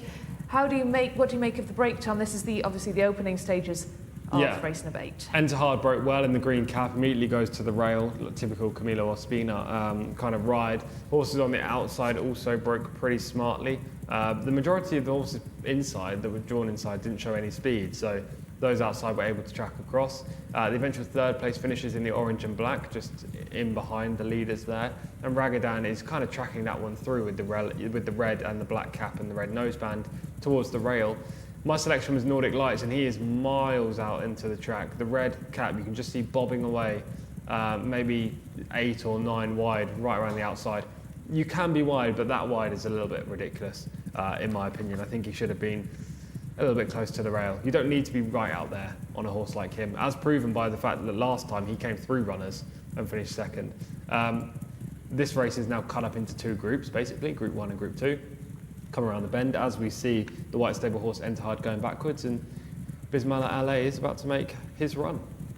Not too much in it at this point, but coming around the bend, it's absolutely crucial, isn't it, Tom, where you're positioned in this Bismar Allais now. Making all the running. Ragadan, though, did do pretty well for second, but just didn't match the speed of Bismar Allais, who just had that little extra kick. Yeah, crucial point was coming off the bend, wasn't it? And Ragadan was a little bit further back. than Bismillah Ale, and that kind of track position cost Ragadan and won the race for the eventual winner. Epaulets, as I say, normally prefer turf, so maybe this horse is just continuing to prep for a bit of a turf campaign later in the season. We can quite clearly see he's good enough to win on the dirt, as he has done today, but he's pretty versatile. And do you think that we will see him over the turf races more than? But based on this performance here, Connections will be encouraged by the way he's run on the dirt, and maybe I want to keep him on this surface. Yeah, for sure. But prior to this, in Taif, he was a little bit below par on the dirt. So look, he's versatile. He could go either. It depends what the schedule's like, isn't it? You know, when we're going to see all these 0 to 80 handicaps. They're not regular occurrences on the cards, so he'll need to look, and well, Connections will need to look and see where he's best suited. But I imagine he could run on turf if he wants to, or he could easily stick to the dirt. Well, yes, it'll be interesting to track his progress. Were there any horses in here, Tom, that you looked at and you thought they really didn't run up to their rating? Not really. I mean, Entefad quite clearly was one of them. She broke well. Entehad, sorry, she broke well, but thereafter she was pretty disappointing, and she's rated 80, so she'll come down in the weights, there's no doubt about that. Halal, another horse that hasn't really shown too much on his last 2 runs, isn't worthy of his mark of 80, albeit these 2 horses had to give weight away in this race to the lower rated rivals. But other than those 2, no, I think most horses ran on their merit. Nordic Lights just didn't get a good trip, but otherwise, no excuses for that one. And no excuses for your winning streak coming to an end, Tom, but 5 in a row, nevertheless. It's a pretty impressive performance from you as well. It is. We need 2 more winners from the remaining 4 races to match yesterday's 7-win haul. So fingers crossed we can end the card with a couple more. Do you think you can do it? Yeah, why not? You paused there for a bit, Tom. You weren't completely convinced. I was just trying to remember what the last 4 races were and who was in them. And thinking back, I quite liked all 4 selections. So if 2 of them win, that would be great. Excellent. Well, still 4 more to come, as you heard from Tom there. Do let us know on the YouTube comment section what you're looking forward to. Our commentator John Bland said that we are saving the best till last. So the card, do you think, gets a bit more exciting as the day goes on, Tom, with these last 4 races? Yeah, it does. The last 2 especially. The next 2 races are just a local bred maiden, followed by a Fillies Open, which is good, but it's for 2-year-olds, so not the deepest of heats. But the last 2, the Jcsa Award over a mile 1 furlong and the Asia Cup over 7 furlongs, are definitely the 2 highlights today. Yeah, certainly exciting races to look forward to, and they're all locally bred horses as well for these last 4 as well, Tom. So we've had the local and imported horses. The 10th race, local and imported horses as well, but it's pretty much an all Saudi affair from here on in, with the exception of the 10th race. Just 9 runners in that one. We've had some huge fields here in Riyadh. The track is massive, of course. It's so wide it can accommodate all these runners, and that makes picking those winners even more impressive, Tom, when you're choosing from 20 or so runners. Yeah, exactly. Yeah, I mean, when it's big fields like the race we've just seen, and even actually the Arabian race before, it becomes difficult, but you've got to not only work out who the best horse in the race is, and then work out which horses are rated lower than they actually should be, but then you've also got to work out what kind of trip those horses are going to get in the whole pace scenario. So with the bigger fields, it's more difficult. There are more angles to cover, but it's also more rewarding when you get it right, and more understandable when you get it wrong.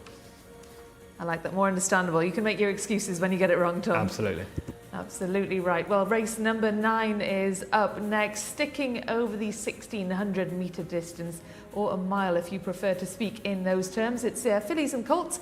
And Tom, it's interesting, isn't it, that we've seen the fillies have so much success over their male counterparts here in Riyadh, and it seems to be something that's very specific to this track. It is. Well, Taif as well, it was a similar situation there, but unfortunately this next race, albeit it is for the fillies and colts, there isn't a single filly in the lineup, so it's just the boys. The fillies could have run in here, but they've not opted to choose this route. Maybe the fact it's a mile early in the season, Riyadh season, for these 3-year-olds. But it will be a colt or a gelding that wins this next race. Good prediction, Tom. Well, let's head over to John Blands, our commentator, who's going to give us a detailed look at the card for the next race. Thanks, guys. Yeah, moving on to race number 9, and well, the first to appear on the card is Glail. That's horse number 1. 2 is Wa'adni, Khalid Al Mamoni. 3 is Aklak in the hands of Jose Rodriguez. Horse number 4 is Farid Wagali, Nawaf Al Fayrouz. Horse number 5 is Safia Ruma, Jimmy Carrion, on the board today, of course. Horse number 6 is Koela Najd. Number 7 is Fawi, Ayad Al Turisi. Horse number 8 is Kateb, Muhammad Al Yami. Horse number 9 is Skip Boom, Abdulaziz Al Musa. Horse number 10 is Khalid Hamad. Horse number 11 is Alba Al Houm. There's Alba Al Houm there, Naif Al Anazi aboard. Rams Twake. Horse number 12 is the mount of Ahmed Al Shra. Horse number 13, Alad's Head, Asil Al Sahani. Horse number 15 is Al Najm Al Hada. Horse number 14, not a runner, Rayan Al Toesh is aboard Al Najm Al Hadar. Number 16 is Sabil Al Khair. That's the mount of Adel Al Faredi. Horse number 17 is Al Shati Al Azrak. Horse number 18 is a Date. Horse number 19 is Walad Krob, a Date in the hands of Eddie Castro. Number 19, Walad Krob, Alexis Moreno. Horse number 20 is Al Saif Al Jareh. 21 does run. La Casa Los Sale does run. Omar Maki will be aboard. Number 14, 22 and 23 are either non-runners or reserves that aren't required as they make their way into the parade ring here in Riyadh. Thank you, John. Well, let's have a look at all these runners as they head into the paddock. We've got another big field in this race, as you'll have seen there from our commentator John Blantz, just running through all those runners and riders for us. Many thanks to you, John. The jockeys are making their way too out into the paddock. All smiles as well down there in the parade ring as they head towards to meet their horses. Well, let's speak about the horses, shall we, Tom? And having looked at this card, you've got plenty of horses to get stuck into here. And what is standing out for you at the moment? Yeah, it's an interesting race. The majority of those who have had lots of runs don't set the bar very high at all. There are 2 horses in here that have had just 3 runs that are interesting. There's a white stable, first-time starter, also interesting. A reserve gets in as well. So there's numerous different ways you can go. I'll leave my selection until we get to the runner by runner because I have been giving them early. And I'm just going to switch up the tactics a little bit. But what I will say is the first few horses in the race card will need to improve drastically to play a part. Well, it's interesting what you said, Tom, about the horses that have run a lot wouldn't be the ones that you expect to do well here. We've got horse number 1, Glael, who's run 26 times and yet to win, which isn't a great return. It's not. It's a bad return. And anywhere else in the world, whether this be UK or US, whenever, you know, those racing jurisdictions that I cover, if I see a horse that's not from 26, I immediately put a line through them. You have to factor in where they're going to race because the pace setup's so crucial, but from a winning perspective, it's very tricky to suggest this horse is suddenly going to break through. However, the only exception was Kayed Al Fassan the other day, who was 0 from 23, and I did say he was the most likely winner. So, mate, that was very much a heart over head call. You will not hear a word against that horse, Tom. I won't. I think he's a lovable rogue. You've got to love him.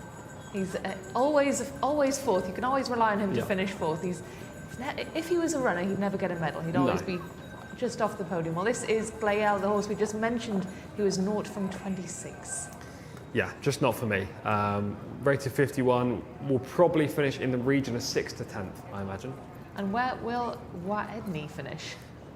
Behind him. That will be my answer there. He finished 16th and 15th in 2 runs last year and didn't show much ability. This is number 3, Aklak. Still carrying a lot of condition, this horse. Doesn't exactly look like he's about to have a race either. Didn't show enough on his debut when finishing 11th back at meeting 32. Farid Wagali. First time starter. Nice looking horse, albeit not the most scopy. And number 5 is already jocked up, Safia Ruma. Short coupled individual, 0 from 5 as a 2-year-old, yet to run at 3. Let's have a little look then at horse number 6, Kolian Najid. Rated just 50 by Art Connoisseur, who's had plenty of winning progeny. Next up, number 7, Fawi. Another first-time starter in this race, as we just see him now. Not the best physical specimen, pretty weak in behind, likely to develop and become a late-season type. And what do you make of the horse that we'll see next, Tom? This is number 8, who we'll have a little look at. It's Quateb. 2 runs last year, finished 11th and then 19th. Needs to improve drastically on those runs. And what about Skip Moon? Rated 54 after 3 outings, finishing 10th, 14th and 7th. In my opinion, not good enough to win. In your opinion, is Gala Hamad good enough to win? Horse number 10. No. No, he needs to improve drastically on what he showed last year. Only had 1 run, so he's still unexposed and could progress. I just think it would be a bit of an ask. Well, Abba Al-Houm has had a few more outings. The horse number 11. Good jockey booking with Naif Al-Anazi on board. 0 from 5 though. Rated 60, I don't know how accurate that is. The 2-year-old form that he possesses isn't the strongest. The horses are making their way down to post, as you can see. But let's continue going through the rest of the runners. Tom, number 12, I think we got to Rams Twayak. Yes, could run into a place, this horse. Finished 5th, meeting 23, 6th, at meeting 39. So it's just outside the places previously. But 3rd time up is generally when the horse is most fit. Well, this horse has had 3 runs. Horse number 13, Aladhead. The winner. That was very confident. Probably, wow, very confident, probably Tom. more confident than I should have been. But I think he's got a phenomenal chance of taking this race for Lucas Gaetan. Well, I think that this is Walad Chrome that we are looking at. Horse number 4. This is a run from October, just last month, finishing in 4th, unless I'm mistaken. Yes, I think this is Walad Chrome. He finished 2nd this day. This is the most recent effort, meeting 53. Was showing great speed, battled all the way to the line. He's actually horse number 19 today. So we haven't seen him yet in the prelims, but this is a pretty good run. He was hanging in late on the wrong lead, got very tired in the closing stages, as you can see. Well, Aladhead, Tom, the horse that you were so confidently backing to win this one. We'll have a look at Aladhead in action as well. We'll see a race from September, so just a couple of months ago, Aladhead in action here. As we pick it up, he looks by far the most likely winner. The jockey's about to look behind. There you go. One look over the right shoulder, thinking the race was won. He kicks for home, past the White Stable horse who made the running, and is reasonably talented in his own right. And somehow he gets beaten, finishing 3rd eventually in this race. Now, he just didn't seem to stay, in my opinion. He travelled like the best horse, he showed tactical speed. He didn't change his leads, but I think that was just due to tiredness. He changed it right there, so you can see the jockey amended and jolted his head to make him do it. But the White Stable horse rallied back past him. That's a clear sign that he didn't stay the trip. This was over 2,000 metres, today's over 1,600. That will definitely stand him in great stead. I think he's the best horse today. I think he was the best horse definitely in that race, and also today. You've made a very compelling case, Tom, for Aladhead, the horse in number 13, drawn in 13 as well, Tom, which is a pretty good stall as well, judging by the way we've seen results here in Riyadh. There he is, Aladhead just coming into shot there. Let's continue going through the rest of the card, shall we then, Tom? I think we got up to number 15, Aljim Al-Hadar.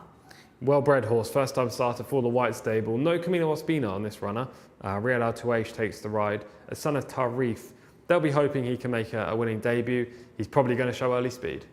Sabil Al-Kia is number 16, Tom. 0 from 4, but is rated 68. Has to be a player on that basis alone. And is number 17, Al-Shateh Al-Azraq, a player? Probably not. 0 from 2 so far. Didn't show enough at 2 years old. Date is number 18. Finished a decent 7th last time, but has taken a long layoff since. And we'll have a little chat about Walad Chrome, the horse we just saw. He's a player on that evidence, but as you see, he got very tired late. He'll show early speed, he'll be up there from the outset. I just don't think he'll hold on. Horse number 20 is Al-Saif Al-Jarrah. Unraced so far. 3-year-old gelding, not for me from the widest stall. And is horse number 21, Tom, a reserve for this race, La Casa Los Sale? Another horse that's unexposed, only had the 1 outing so far this season. Well, certainly going to be an interesting contest with this one, Tom, but you think that Aladhead, you're very much favouring this horse to win, and I think you need to get back to winning ways as well, looking for that 6th win of the day.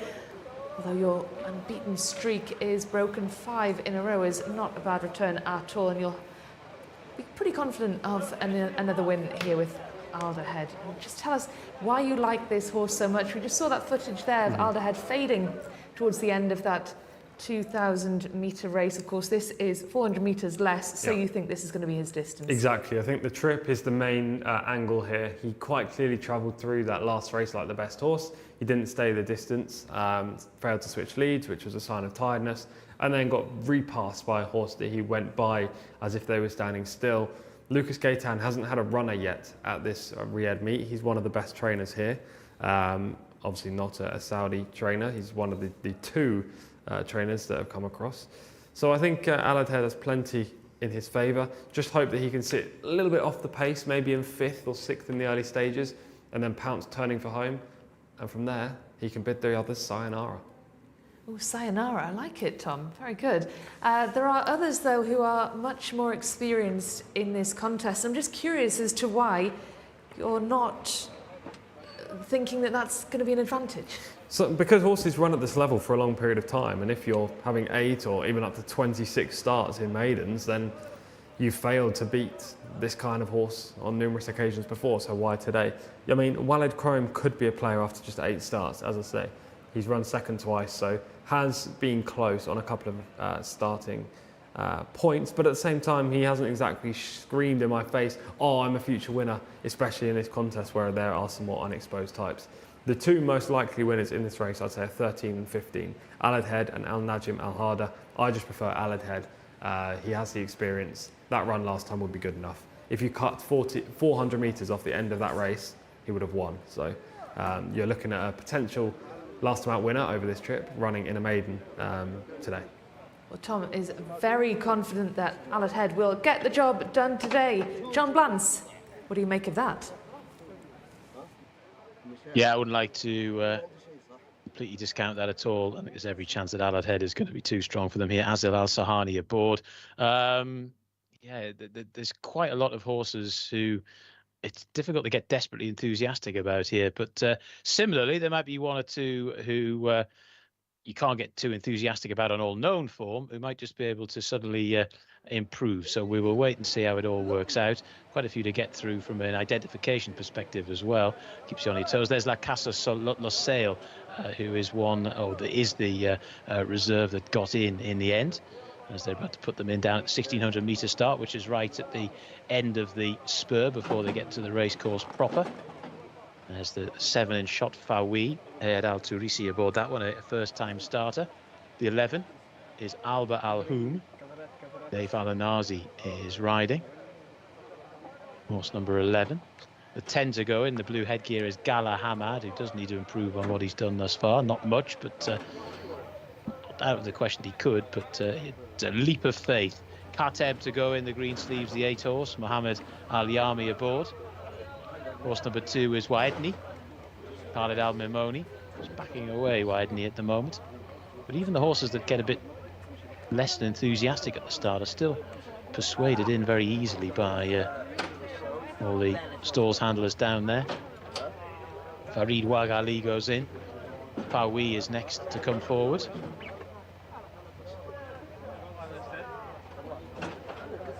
Still waiting for Rams Twake to go in. The black and red colours there of Skip Moon. So there's Rams Twake, the blue colours, Skip Moon to go in as well. Still waiting for Kohela Naj to come forward. 21 horses, La Casa Losail. And number 19 is Walad Chrome, certainly one of the leading fancies in the hands of Alexis Moreno. So still waiting for a handful to go in.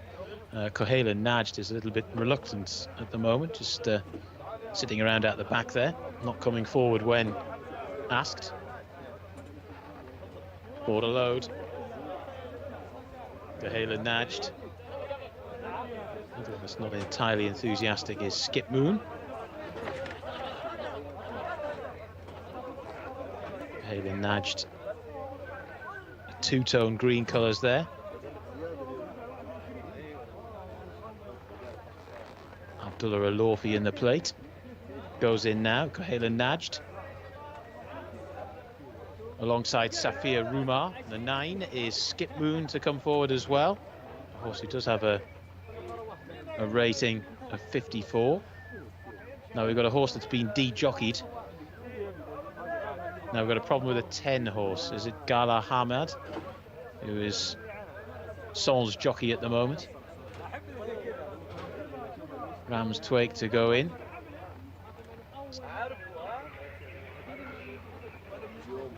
There's Kateb in shot. There's number 21, Jcsa Losail, who's not desperately keen either. Put the kibosh on this, didn't I? I was talking about how horses generally go in here in Saudi Arabia and don't get too problematic down at the start, but a couple of them are doing exactly that at the moment. Jcsa Losail. Also going is Gala Hamad now. Evidently the jockey's back on. Jcsa Losail goes in. No, doesn't go in. They hoped that he would, but he hasn't. Still waiting for Walad Chrome as well, who appears to be waiting patiently to come forward as well.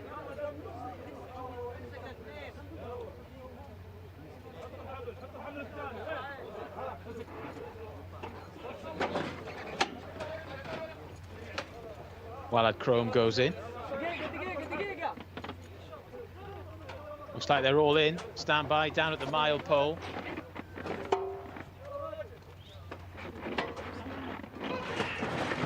Gates back and away they go. They are racing, and slightly poor beginning from Safia Ruma there, lost a lot of lengths at the start. Going forward is Fawi, the 7 horse. Also prominent there is Kateb.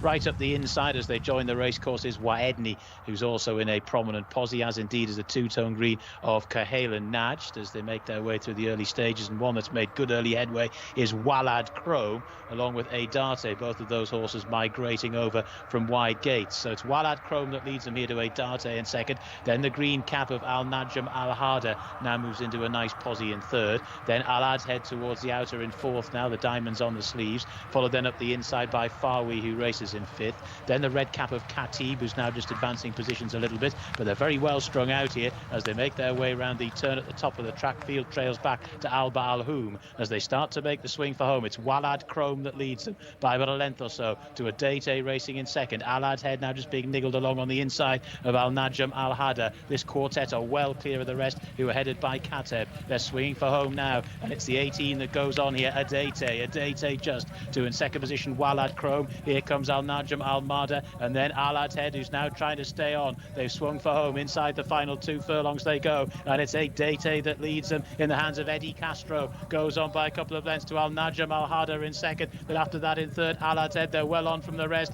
but it's Adate, always prominent under veteran jockey Eddie Castro, who's pulling away here, and it's Adate by 3 or 4 lengths as they race up towards the line.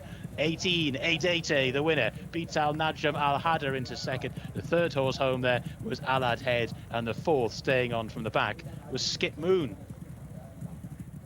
That's your 1, 2, 3, 4, Adate, Eddie Castro, the victorious jockey, and well, we've talked about it many times today, but it's all about getting that prominent posse on most occasions. We had a dramatic closer winning one of the Arabian races, which Tom was very pleased about. But Adate here, again in a field of maidens, so we're talking about a big differential in terms of their levels of ability. But has been too good for them here and got a good position as well. 1 minute 40.74 seconds the time. Al Najm Al Hada has run a good race on debut. Don't worry about that. That was a good effort, as they often are from those King Abdullah bin Aziz and Sons stables. Alad's Head has finished in third, and the fourth horse home was Skip Moon. That was the 1, 2, 3, 4 there over in this 9th race. We've still got 3 more to come here, and well, all the A's filling the first 3 spaces as well there. But it's Adate who was too strong for them and has got off the mark at the 4th time of asking, steered home ably by Eddie Castro.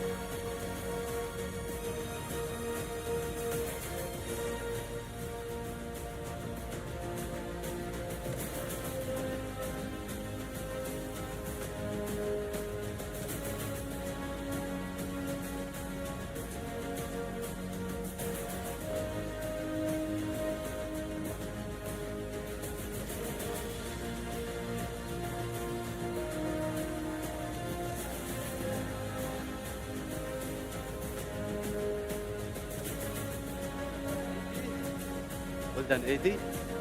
Good race. Tell me about the race. Thank you so much. I have it's good start, nice. He very well in the working.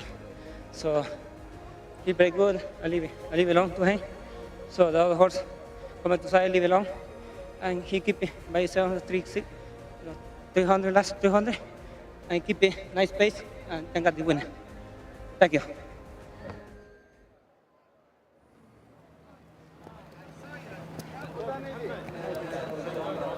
Well, our Jcsa just proving too strong for the rest, Tom, and a loss for you, I'm afraid.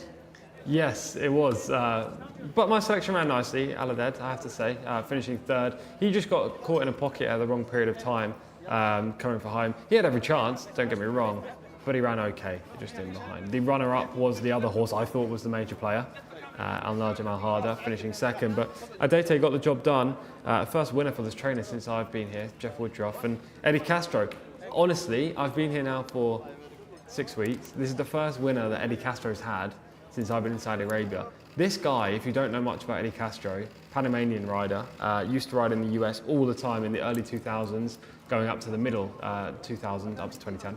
And he rode the Breeders' Cup mile winner in 2006. He had over 2,500 winners in the US, one of the leading riders of his time. I thought, in all seriousness, and I don't want to offend Eddie here, but I thought he was in his late 40s. He's only 38. Oh, wow.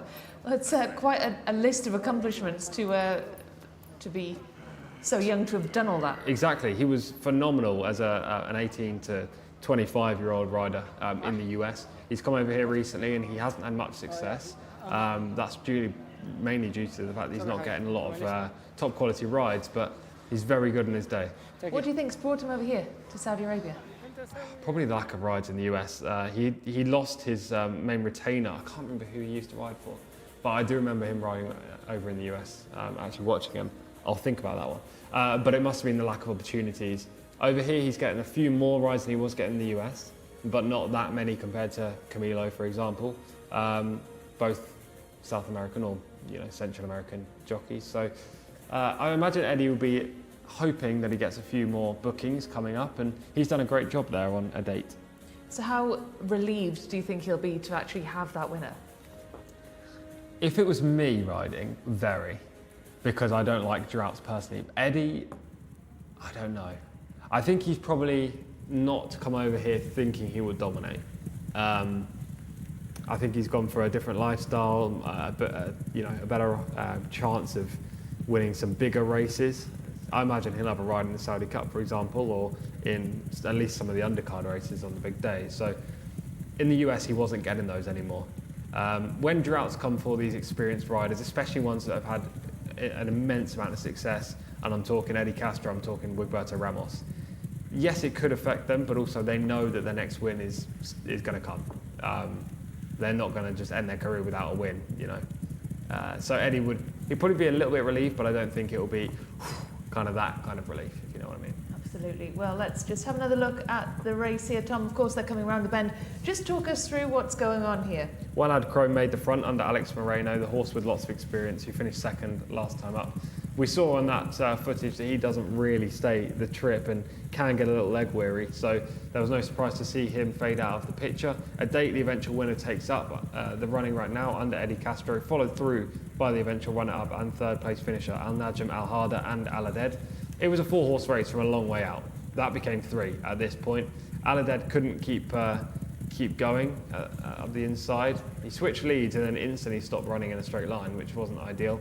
The runner-up ran a great debut, Al-Najm Al-Hada, for the white stable, just not good enough to pass this horse who had prior experience. He actually improved as a 2-year-old as well at date. First and second run, noticeable jump, so no surprise to see him take a big leap forward this season too. And you did say, Tom, before this race that it was going to be one of the lightly raced horses or else a totally unexposed horse that was going to get the win in this one. You were very, very confident that it would be Aladed who'd get the win. A good run from that horse nonetheless, but not the win. But it's Al-Hada in second, first time on the track. Jcsa, just 3 runs so far.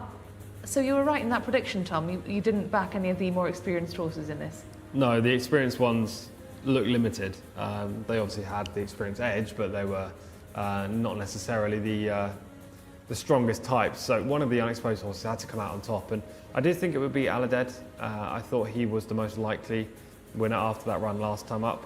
But take nothing away from the winner, there's no fluke about that performance from a 8. Broke nicely, moved to the front, early speed, tactical speed, kicked for home, never to be caught. Well, we heard from Eddie Castro on the interview there. He said he got into a good position early on, and time again, that's proved to be absolutely key on this track in Riyadh. We've got some comments on the YouTube section here, the comment section. Adil said that number 13 would win this race. Tom, your horse, Aladhead, we had somebody else who was very confident that that would be the winner as well, but wasn't to be that time. Someone else has asked how many winners Jimmy Jerkins has had since arriving in Saudi Arabia. Tom, you've confirmed to me that it's 10. So yes. Ed, to answer your question, Jimmy Jerkins has now saddled 10 winners since his arrival here in Saudi Arabia. So a pretty good start to life for Jimmy Jerkins over here. So this is just the section of the race, Tom, where they've just come off the bend.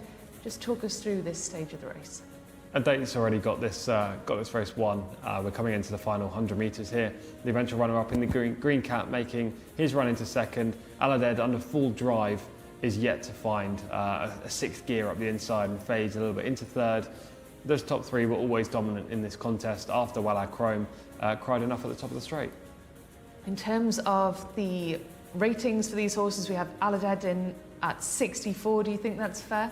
Probably a little bit better. Probably a mid-70s horse, if not even better than that. You know, these horses are raw. All of the first 3 home are raw, especially the runner-up who was making his debut. These horses are open to drastic improvement from one start to the next. He may have run to 64 last time, but this time was a big step forward. So I imagine he's a 70 horse at the very least. They could easily go down the handicap route. He's a 3-year-old, right? So yeah, so he could go into handicaps now. If he was a 2-year-old, he couldn't. So that looks like the best option for me, depending on what the handicapper does. If they wanted to tilt at Rainbows, they could go for a horses who won 0-1, or they could even go to an open race if it comes up weak. And the horse that was a runner-up this first time out on the track, so to finish second on debut, is not bad at all. Aljanim Al-Hada. What rating would you give this horse? Probably mid to high 60s. But again, these white stable horses are generally ready to go first time up. So I don't know how much improvement there is from that one. And the fact that Camilo Ospina wasn't on board suggested they didn't really expect him to win. Though they do sometimes share their rides around, Riyadh Al Tuwaish has done a good job for the white stable. Actually rode 2 winners for them yesterday. We spoke quite a lot before this race about Aladhead's need to drop down in trip. We saw him running over 2,000 metres. This was 1,600. Do you think that this was the right trip for him? I thought it was. I'm now not overly sure. Maybe 1,400. The thing is, he has tactical speed in the middle part of his race. That enables him to get into the promising position. Over 2,000, he quite clearly didn't stay. 1,600 today. It looked like he was labouring late on with 200 metres to run, so that would suggest that maybe they need to drop down again. But at the same time, if they drop down again, he may lose that tactical speed edge. So it might just be that he lacks the talent to win a race of this nature. But again, I think the first 2 home are relatively useful, so I don't want to take too much away from him. It was an encouraging performance on the whole from Aladhead, you think, over this trip? Yeah, I don't think it was bad at all. Well, there are still 3 more races to come, and these are the 3 that you're looking forward to seeing, Tom. 10, 11 and 12. As our commentator John Bland said a little earlier on, all of the good stuff is towards the end of the day, all the really exciting racing anyway. So we have 3 more still to go, a smaller field in the next one, sticking over this mile distance, local and imported fillies. We'll have a word with you later on, Tom, about the horses in that one. We'll also get our commentator John Blance's views. He's going to run through all the runners and riders for that one next. So still plenty more to come, and you're really looking forward to the next 3 races, Tom. I am. The next race is a little bit tricky. There are 3 or 4 horses that are proper standouts, but after that we've got a couple of nice races. The Jcsa award contest with 130,000 Saudi Riyal up for grabs, and then the final race, the Asia Cup, which offers 150,000 Saudi Riyal. So it's a couple of top quality events in the pipeline, and hopefully we can get a couple more winners. How many winners do you have, Tom? Just remind me. 5 so far. We got 7 yesterday from the 12 race card, so if I can match that, We need 2 more today from the final 3 races. You've got three opportunities to do it, Tom. The pressure is on. It is. We thrive under pressure though, Rebecca. Absolutely. Well, let's see if our commentator John Blance thrives under pressure. John. Well, I've done 16 years of marriage, Rebecca, so I probably do. Stabstrat is horse number 1 here. Camilo Ospina is aboard. Al Jude, Abdullah Al Khamis is horse number 2. Ya Azima, Mohammed Al Yami rides. That's horse number 3. Number 4 is Mokhtamar, Nawef Al Mudiani aboard. 5 is T&T, the man of Abdullah Al-Lawfi. Horse number 6 is Anze, Adil Al Faredi. Number 7 is Zain Al Zain, Rayan Al Toesh in those colours.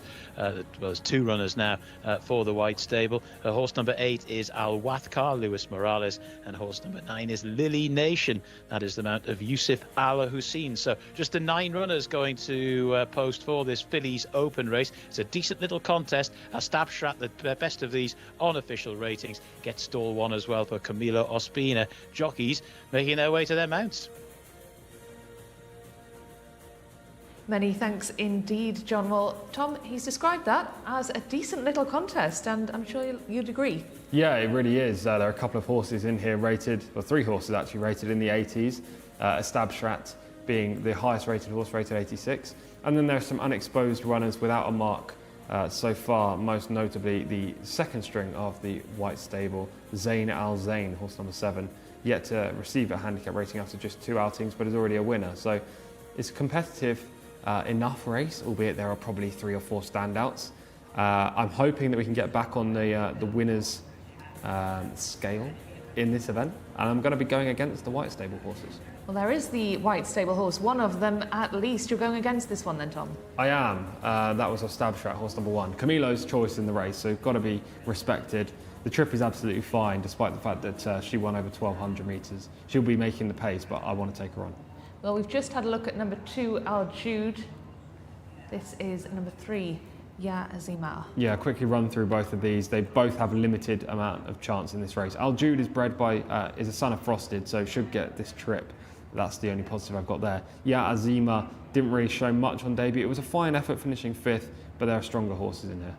Is Mokhtamar one of these stronger horses, Tom, number 4? Not overly, rated 69. Has some talent, but probably not enough to win. Well, T&T was here last week and is now back for more. Quick turnaround for a horse early in their career is not something I like to see. Number 6 is Anze. Won last time up. That was on the final day of Taif, meeting 54, rated 78. So on that basis, this horse doesn't have too much to find. Gets Adel Al Faredi. I don't know, not for me again. Zain Al Zain, you just touched on there, the other white stable horse. This horse finished 15th in the Taif Cup last time after making a winning debut as a 2-year-old. By Premium Tap, of course, is a lovely looker as a result of that. Surprised that Camilo's chosen the Stabstrat, but that one's more proven. Luis Morales takes the mount on Al Wathkar. This is the horse I like in the race. Daughter of Bandini, finished 3rd in the Taif Cup after winning over 1,200 metres on debut. Steps up again in trip. I think that could suit Luis Morales. Yet to ride a winner today, but had 3 yesterday. And finally, it's Lily Nation, horse number 9.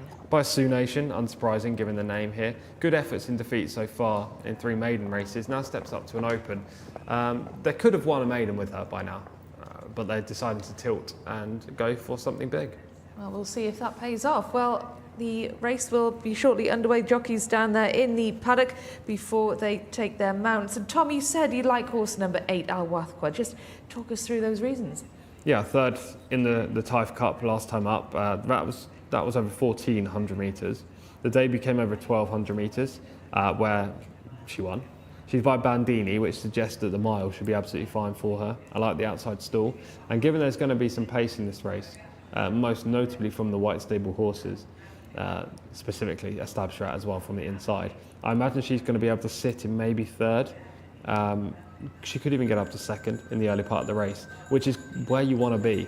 You know, you can kick off the bend, you won't be on the rail, and Luis Morales is a rider who knows this track better than anyone. Really, you know, he's had 6 winners, I believe, so far since the switch to Riyadh from Taif, which was just last week.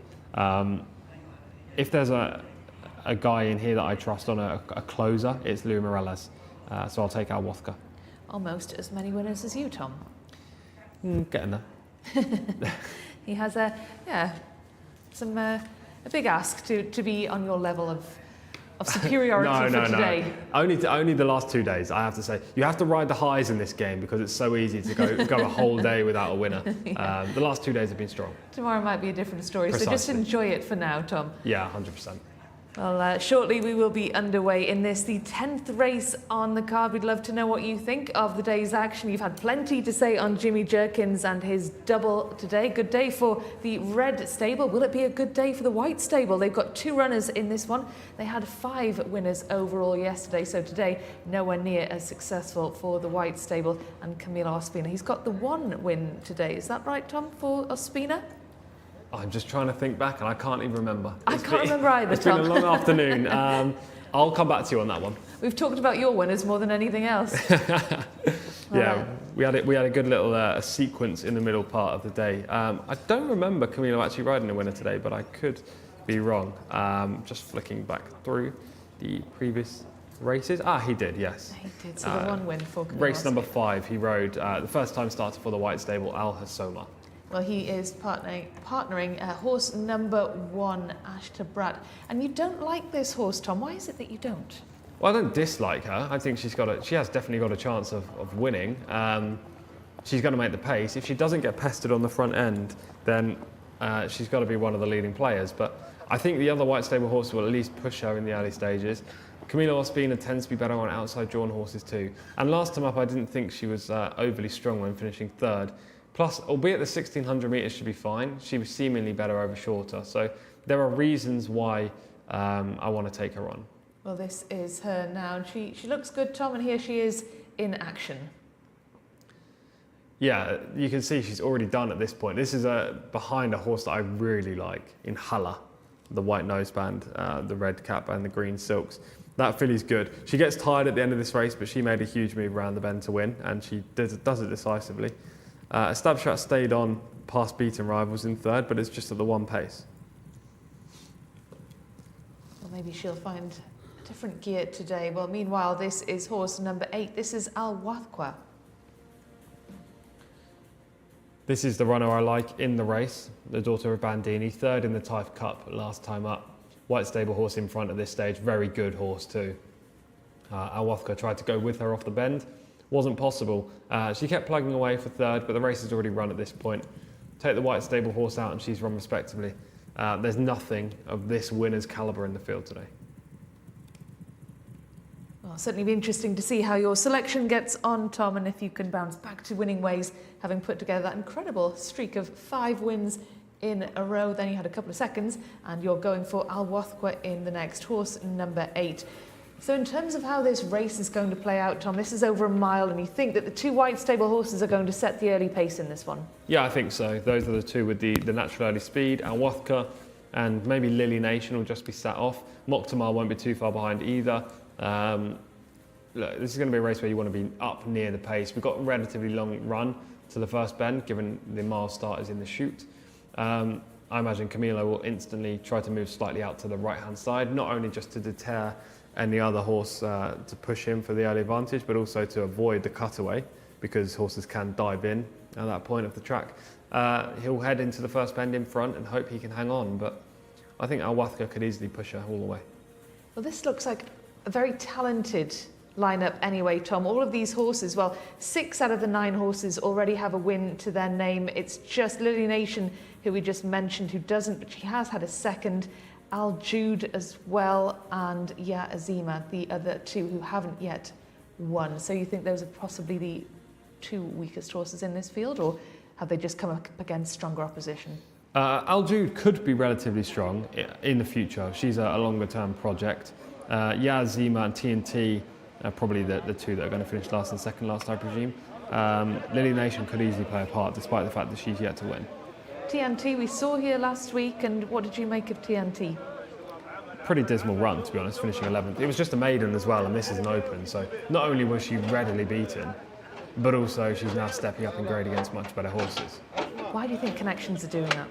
It's bemusing, I don't know. Sometimes it's due to the fact that there isn't a suitable race for that horse to run in the next couple of weeks, so they decided to get the horse out now, gaining experience, and could even run into maybe 5th and get 4,500 Saudi Riyal. Otherwise, I don't know, because this is not a winnable spot for her. TNT horse number 5, who we just saw there in shot. There she is, TNT. Dismal, in Tom's words, which is pretty harsh maybe, Tom, but we'll see how TNT gets on today. She's taking on 8 others in this race, over 1 mile, local and imported fillies in this one. Horses are making their way to post, almost ready to begin. The third last of the races today, 12 in all. There's always plenty of action here in Riyadh, isn't there, Tom? So much racing to get through, a lot of action to get stuck into.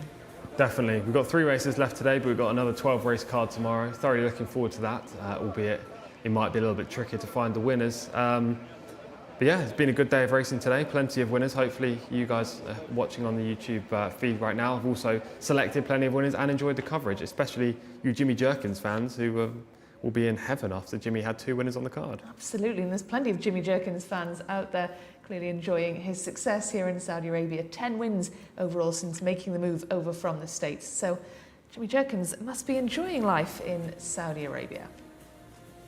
Of course, Tom, you mentioned we've got another 10 races tomorrow, and then it's the Breeders' Cup, which you will be looking forward to. So there's a lot of racing tomorrow as well, not just here, but a big one across the other side of the world as well. Yeah, but it's also tonight as well, the Breeders' Cup. It only starts in approximately 4.5 hours from now.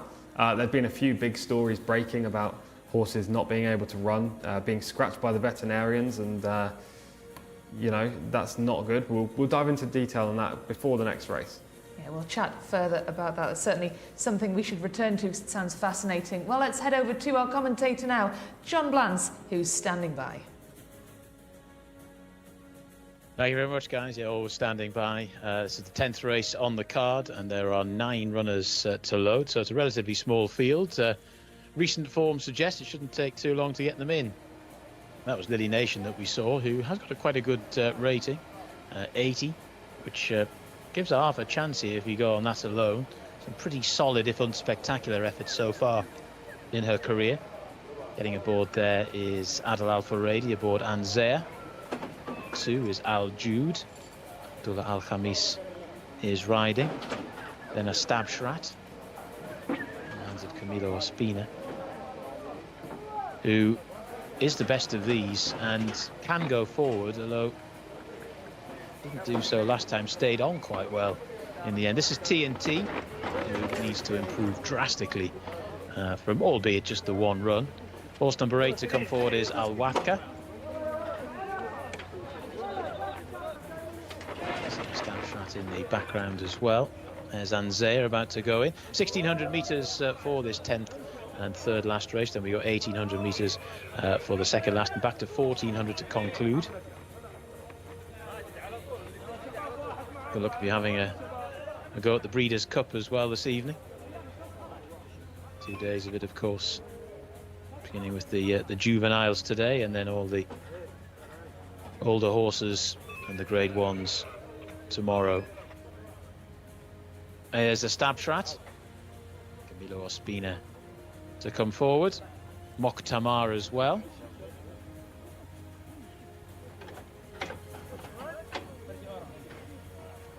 They're ready. All present and correct for the 10th on the card. They're off and racing.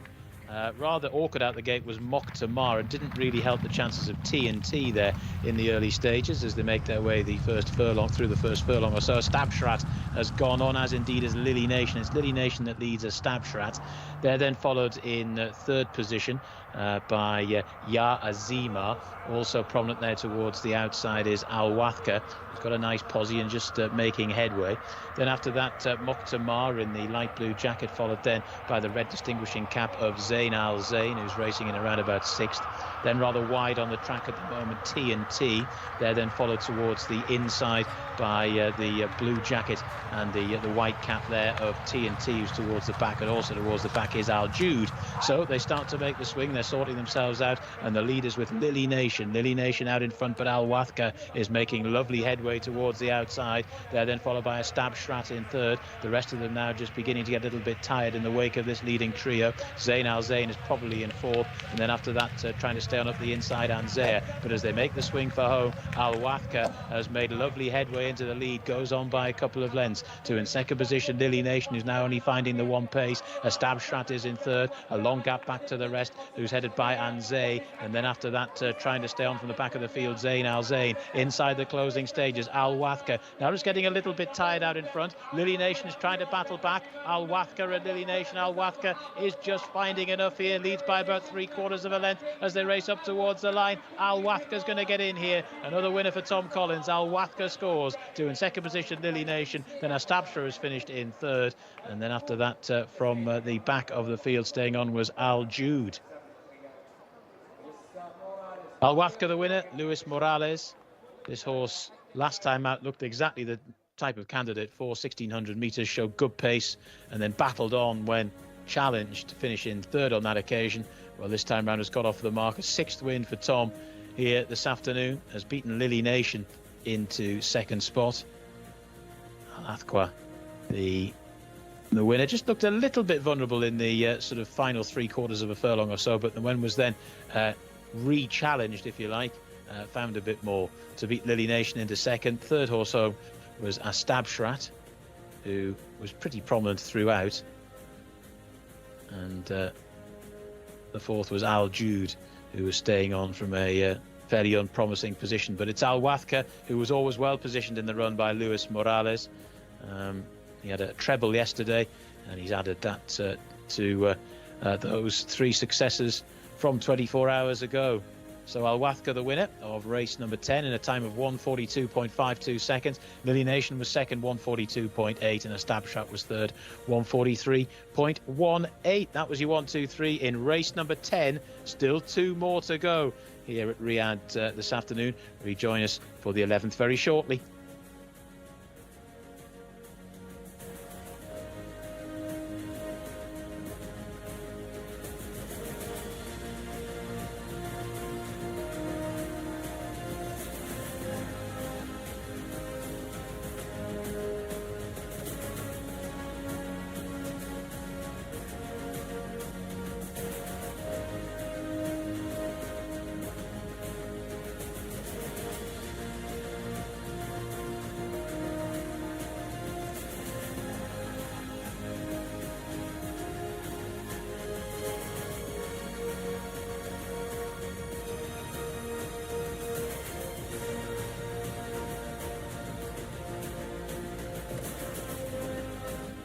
About the race, Luis. Well, the race was confused a little bit for me because this filly have a lot of speed, and today she didn't show me, her abilities. But I control her in the first 4 furlongs, and then from 800 I started to come in step by step, and she responds well, but at the end she was like pitting a little bit, tired, getting tired. But alhamdulillah, the wild was there. Thank you.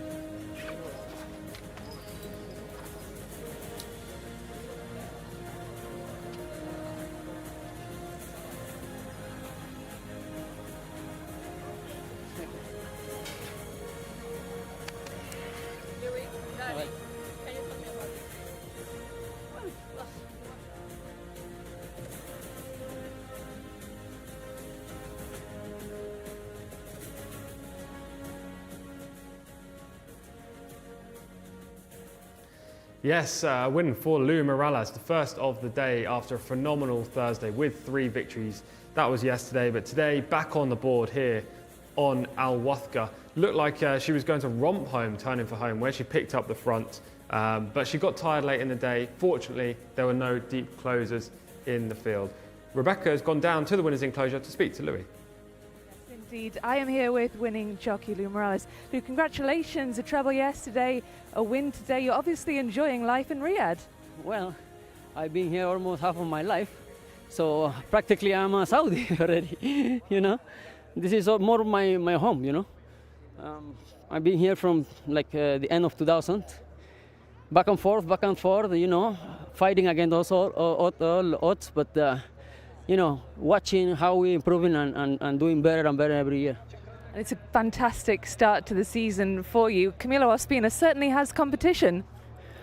Well, honestly, I've been really well this season, because last season I got injured and then I came very slow. But this year, God pleased me with a couple of winners in Taif and also now here. So I'm glad for that, you know. But, you know, King Abdullah stable, mashallah, tabarakallah, is tough, you know. I have to be realistic.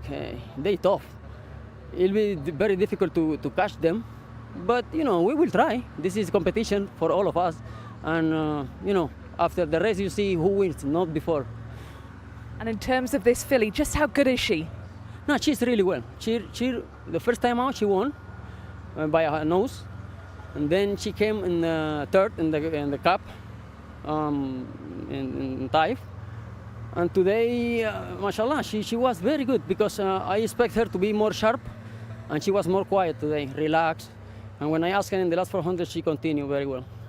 And what do you think of the trip? Do you think she needs less? No, not really. She can run the mile, easy. But I was concerning about the, you know, the layoff. That's it. But she did really good. It's really good. I like it. And you've moved above Naif Al-Anazi in the jockey standings. What do you make of that? Well, I thank God for the opportunity, because, as I told you, I'm been doing really good in the last 3 weeks. So I just try to keep going, you know, keep myself in shape and doing the best. Fantastic. Thank you. I appreciate that.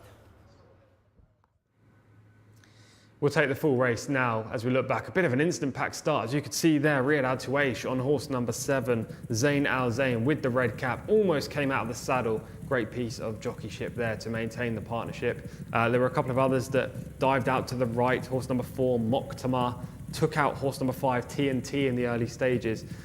And the other surprise was that Camilo Ospina didn't manage to get to the front initially on Astabshrat, the horse in the green cap, just in behind in second at this point. It was Lily Nation who set the pace, with the eventual winner, Al Wathqa, wide on the track there in the big blue noseband, followed by Camilo Ospina on Astabshrat. Those 3 now burst clear of the remainder of the pack. The other white stable horse in 4th, Zain Al Zain. And already you can see Camilo Ospina on the horse in 3rd, Astabshrat, just asking for a little bit more as the front 2 draw clear. Lou Morales, meanwhile, on the winner, just sitting nice and pretty on the outside, knowing that this filly has a lot of natural speed. He's just asking her there to switch leads, just move towards the inside. He felt that she was hanging a little bit, but once he did that little reminder down the neck, she instantly picked up. And at this point, it's called a distance. It looks like she's going to go miles clear. Lou Morales gives her one reminder right about now, and when he does, she switches leads instantly. Good professionalism from this filly. Unfortunately, from then on, she wasn't able to re-find her top speed, but fortunately, again for her, no closers were coming from behind in this race. Astabshrat was galloping on at the 1 speed down the outside. Lily Nation, the front runner, again tired on the inside but continuing to run at the pace. The only horse that made any kind of inroads was in the yellow and the black silks. That was Al Jude, the 2nd-time starter, the daughter of Frosted, who eventually finished 4th. A good race, a good victory, yet another one for Luis Morales. 3rd in the Taif Cup last time. She had the best form coming into the race. Fortunately, it was a 6th winner on the card for the studio as well, so happy to tally that one up. And we move on to a couple of great races to end the card. Look at this Riyadh Tuaish, red cap, 1 foot in the irons, the other foot out. amazing piece of horsemanship there to keep the partnership intact between the two. And albeit that filly didn't play any part in the finish whatsoever, the fact that she was able to complete the course is just down to his professionalism. We just see the brilliant between the tree shot right now. You can see Lily Nation and Al Wathka, the two horses going head to head for the early advantage. Even now, still duelling, going quite hard up front. Camilo just in behind, asking for more from a Stabstrat, and she's not really answering his questions. Louis looking to switch leads just about now. You can see shifting his weight to the inside. You can see that front leg foot being put down first. When the reminder comes just about now, she switches and puts the front left down. This is exactly what you want to see off the home turn. Just about now, switch immediately. There you go, left leg front, down in front. That shows great professionalism. She goes up through the gears, but the tiredness was settling in at this stage, so she wasn't able to quicken as Louis thought she would. But in the interview that Rebecca just conducted with the rider, he said the distance was fine, more the layoff that was concerned. So albeit he may have felt that this filly wasn't 100% fit coming in today after a few weeks off the track, he thought she stayed the 1600 metres okay, which suggests that he's willing the connections to use this kind of scheduling, the vast programme for milers throughout the whole campaign at Riyadh. Well, throughout the whole campaign at Riyadh, Tom, I think that, you know, there is one clear winner so far, and that's you. You've had a fantastic campaign so far. How many winners now? Yeah, we're going strong. 6 winners today, 7 yesterday, so 13 out of a total of 21 races. Pretty strong. Absolutely. 13, unlucky for some, but not if you're Tom Collins. Those you just can't stop winning at the minute, it seems. We still have 2 more races still to come here on the card, and it's all the good stuff that's being saved till last. We've got race number 11, the penultimate race still to come, and that's certainly one that John Blantz, our commentator, is looking forward to, as well as you, Tom. The stepping up in trip over 1,800 metres, Saudi-bred fillies and colts. We have a smaller field in this one than some of the others. Yeah, we do. We've had a couple of non-runners. Horse number 5, Jan Tahid, is out of this race. Horse number 11, Rawaja, also out. So, smaller field, but it's a big prize fund with 130,000 Saudi Riyal, as Rebecca there, just walking through shot after conducting one of her lovely interviews today. All I could see there was pen on my forehead. This leaky pen has got everywhere. It's a disaster. It's on our desk, it's on my hands, it's on my head, so it's not a good look. Anyway, let's head over to John Blantz, who's going to run us through all the horses on the next card, race number 11. Yeah, many thanks, Rebecca. Just a smallish field here. The 8 got a post in the end. Oh, sorry, the 8 got a post. 9 got a post in the end, so I'll get that right in the end. Number 1 is Hafi, the mount of Mohammed Al Daham. Number 2 is Kalalat Delmon, Ayad Al Turisi. Horse number 3 is Wakida, Mohammed Al Shurima. Number 4 is Ujo Anaya, Tariq Al Mansour. Horse number 5 is a non-runner. Number 6 is Al Fakir, Rayan Al Tuaish. Number 7 is Iela Doro, Camilo Ospina, who's coming down having mixed it in some very high-level contests. Horse number 8 is Moslat, Abdullah Al Khamis. Horse number 9 is Yazdad Haybar, and that's the mount of Khalid Al Mimoni. And horse number 10 is Moetta, that mount of Abdullah Al Lawfi. So those are the runners here for the penultimate race on the card, and that was what they were running for as well, the trophy, the Jcsa award from the Equestrian Club. So they're making their way into the parade ring, and we can get back to the guys in the studio. Very many thanks indeed, John. Well, the runners are already out there in the paddock, so let's get your thoughts on them, Tom. This is horse number 1, Hafi. Rated just 68, not classy enough to win. Is a one-time winner already, but this is really a stiff task for her. What about horse number 2, Kalalat Dalman? Is it a stiff task for number 2? Yes, 1 from 18 as well. Handicap prospect, rated just 73. They're looking to get a bigger prize, but doesn't look likely in this group. Wakeda is number 3. 7th in the Taif Cup, finished 4 places behind that last winner, Al Wathka. Could play a big part in this race, but last time up was pretty disappointing, finishing 7th. Horse number 4, who we'll be seeing very shortly, Ujawayinaja. If I pronounce that right, I don't think I have at all, Tom. I'm going to leave that one up to you. Urjawania. Yeah, this horse was seen in Taif regularly and was the bane of the presenter's life there as well. This filly, probably not today for her, just rated 60. Well, that is horse number 4. We're yet to see her in shot. We're still looking at horse number 3. There she is. Horse number 4, very much up on her toes, Tom. Yes, she is. She's a bit frisky in the parade ring right now. She lacks the quality to win, and she's not in her coat, so there are plenty of negatives for her.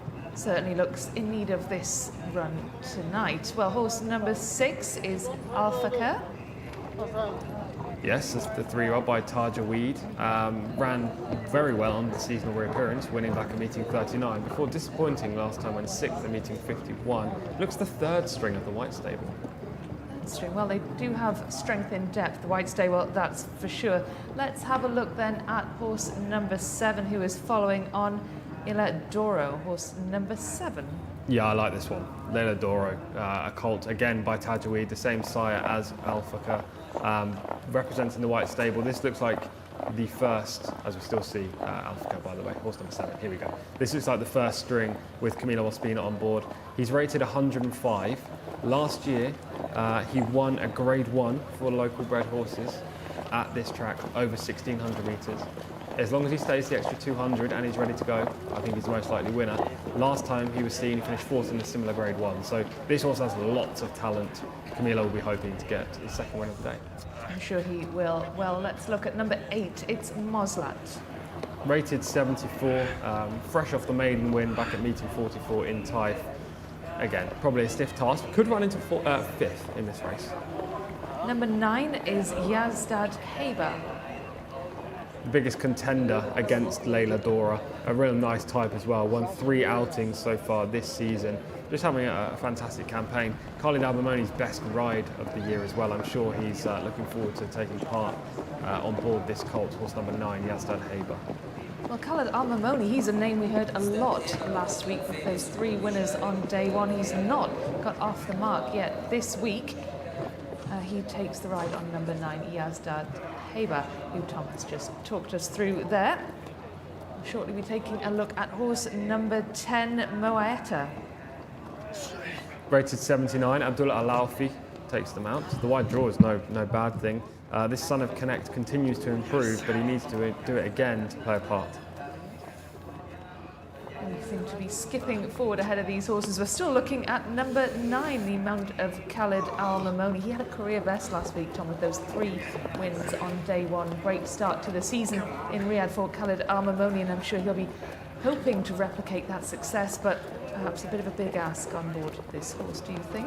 Not necessarily. I think this horse could easily win. Not my selection in the race, but I think he's the second most likely to get the job done. A mark of 100 suggests in any normal Jcsa award contest like this, Yazdad Haber would be probably the most logical winner, but it's just unfortunate for his connections that he's bumping into a good sort in Leila Dora. Those 2, I believe, will battle it out. Well, let's see. Certainly going to be an interesting contest in that case. Number 10, we've just had a look at Moaeta. Yes, this horse, as I say, continues to improve. Rated 79, it's only going to progress further from here. But right now in his career, he's still young, he's still raw, and now he faces 2 very good colts. So he's going to have to produce a clear career best. Number 11, we will hopefully see shortly. Well, number 11 is a non-runner. Apologies, we will not be seeing number 11.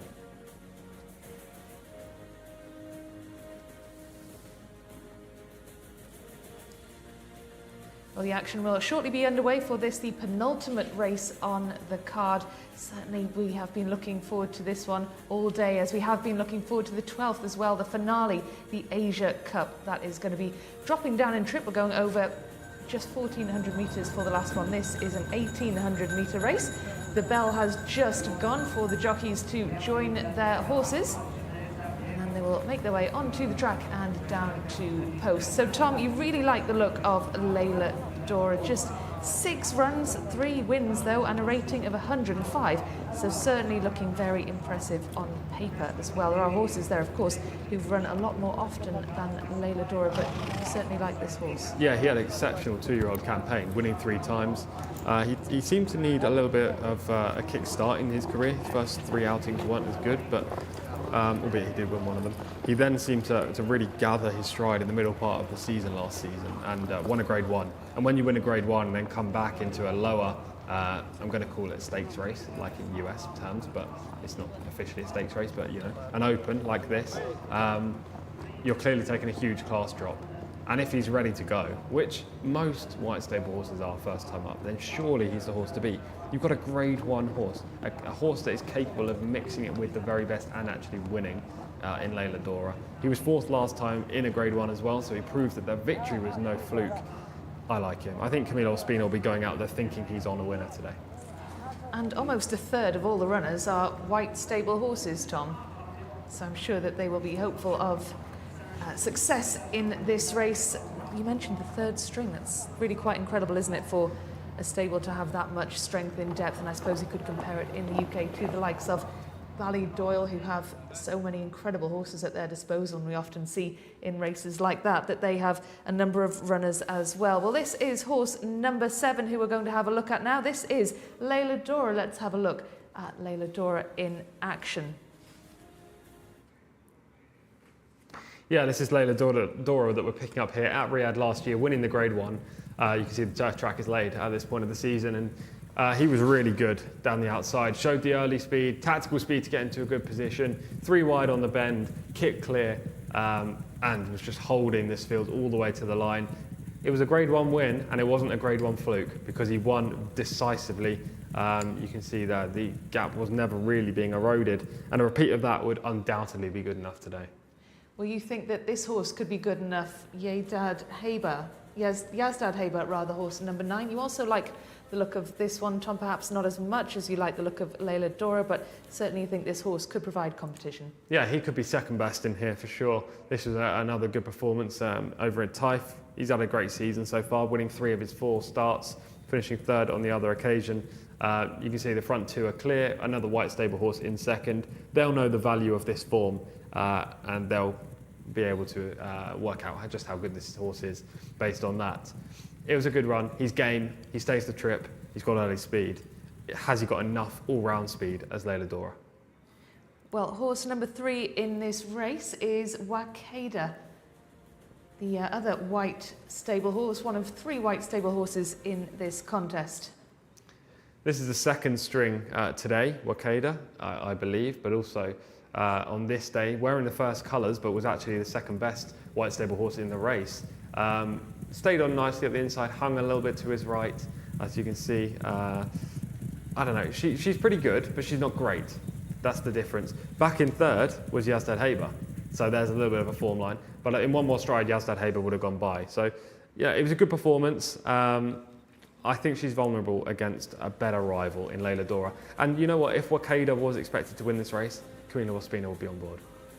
Well, Camilo Ospina with that fantastic day yesterday, 4 winners in all, just the 1 today, so not quite as successful today, but nevertheless pretty good day, and he has a good chance in this one as well. Tom, you are pretty confident that he'll get his 2nd win of the day on board Leila Dora in this.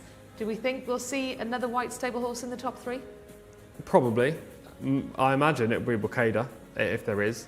I think Alfaka needs to improve a great deal to feature at the business end here, but Wakeda has the form line that ties in nicely with Yazdad Haber. Those 2 are the biggest dangers if Leila Dora doesn't show up today. I imagine this colt will be ready to run, at least to this level. You know, he won't need to be anywhere near 100% to win this. So I'm predicting Camilo will go straight to the front, or at least sit prominent on him, and from there he'll prove hard to beat. And yes, we're talking about Camilo only having 1 winner today, but he's got this ride, who's got a great chance. And in the last race, the feature, the Asia Cup, he's also got a Farsa, who's got a brilliant chance of winning. So 1 so far for Camilo.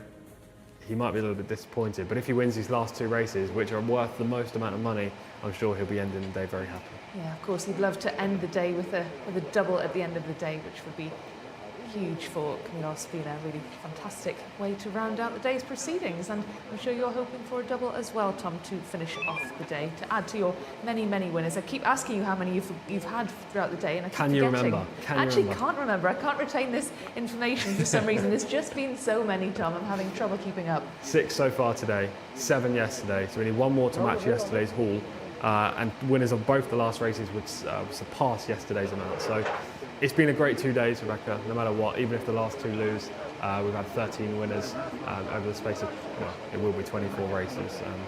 Yeah, looking forward to this though. Hopefully Leila Doro continues the run. Well, let's head over to our commentator now, John Blands. John, Tom has talked up Leila Dora. We'd love to know what you think. Yeah, I don't want to get to the point where Tom's had so many winners that I put him off. But yeah, I mean, if Leila Doro can even run to 90% of what he did last season, bearing in mind some of the races that he was competing in, then there really shouldn't be any problems at all. But there is the issue of fitness, etc., etc. Yazdad Haybar's got the kind of run style that probably go quite well here. Generally speaking, goes quite prominently, does stay a little bit further as well, so should get a nice posse. And then after that, we'll hopefully have enough in hand to at least get to the line pretty well. But anyway, the horses are making their way behind the starting stalls, and it won't be too much longer before they are sent on their way. There's the red colours there of Moetta, who's representing Prince Faisal bin Khaled bin Aziz. Abdullah Al-Lawfi is aboard today. There's one more to come after this afternoon. And it's been another very enjoyable afternoon's racing. We certainly give you your money's worth here at Riyadh for these meetings. Nice slow-mo shots as well. There's Moslat in shot. And there's horse number 4, Urjawanaya.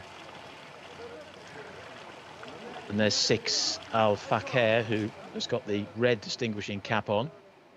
And the green first colours cap for Wakeda. So Leila Doro is in the yellow cap.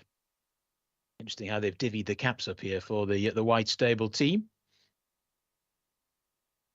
There's Hafi behind the starting stalls.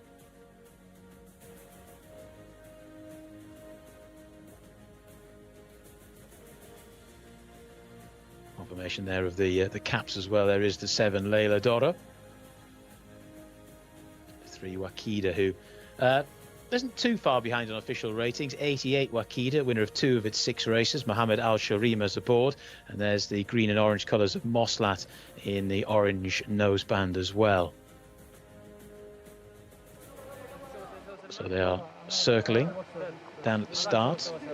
Yazdad Haber just went in and out of shot. There's Kalahat Delmon, just 1 win from 18 starts. So this would be a massive shock if this one could win. Kalahat Delmon goes in.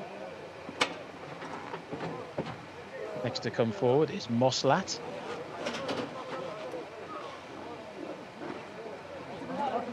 And then we have Hafi. Just before Hafi goes in, Urjawanaya, who's been very consistent, albeit at a lower level. There's Hafi to go in. First run for a little while. There's Urjawanaya going in. There you can see the 6, which is Al Fakir. Nearest to as Hafi goes in to stall number 1.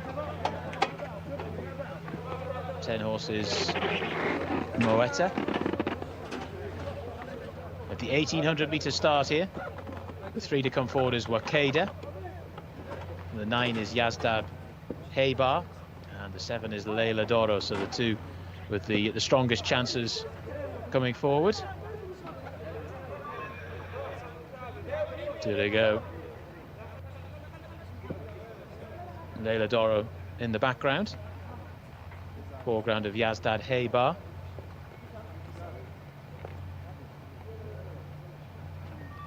Yazdad Haybar goes in.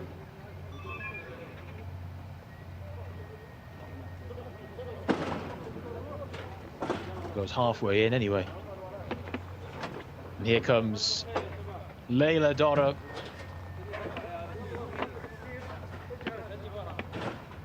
They're ready. And they're off and racing.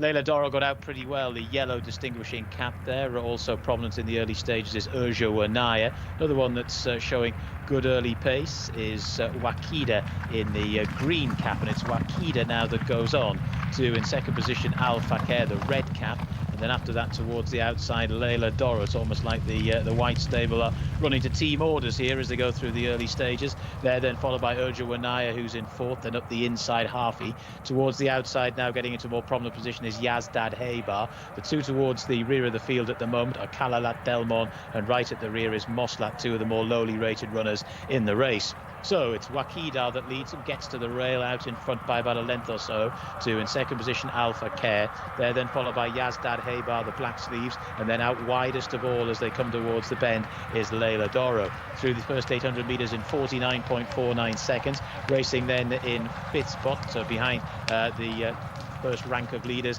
is Harfi, who's now just being ridden along. Red colour's getting a little bit closer, Moetta, but there's plenty to do from there. Starting to make the turn for home now, and still going strongly out in front is Alpha Care, but here comes Leila Doro on the outside, still travelling very strongly in between the pair, Yazdad Haybar. They're well on from the rest, headed by Harfi. They're swinging for home now though, and it's Leila Doro with all this back class who goes on, sweeps into the lead. Leila Doro to Alpha Care in second, then in third spot Yazdad Haybar, now trying to stay on from the back of the field is Harfi, but it's Leila Doro that leads them now by about a length or so. Leila Doro by 2 goes on well inside the final furlong to in second position, battling on well Alpha Care. Nothing much now from Harfi, and racing up towards the line, Leila Doro has got this lot on their knees this evening. Leila Doro, the easy winner, goes on to score. To in second position it was Wakeda who boxed on for that, and then after that in third was Harfi, who stayed on very well, and the fourth horse home was Yazdad Haybar.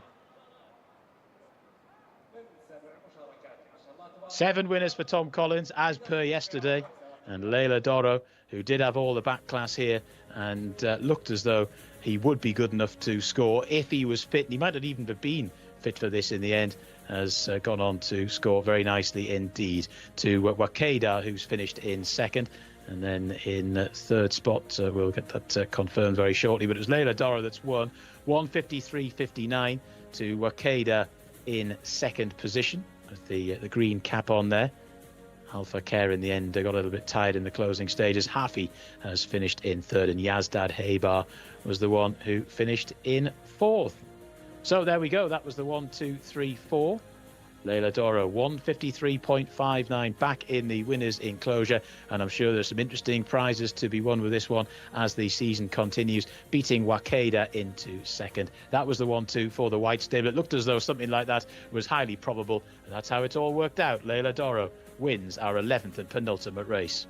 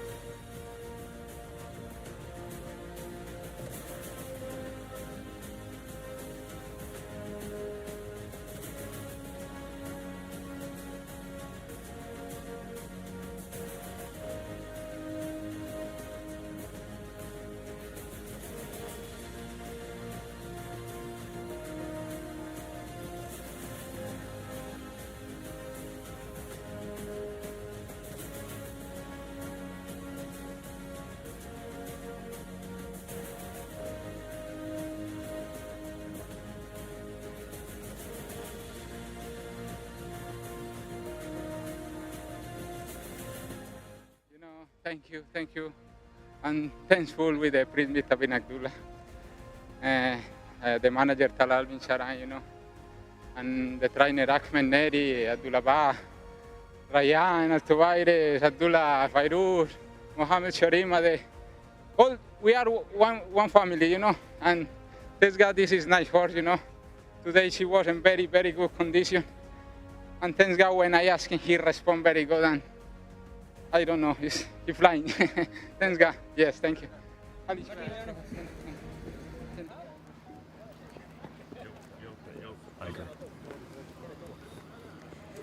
Well, Layla Dora was the easy winner there, Tom, of the Jcsa award, and that is the prize that was on offer. An easy win and another win for you, Tom. Yeah, we're flying. We really are. So is Camilo.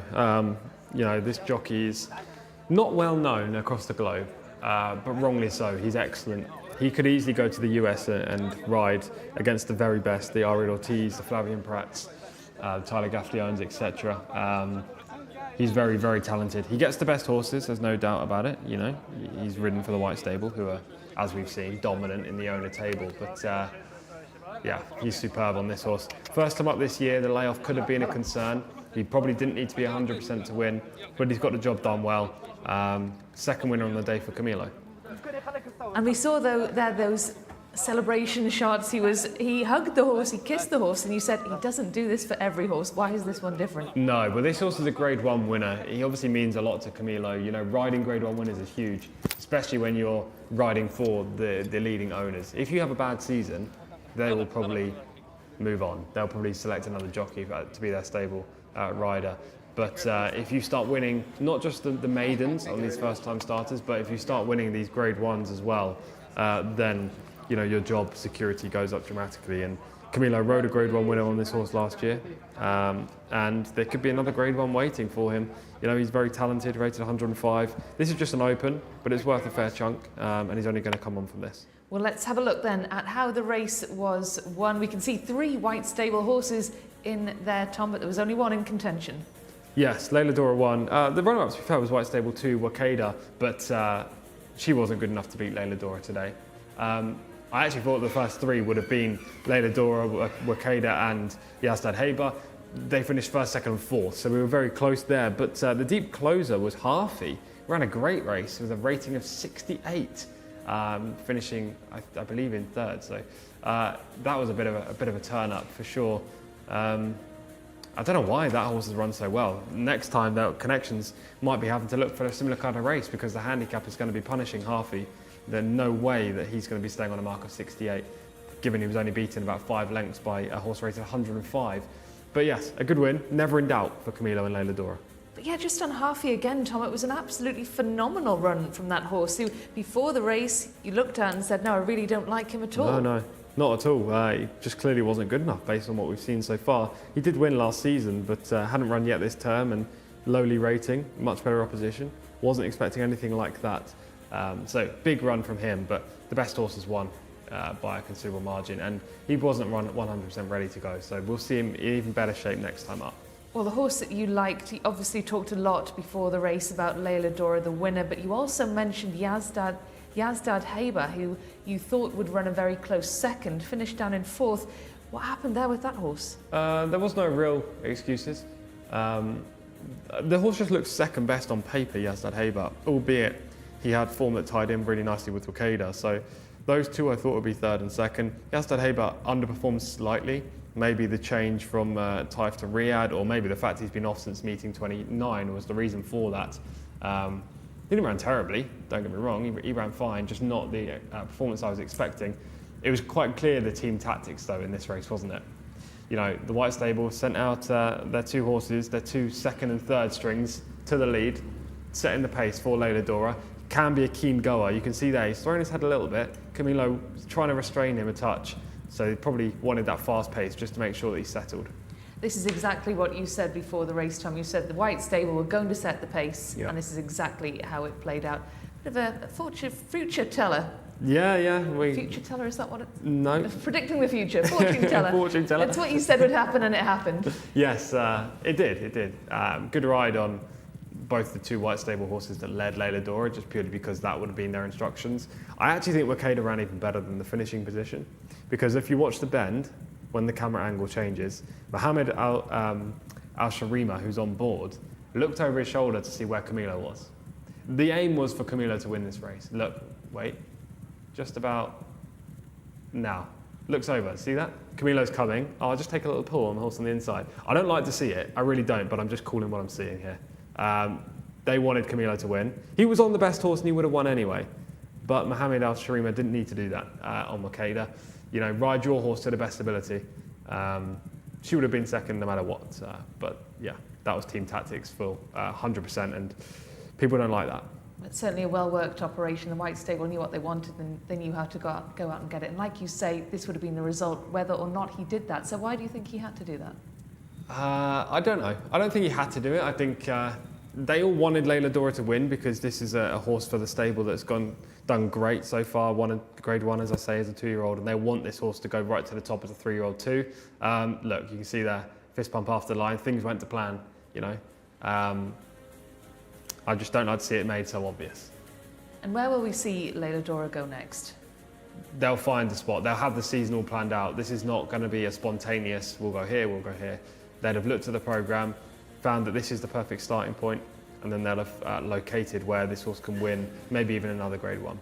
In terms of where this horse might rate in terms of the overall White Stable roster? When it comes to local breds, right at the top, I think. Maybe not number 1, but definitely in the top 5 or 10 that they've got.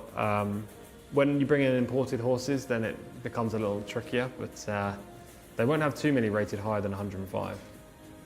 It certainly was an impressive run. Very easy winner indeed, Layla Dora. Please let us know on YouTube what you think of this result, what you make of this race with the White Stable 1, 2 and Halfie running an incredible race in third, defying that 68 rating to finish in very good company behind Layla Dora and Wakeda. Very impressive indeed from Halfie. And let us know what you think. The YouTube comments have got a little bit quiet since Jimmy Jerkin's last runner was in action, but do let us know what you think of the day's racing. We still have the feature race to come, the 12th race on our card here in Riyadh. This was a very good race, and the next one promises much more of the same. A lot more to look forward to, Tom, as ever here in Riyadh. We're just watching the replays of this race, the Jcsa award, which was won by a very good horse in Layla Dora, rated 105. Probably one of the better horses we've seen all day, Tom. Oh, absolutely, the best. Definitely the best horse we've seen all day, and we will see. We have got the Asia Cup coming up, which is a good race and actually worth more money. But it's not got a horse of Layla Dora's quality in it. There are some good fillies in there, that's for sure, but if they ran against him, they would all lose. Well, filly finished in second, Wakeda, and you know, obviously these horses, part of the same stable, presumably they are out in the mornings together and are trained together, but obviously Connections knew the order in which they wanted them to finish, and here is what they were racing for the Jcsa award. The White Stable certainly no strangers to picking up this kind of award.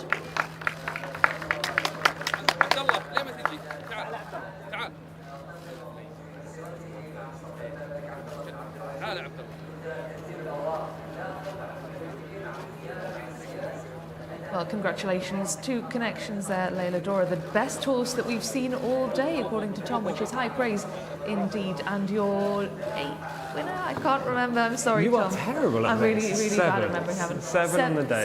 Seven. Very impressive indeed. Will it be 8? We've got one more chance now to surpass yesterday's impressive number. We'll get another one in the next race, Tom. Are you feeling confident? Yeah, why not? Confidence is at an all-time high after what's happened the last 2 days. You know, we've got 14 winners from 23 races, so that's quite a good strike rate. My maths yesterday when I tried to do a strike rate, a very easy one, went to pot because I said 75% when it was 66. So I'm not going to work it out, but we're going pretty strong so far, and hopefully we can end on a high. Yeah, that was really embarrassing when you tried to work out the percentage. Almost as embarrassing as saying 8 winners and 6 winners when it's always been 7. Oh, well, look, at least I'm giving you one more winner than you've actually had, which is very nice indeed. Maybe you're the fortune teller. Oh, maybe, Tom, maybe you will get that 8th in the next race. The final race on the card, the Asia Cup, which is certainly one we're looking forward to. And we can see here in the Jcsa award race, the 11th race, those 2 White Stable horses working together, coming around the bend. The 2 jockeys know exactly how they wanted this race to play out. And this is around the bend, Tom, is where we see, really, this is where races are won and lost. Yeah, precisely. The race is already done at this point. I actually think the runner-up, by the way, we've focused a lot on the winner and a lot on the 3rd place horse who completely outran the rating. But the runner-up is pretty smart too. It could easily be a 100 rated filly in time. They will run her against fillies, maybe next time, hopefully when I'm back here in Saudi Arabia. And when they do, she'll probably win. Well, let's go to John Blantz now to get all the runners and riders from the very last race of the day. Over to you, John. Many thanks. Yes, we've come this far maybe you'll want to go that little bit further. To quote the Shawshank Redemption for the Asia Cup, Dolma is the first here. Ayad Al Turisi is aboard. Lama Al Zulfi is second there, horse number 2. Latin, horse number 3. Tariq Al Mansour. I'd like to say my favourite subject at school, but it wasn't. Amtarad is horse number 4. That's the mount of Jimmy Carrion. Number 5 is Lajal Thati, Abdullah Al Lorfi. Horse number 6 is Al Shoraya. That's the mount of Yusuf Al Hussein. Number 7 is Najmat Al Mahafil, Khalid Al Mimoni.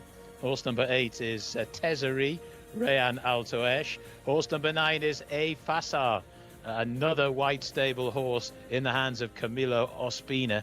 Horse number 10 is Marur, that's in the hands of Ali Al Mimoni.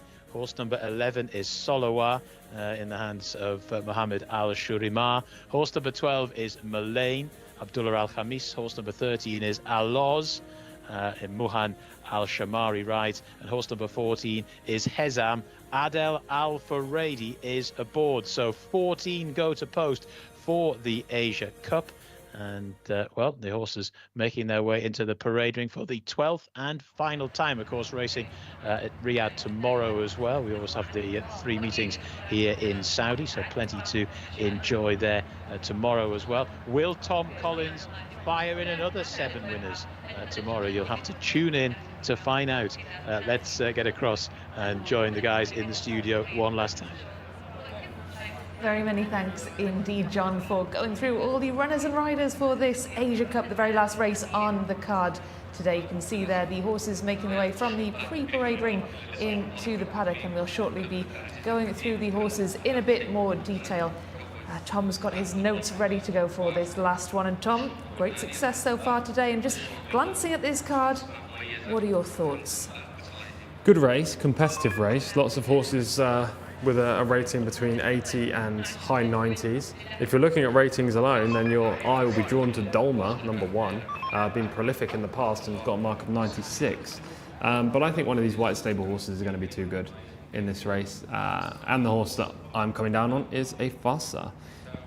Well, you said the white stable horse is just too good. We can see the white stable jockeys there. Camilo Ospina in the red cap, fresh from a win in the penultimate race, and he must be feeling confident in this one, Tom. Yeah, I imagine so. I liked how all the white stable jockeys there just switch caps, so now we've got to remember what horse is which. I think Camilo was wearing the red cap there, so if you like a Fasa, you look for the red cap. I imagine Salowa, horse number 11, is in the yellow cap, and horse number 8, Tesserae, will be in the green cap.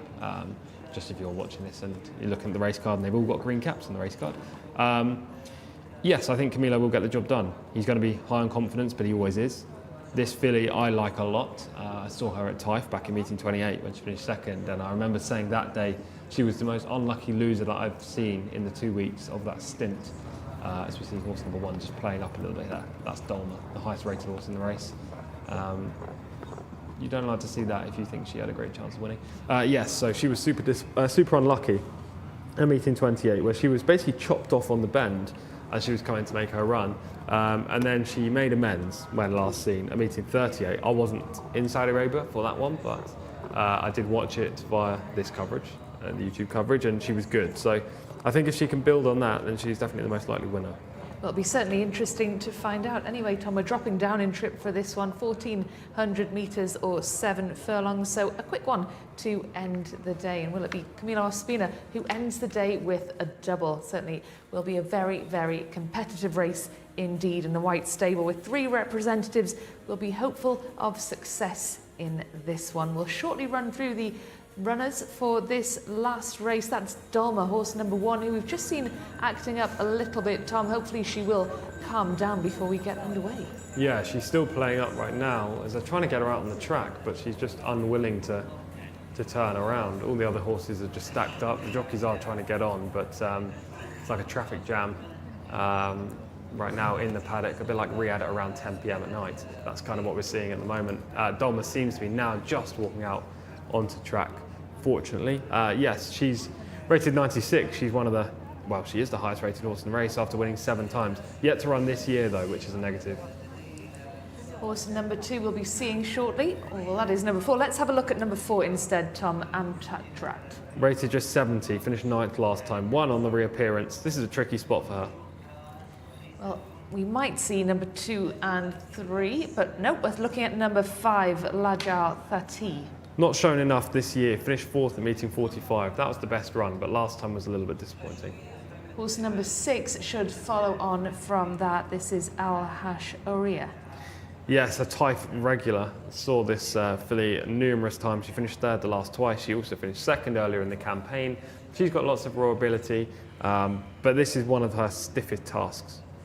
Well, half of the runners seem to be already out on the track. Half are still in the paddock, all quite spread around. A bit of traffic caused there by Dolma, backed up all the rest of the runners, caused a slight delay in getting through the runners and riders here. That's horse number 8, Tom, Tessari. Looks the 3rd string of the white stable in this race, but not as obviously the 3rd string as in the last contest, where that horse was completely in over her head. This filly has a good chance on form. She seems to be improving, but again, she's rated 82 and there are horses rated 90s in here. Let's look at horse number 9. Well, we're actually looking at number 10 there, but let's talk about number 9, Afasa. This was the filly I like in the race. She's going to be my selection, hopefully the 8th winning selection on the card.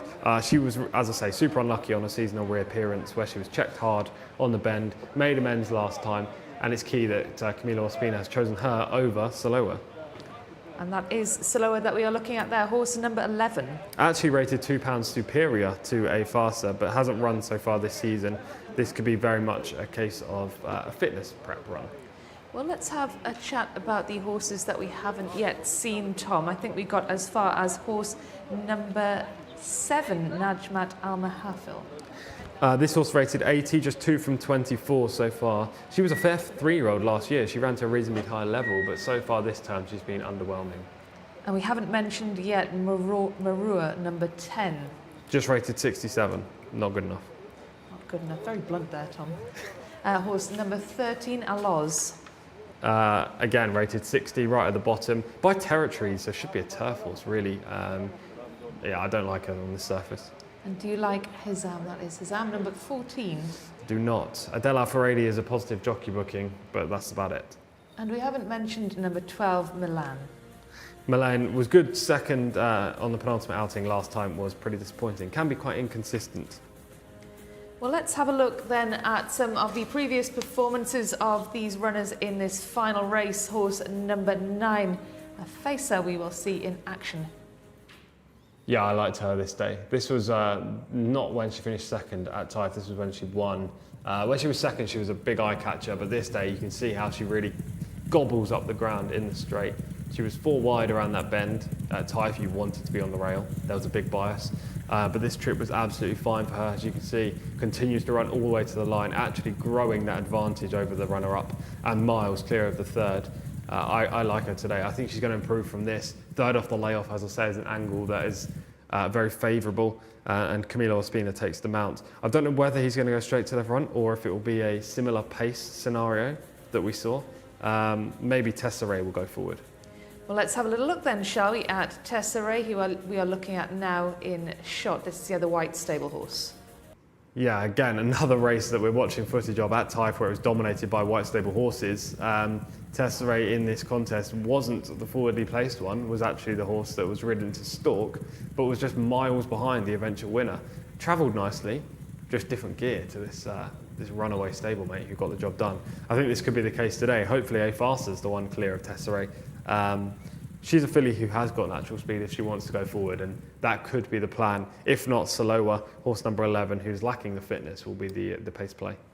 And Dolma, horse number 1, Tom, the highest rated horse in the race, but misbehaving a little bit in the prelims. Yeah, and coming off a long layoff. This was Riyadh last year where she travelled really well in behind.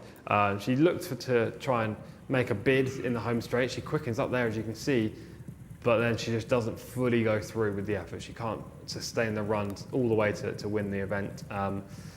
She's good enough to win based on ratings, but she's a 7-year-old against lightly raced 4-year-olds. She's probably already reached her peak and maybe even declining. And for that reason, I need to take one of the 4-year-olds, and Afasa is to stand out for me. Well, thank you very much, Tom. You're going for the White Stable. 1 and 2, is it, Tom? 1 and 2 for the White Stable? Yeah, probably. But I'll just stick with the win for this one. I want to get the tally up to 8 for the day, and Efasa looks the main winner of this race. And Camilo Ospina, of course, has got 2 wins already on the board, and I'm sure he would love to get the double to finish off the day's action. Well, horses are already down to post, so it looks as though we will be getting underway very shortly. So let's go to our commentator, John Blance.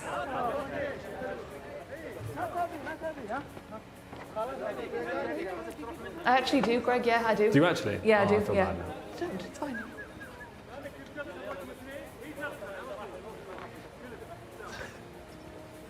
I do have a thing.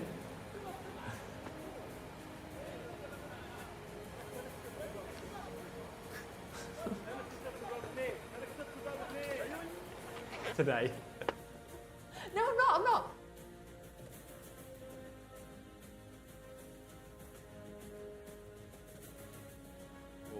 And we've got the yellow cap for Salowar as well. So the caps, the white stable, keeping us on our toes as well. Again, there's Mullane in shot. Abdullah Al-Khamis aboard that one. There is Camilo. Hope Her Majesty's not watching. There's Camilo aboard Efasa, who has won 3 from 12.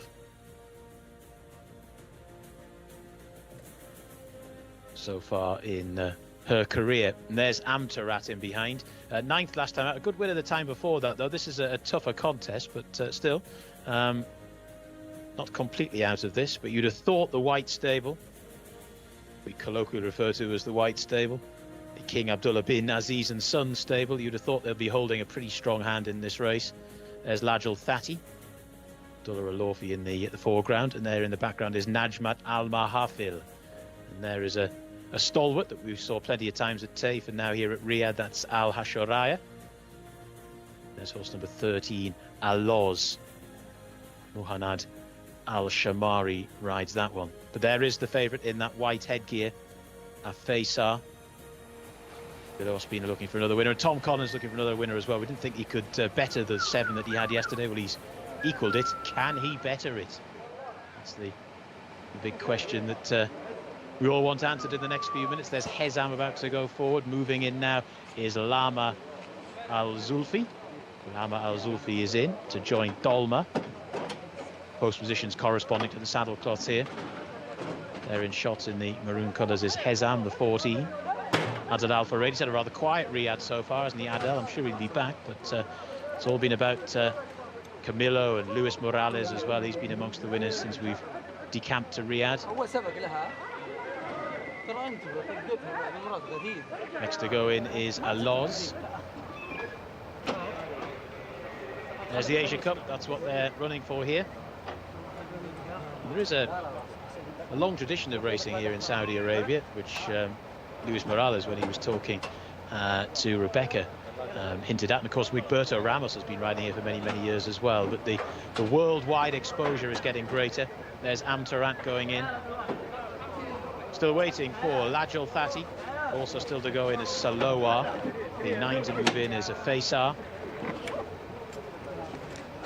Also still to move forward is Al Hashoraya. And Najmat Al Mahafil. There is Efasa. Efasa goes in. Al Hashoraya just broadside to the gate at the moment, having to be turned round. Loading up for our final race here today at Riyadh. Najmat Al Mahafil goes in. Al Hashoraya needing quite a few of the stalls handlers here at Riyadh to get them in. They're all in for the 12th and final race. The lucky last. Gates back and away they go. They are racing. A terrible start there from Saloa. Was almost down there, in fairness. Muad Al Sharima performed miracles to actually stay aboard as they make their way through the early stages. Dolma is showing good early pace, as indeed is Al Hashoraya. They're then followed in third position by Najmat Al Mahafil. The red cap, the red distinguishing cap there over Farsa is towards the outside. Also towards the outside is Hezam, who's in danger of taking this turn rather wide. They're then followed by Lalma Al Zulfi, who's racing quite wide as well. Then after that, towards the inside, Lajol Fati hasn't got too many behind it. Neither too as Am Tarat, who's towards the rear of the field. Latin is towards the back, and so too is Saloa. So they're starting to make the swing for home here. It's Al Hashoraya that's out in front, to Dolma, who's emerged around the outside in second and now goes on as Al Hashoraya puts the cue in the rack. They're then followed in third by Najmat Al Mahafil. After that, now being driven along is a Farsa, who's got a bit of work to do but is making slow progress. They're then followed by Hazam round the outside in fourth, and then after that are driven along Tezari, who's still in mid-division and also trying to get going is Marur. But the lead is with Dolma here as they go inside the closing stages. To in second position Najmat Al Mahafil, and it's Najmat Al Mahafil who's skipping away from them here in the hands of Khalid Al Mamoni by 3, by 4, by 5 lengths, well inside the final furlong. Najmat Al Mahafil, a third win at the 25th time of asking, and scores very nicely indeed. To in second position Afasa. It was then tight for third. Looks like the 8's got that Tessari, and then after that staying on was Marur as well.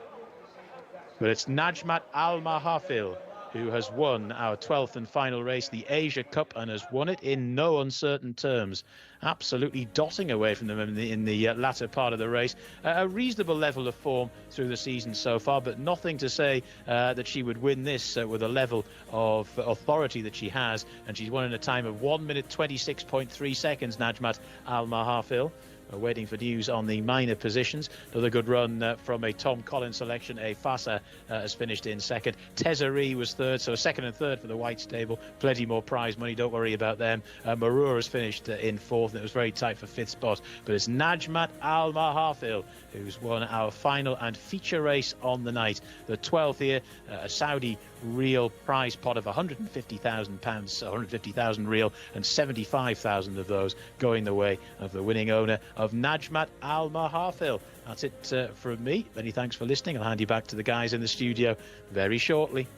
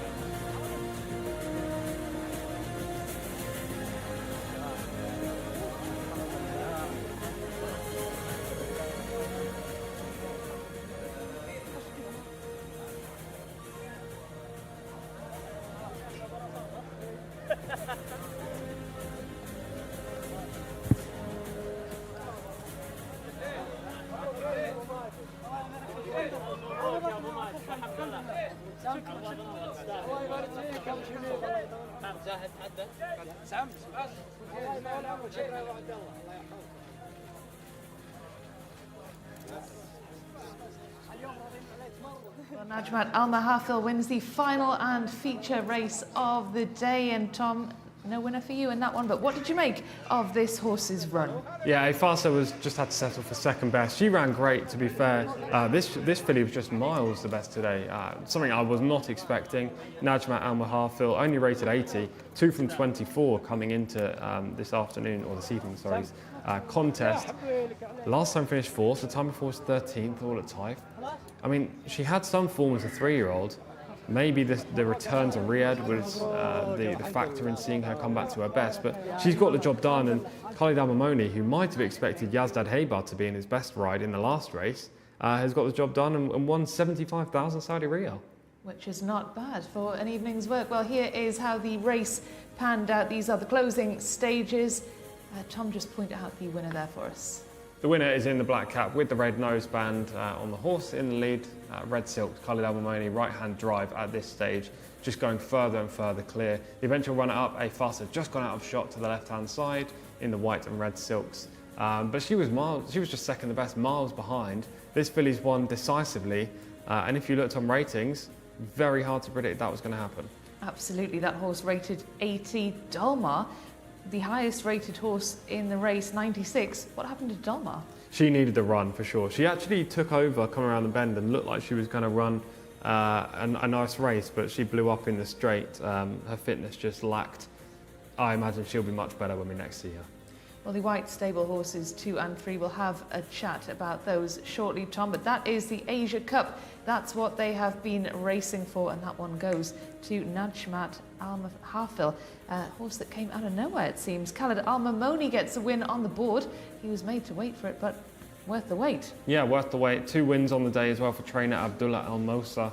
That trophy was lovely as well, wasn't it? And these trophy makers have really been put to hard work there. That was a beautiful prize to take home. So, yeah, surprising victory, but a very decisive one. No fluke about that whatsoever. Najmat Al-Hafil just took over around the 200-metre pole, kicked clear, stayed the trip very nicely, and you know, it's hard to suggest what this filly could be doing in the future. At Riyadh, seems like this track has completely changed her. As well, I think we should mention horse number 10, Marur, who ran on really well to finish 4th. We can't see that just yet, but hopefully we will when we see the full race replay shortly. I'd like to get your thoughts on that one, Tom. We don't have full race replay, unfortunately, but Marur with a great run to finish in 4th. Tom, the white stable finishing 2nd and 3rd. That's a great result, but do you think they might be a little disappointed? Probably, because they had plenty of chances to win this race, but at the same time they weren't close. A Farsa ran great in 2nd, that was their number 1 string, but the winner's beaten her by 4 or 5 lengths, so there are no real excuses for her. She even broke very nicely, you can see there with the red cap Camila Ospina, horse number 9 at the far side of shot. She was just not good enough. When horses are not good enough, it's hard to begrudge them losing. Absolutely, and that was a winner that certainly we didn't see coming. So unfortunately, Tom didn't get a winner in the last race of the day. You've had plenty of them, Tom. I can't actually remember the figure. How many winners have you had? 7 today, 7 yesterday from 24. So 14 out of 24. Good 2 days. Pretty successful couple of days for Tom Collins, who's been here to guide us through all of the action. But Tom, we've had a fantastic couple of days racing, but what's been your highlight? Yeah, tricky to pinpoint one, but I'm going to go for Honky Tonk Man, the winner of race 6 today for Jimmy Jerkins. This was his 2nd winner on the card. This son of Tamayuz had 3 starts coming into today, finishing 2nd, 1st and 4th. Minor layoff since that last run at Taif, but produced a huge performance to win under Ahmed Al-Shra. Just a great effort, rated 96, 7 furlong trip, blitzed this field, and who knows how high he can go. This is a horse who you discussed with Jimmy Jerkins after the race, and he said doesn't take his racing very well, may need gaps in between, won't be returning within a week. So I imagine we'll see him in a few weeks' time, maybe up in grade in a cup race, and if they stick to this 1400 metre trip, he's certainly going to be dangerous. Yeah, it'll be exciting to watch this horse's progress, Tom. He's certainly one that you'll be keeping a close eye on. We've had so much great racing today, and for you to pick that one, then yeah, that's certainly one to keep an eye on in the future, and it'll be one that our viewers will keep an eye on too as well. There have been plenty of comments in the YouTube section, comment section for Jimmy Jerkins runners. He's a very popular trainer here indeed. He's settled well into life in Saudi Arabia, Tom. He's had 2 winners today. He had a good week last week as well, and certainly seems to be working well for Jimmy Jerkins here in Saudi Arabia, and we've had plenty of people watching the channel who certainly agree. Tom, I just want to get your thoughts on that, because it must be a tough adjustment coming from the USA to Saudi Arabia to start from scratch, and just how has he made that adjustment? He seems to have made it really well. He has. He's a veteran trainer. You know, he knows what he's doing with the horses, so that's a tick. He doesn't need to worry about that. It's more about the climate, more about which horses he's actually going to be training and how these tracks ride, how to work them in the morning, and you know the logistics behind that. But he seems to be doing a great job. He's got 10 up for the season so far. That number's only going to grow. I think he said his family only joined him a couple of weeks ago, so he's had that whole Taif season just by himself, I imagine, with his crew. So, you know, he would have had to come over the loneliness and the strange environment with that. But he's doing exceptionally well, as I say. His horses are good. They're not great yet, but I'm sure he's got plenty that we haven't seen so far this campaign. Well, let's have a little look at the trophy presentation for our feature race, the 12th race on the card, the Asia Cup. Connections collecting their trophy now. Well, this is a first win of the day for Khalid Al Mamoni, and it's great to see a win for him, Tom, after we saw that impressive start to the season here in Riyadh. Last week he got 3 winners on day 1, which was a career best for Khalid Al Mamoni. Not so successful in this second week, but what a win for him today. The feature race here in Riyadh. Here he is, ready to collect the trophy. Yeah, a big victory for him in the Asia Cup. Ali Al Mamoni, his brother, rode a winner earlier on the card, and now here's one for Khalid. So a big day for the brothers. We just needed a Sultan Al Mamoni victory for the treble. Fantastic to see such success for Khalid Al Mamoni. And Camilo Ospina, another jockey who had great success today. He had the 4 winners yesterday. He had 2 today, Tom. We may be expecting a couple more from him? Potentially, but he had 2 winners. He'll be happy after the whole haul that he had yesterday as well. 6 winners so far this week is great.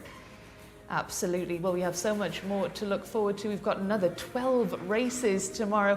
It's a real treat, isn't it, Tom, to have so many races. The action comes thick and fast here at the King Abdulaziz racetrack in Riyadh. 12 races as standard on the card, including 2 Arabian races, which is interesting to see. Of course, those Arabian horses are native to this part of the world, so it's fantastic to see them represented here on this big stage, this fantastic racecourse here in Riyadh. This is just the second week of the season, and it's been an absolutely incredible week already, but we still have more racing tomorrow, and we'll see you then.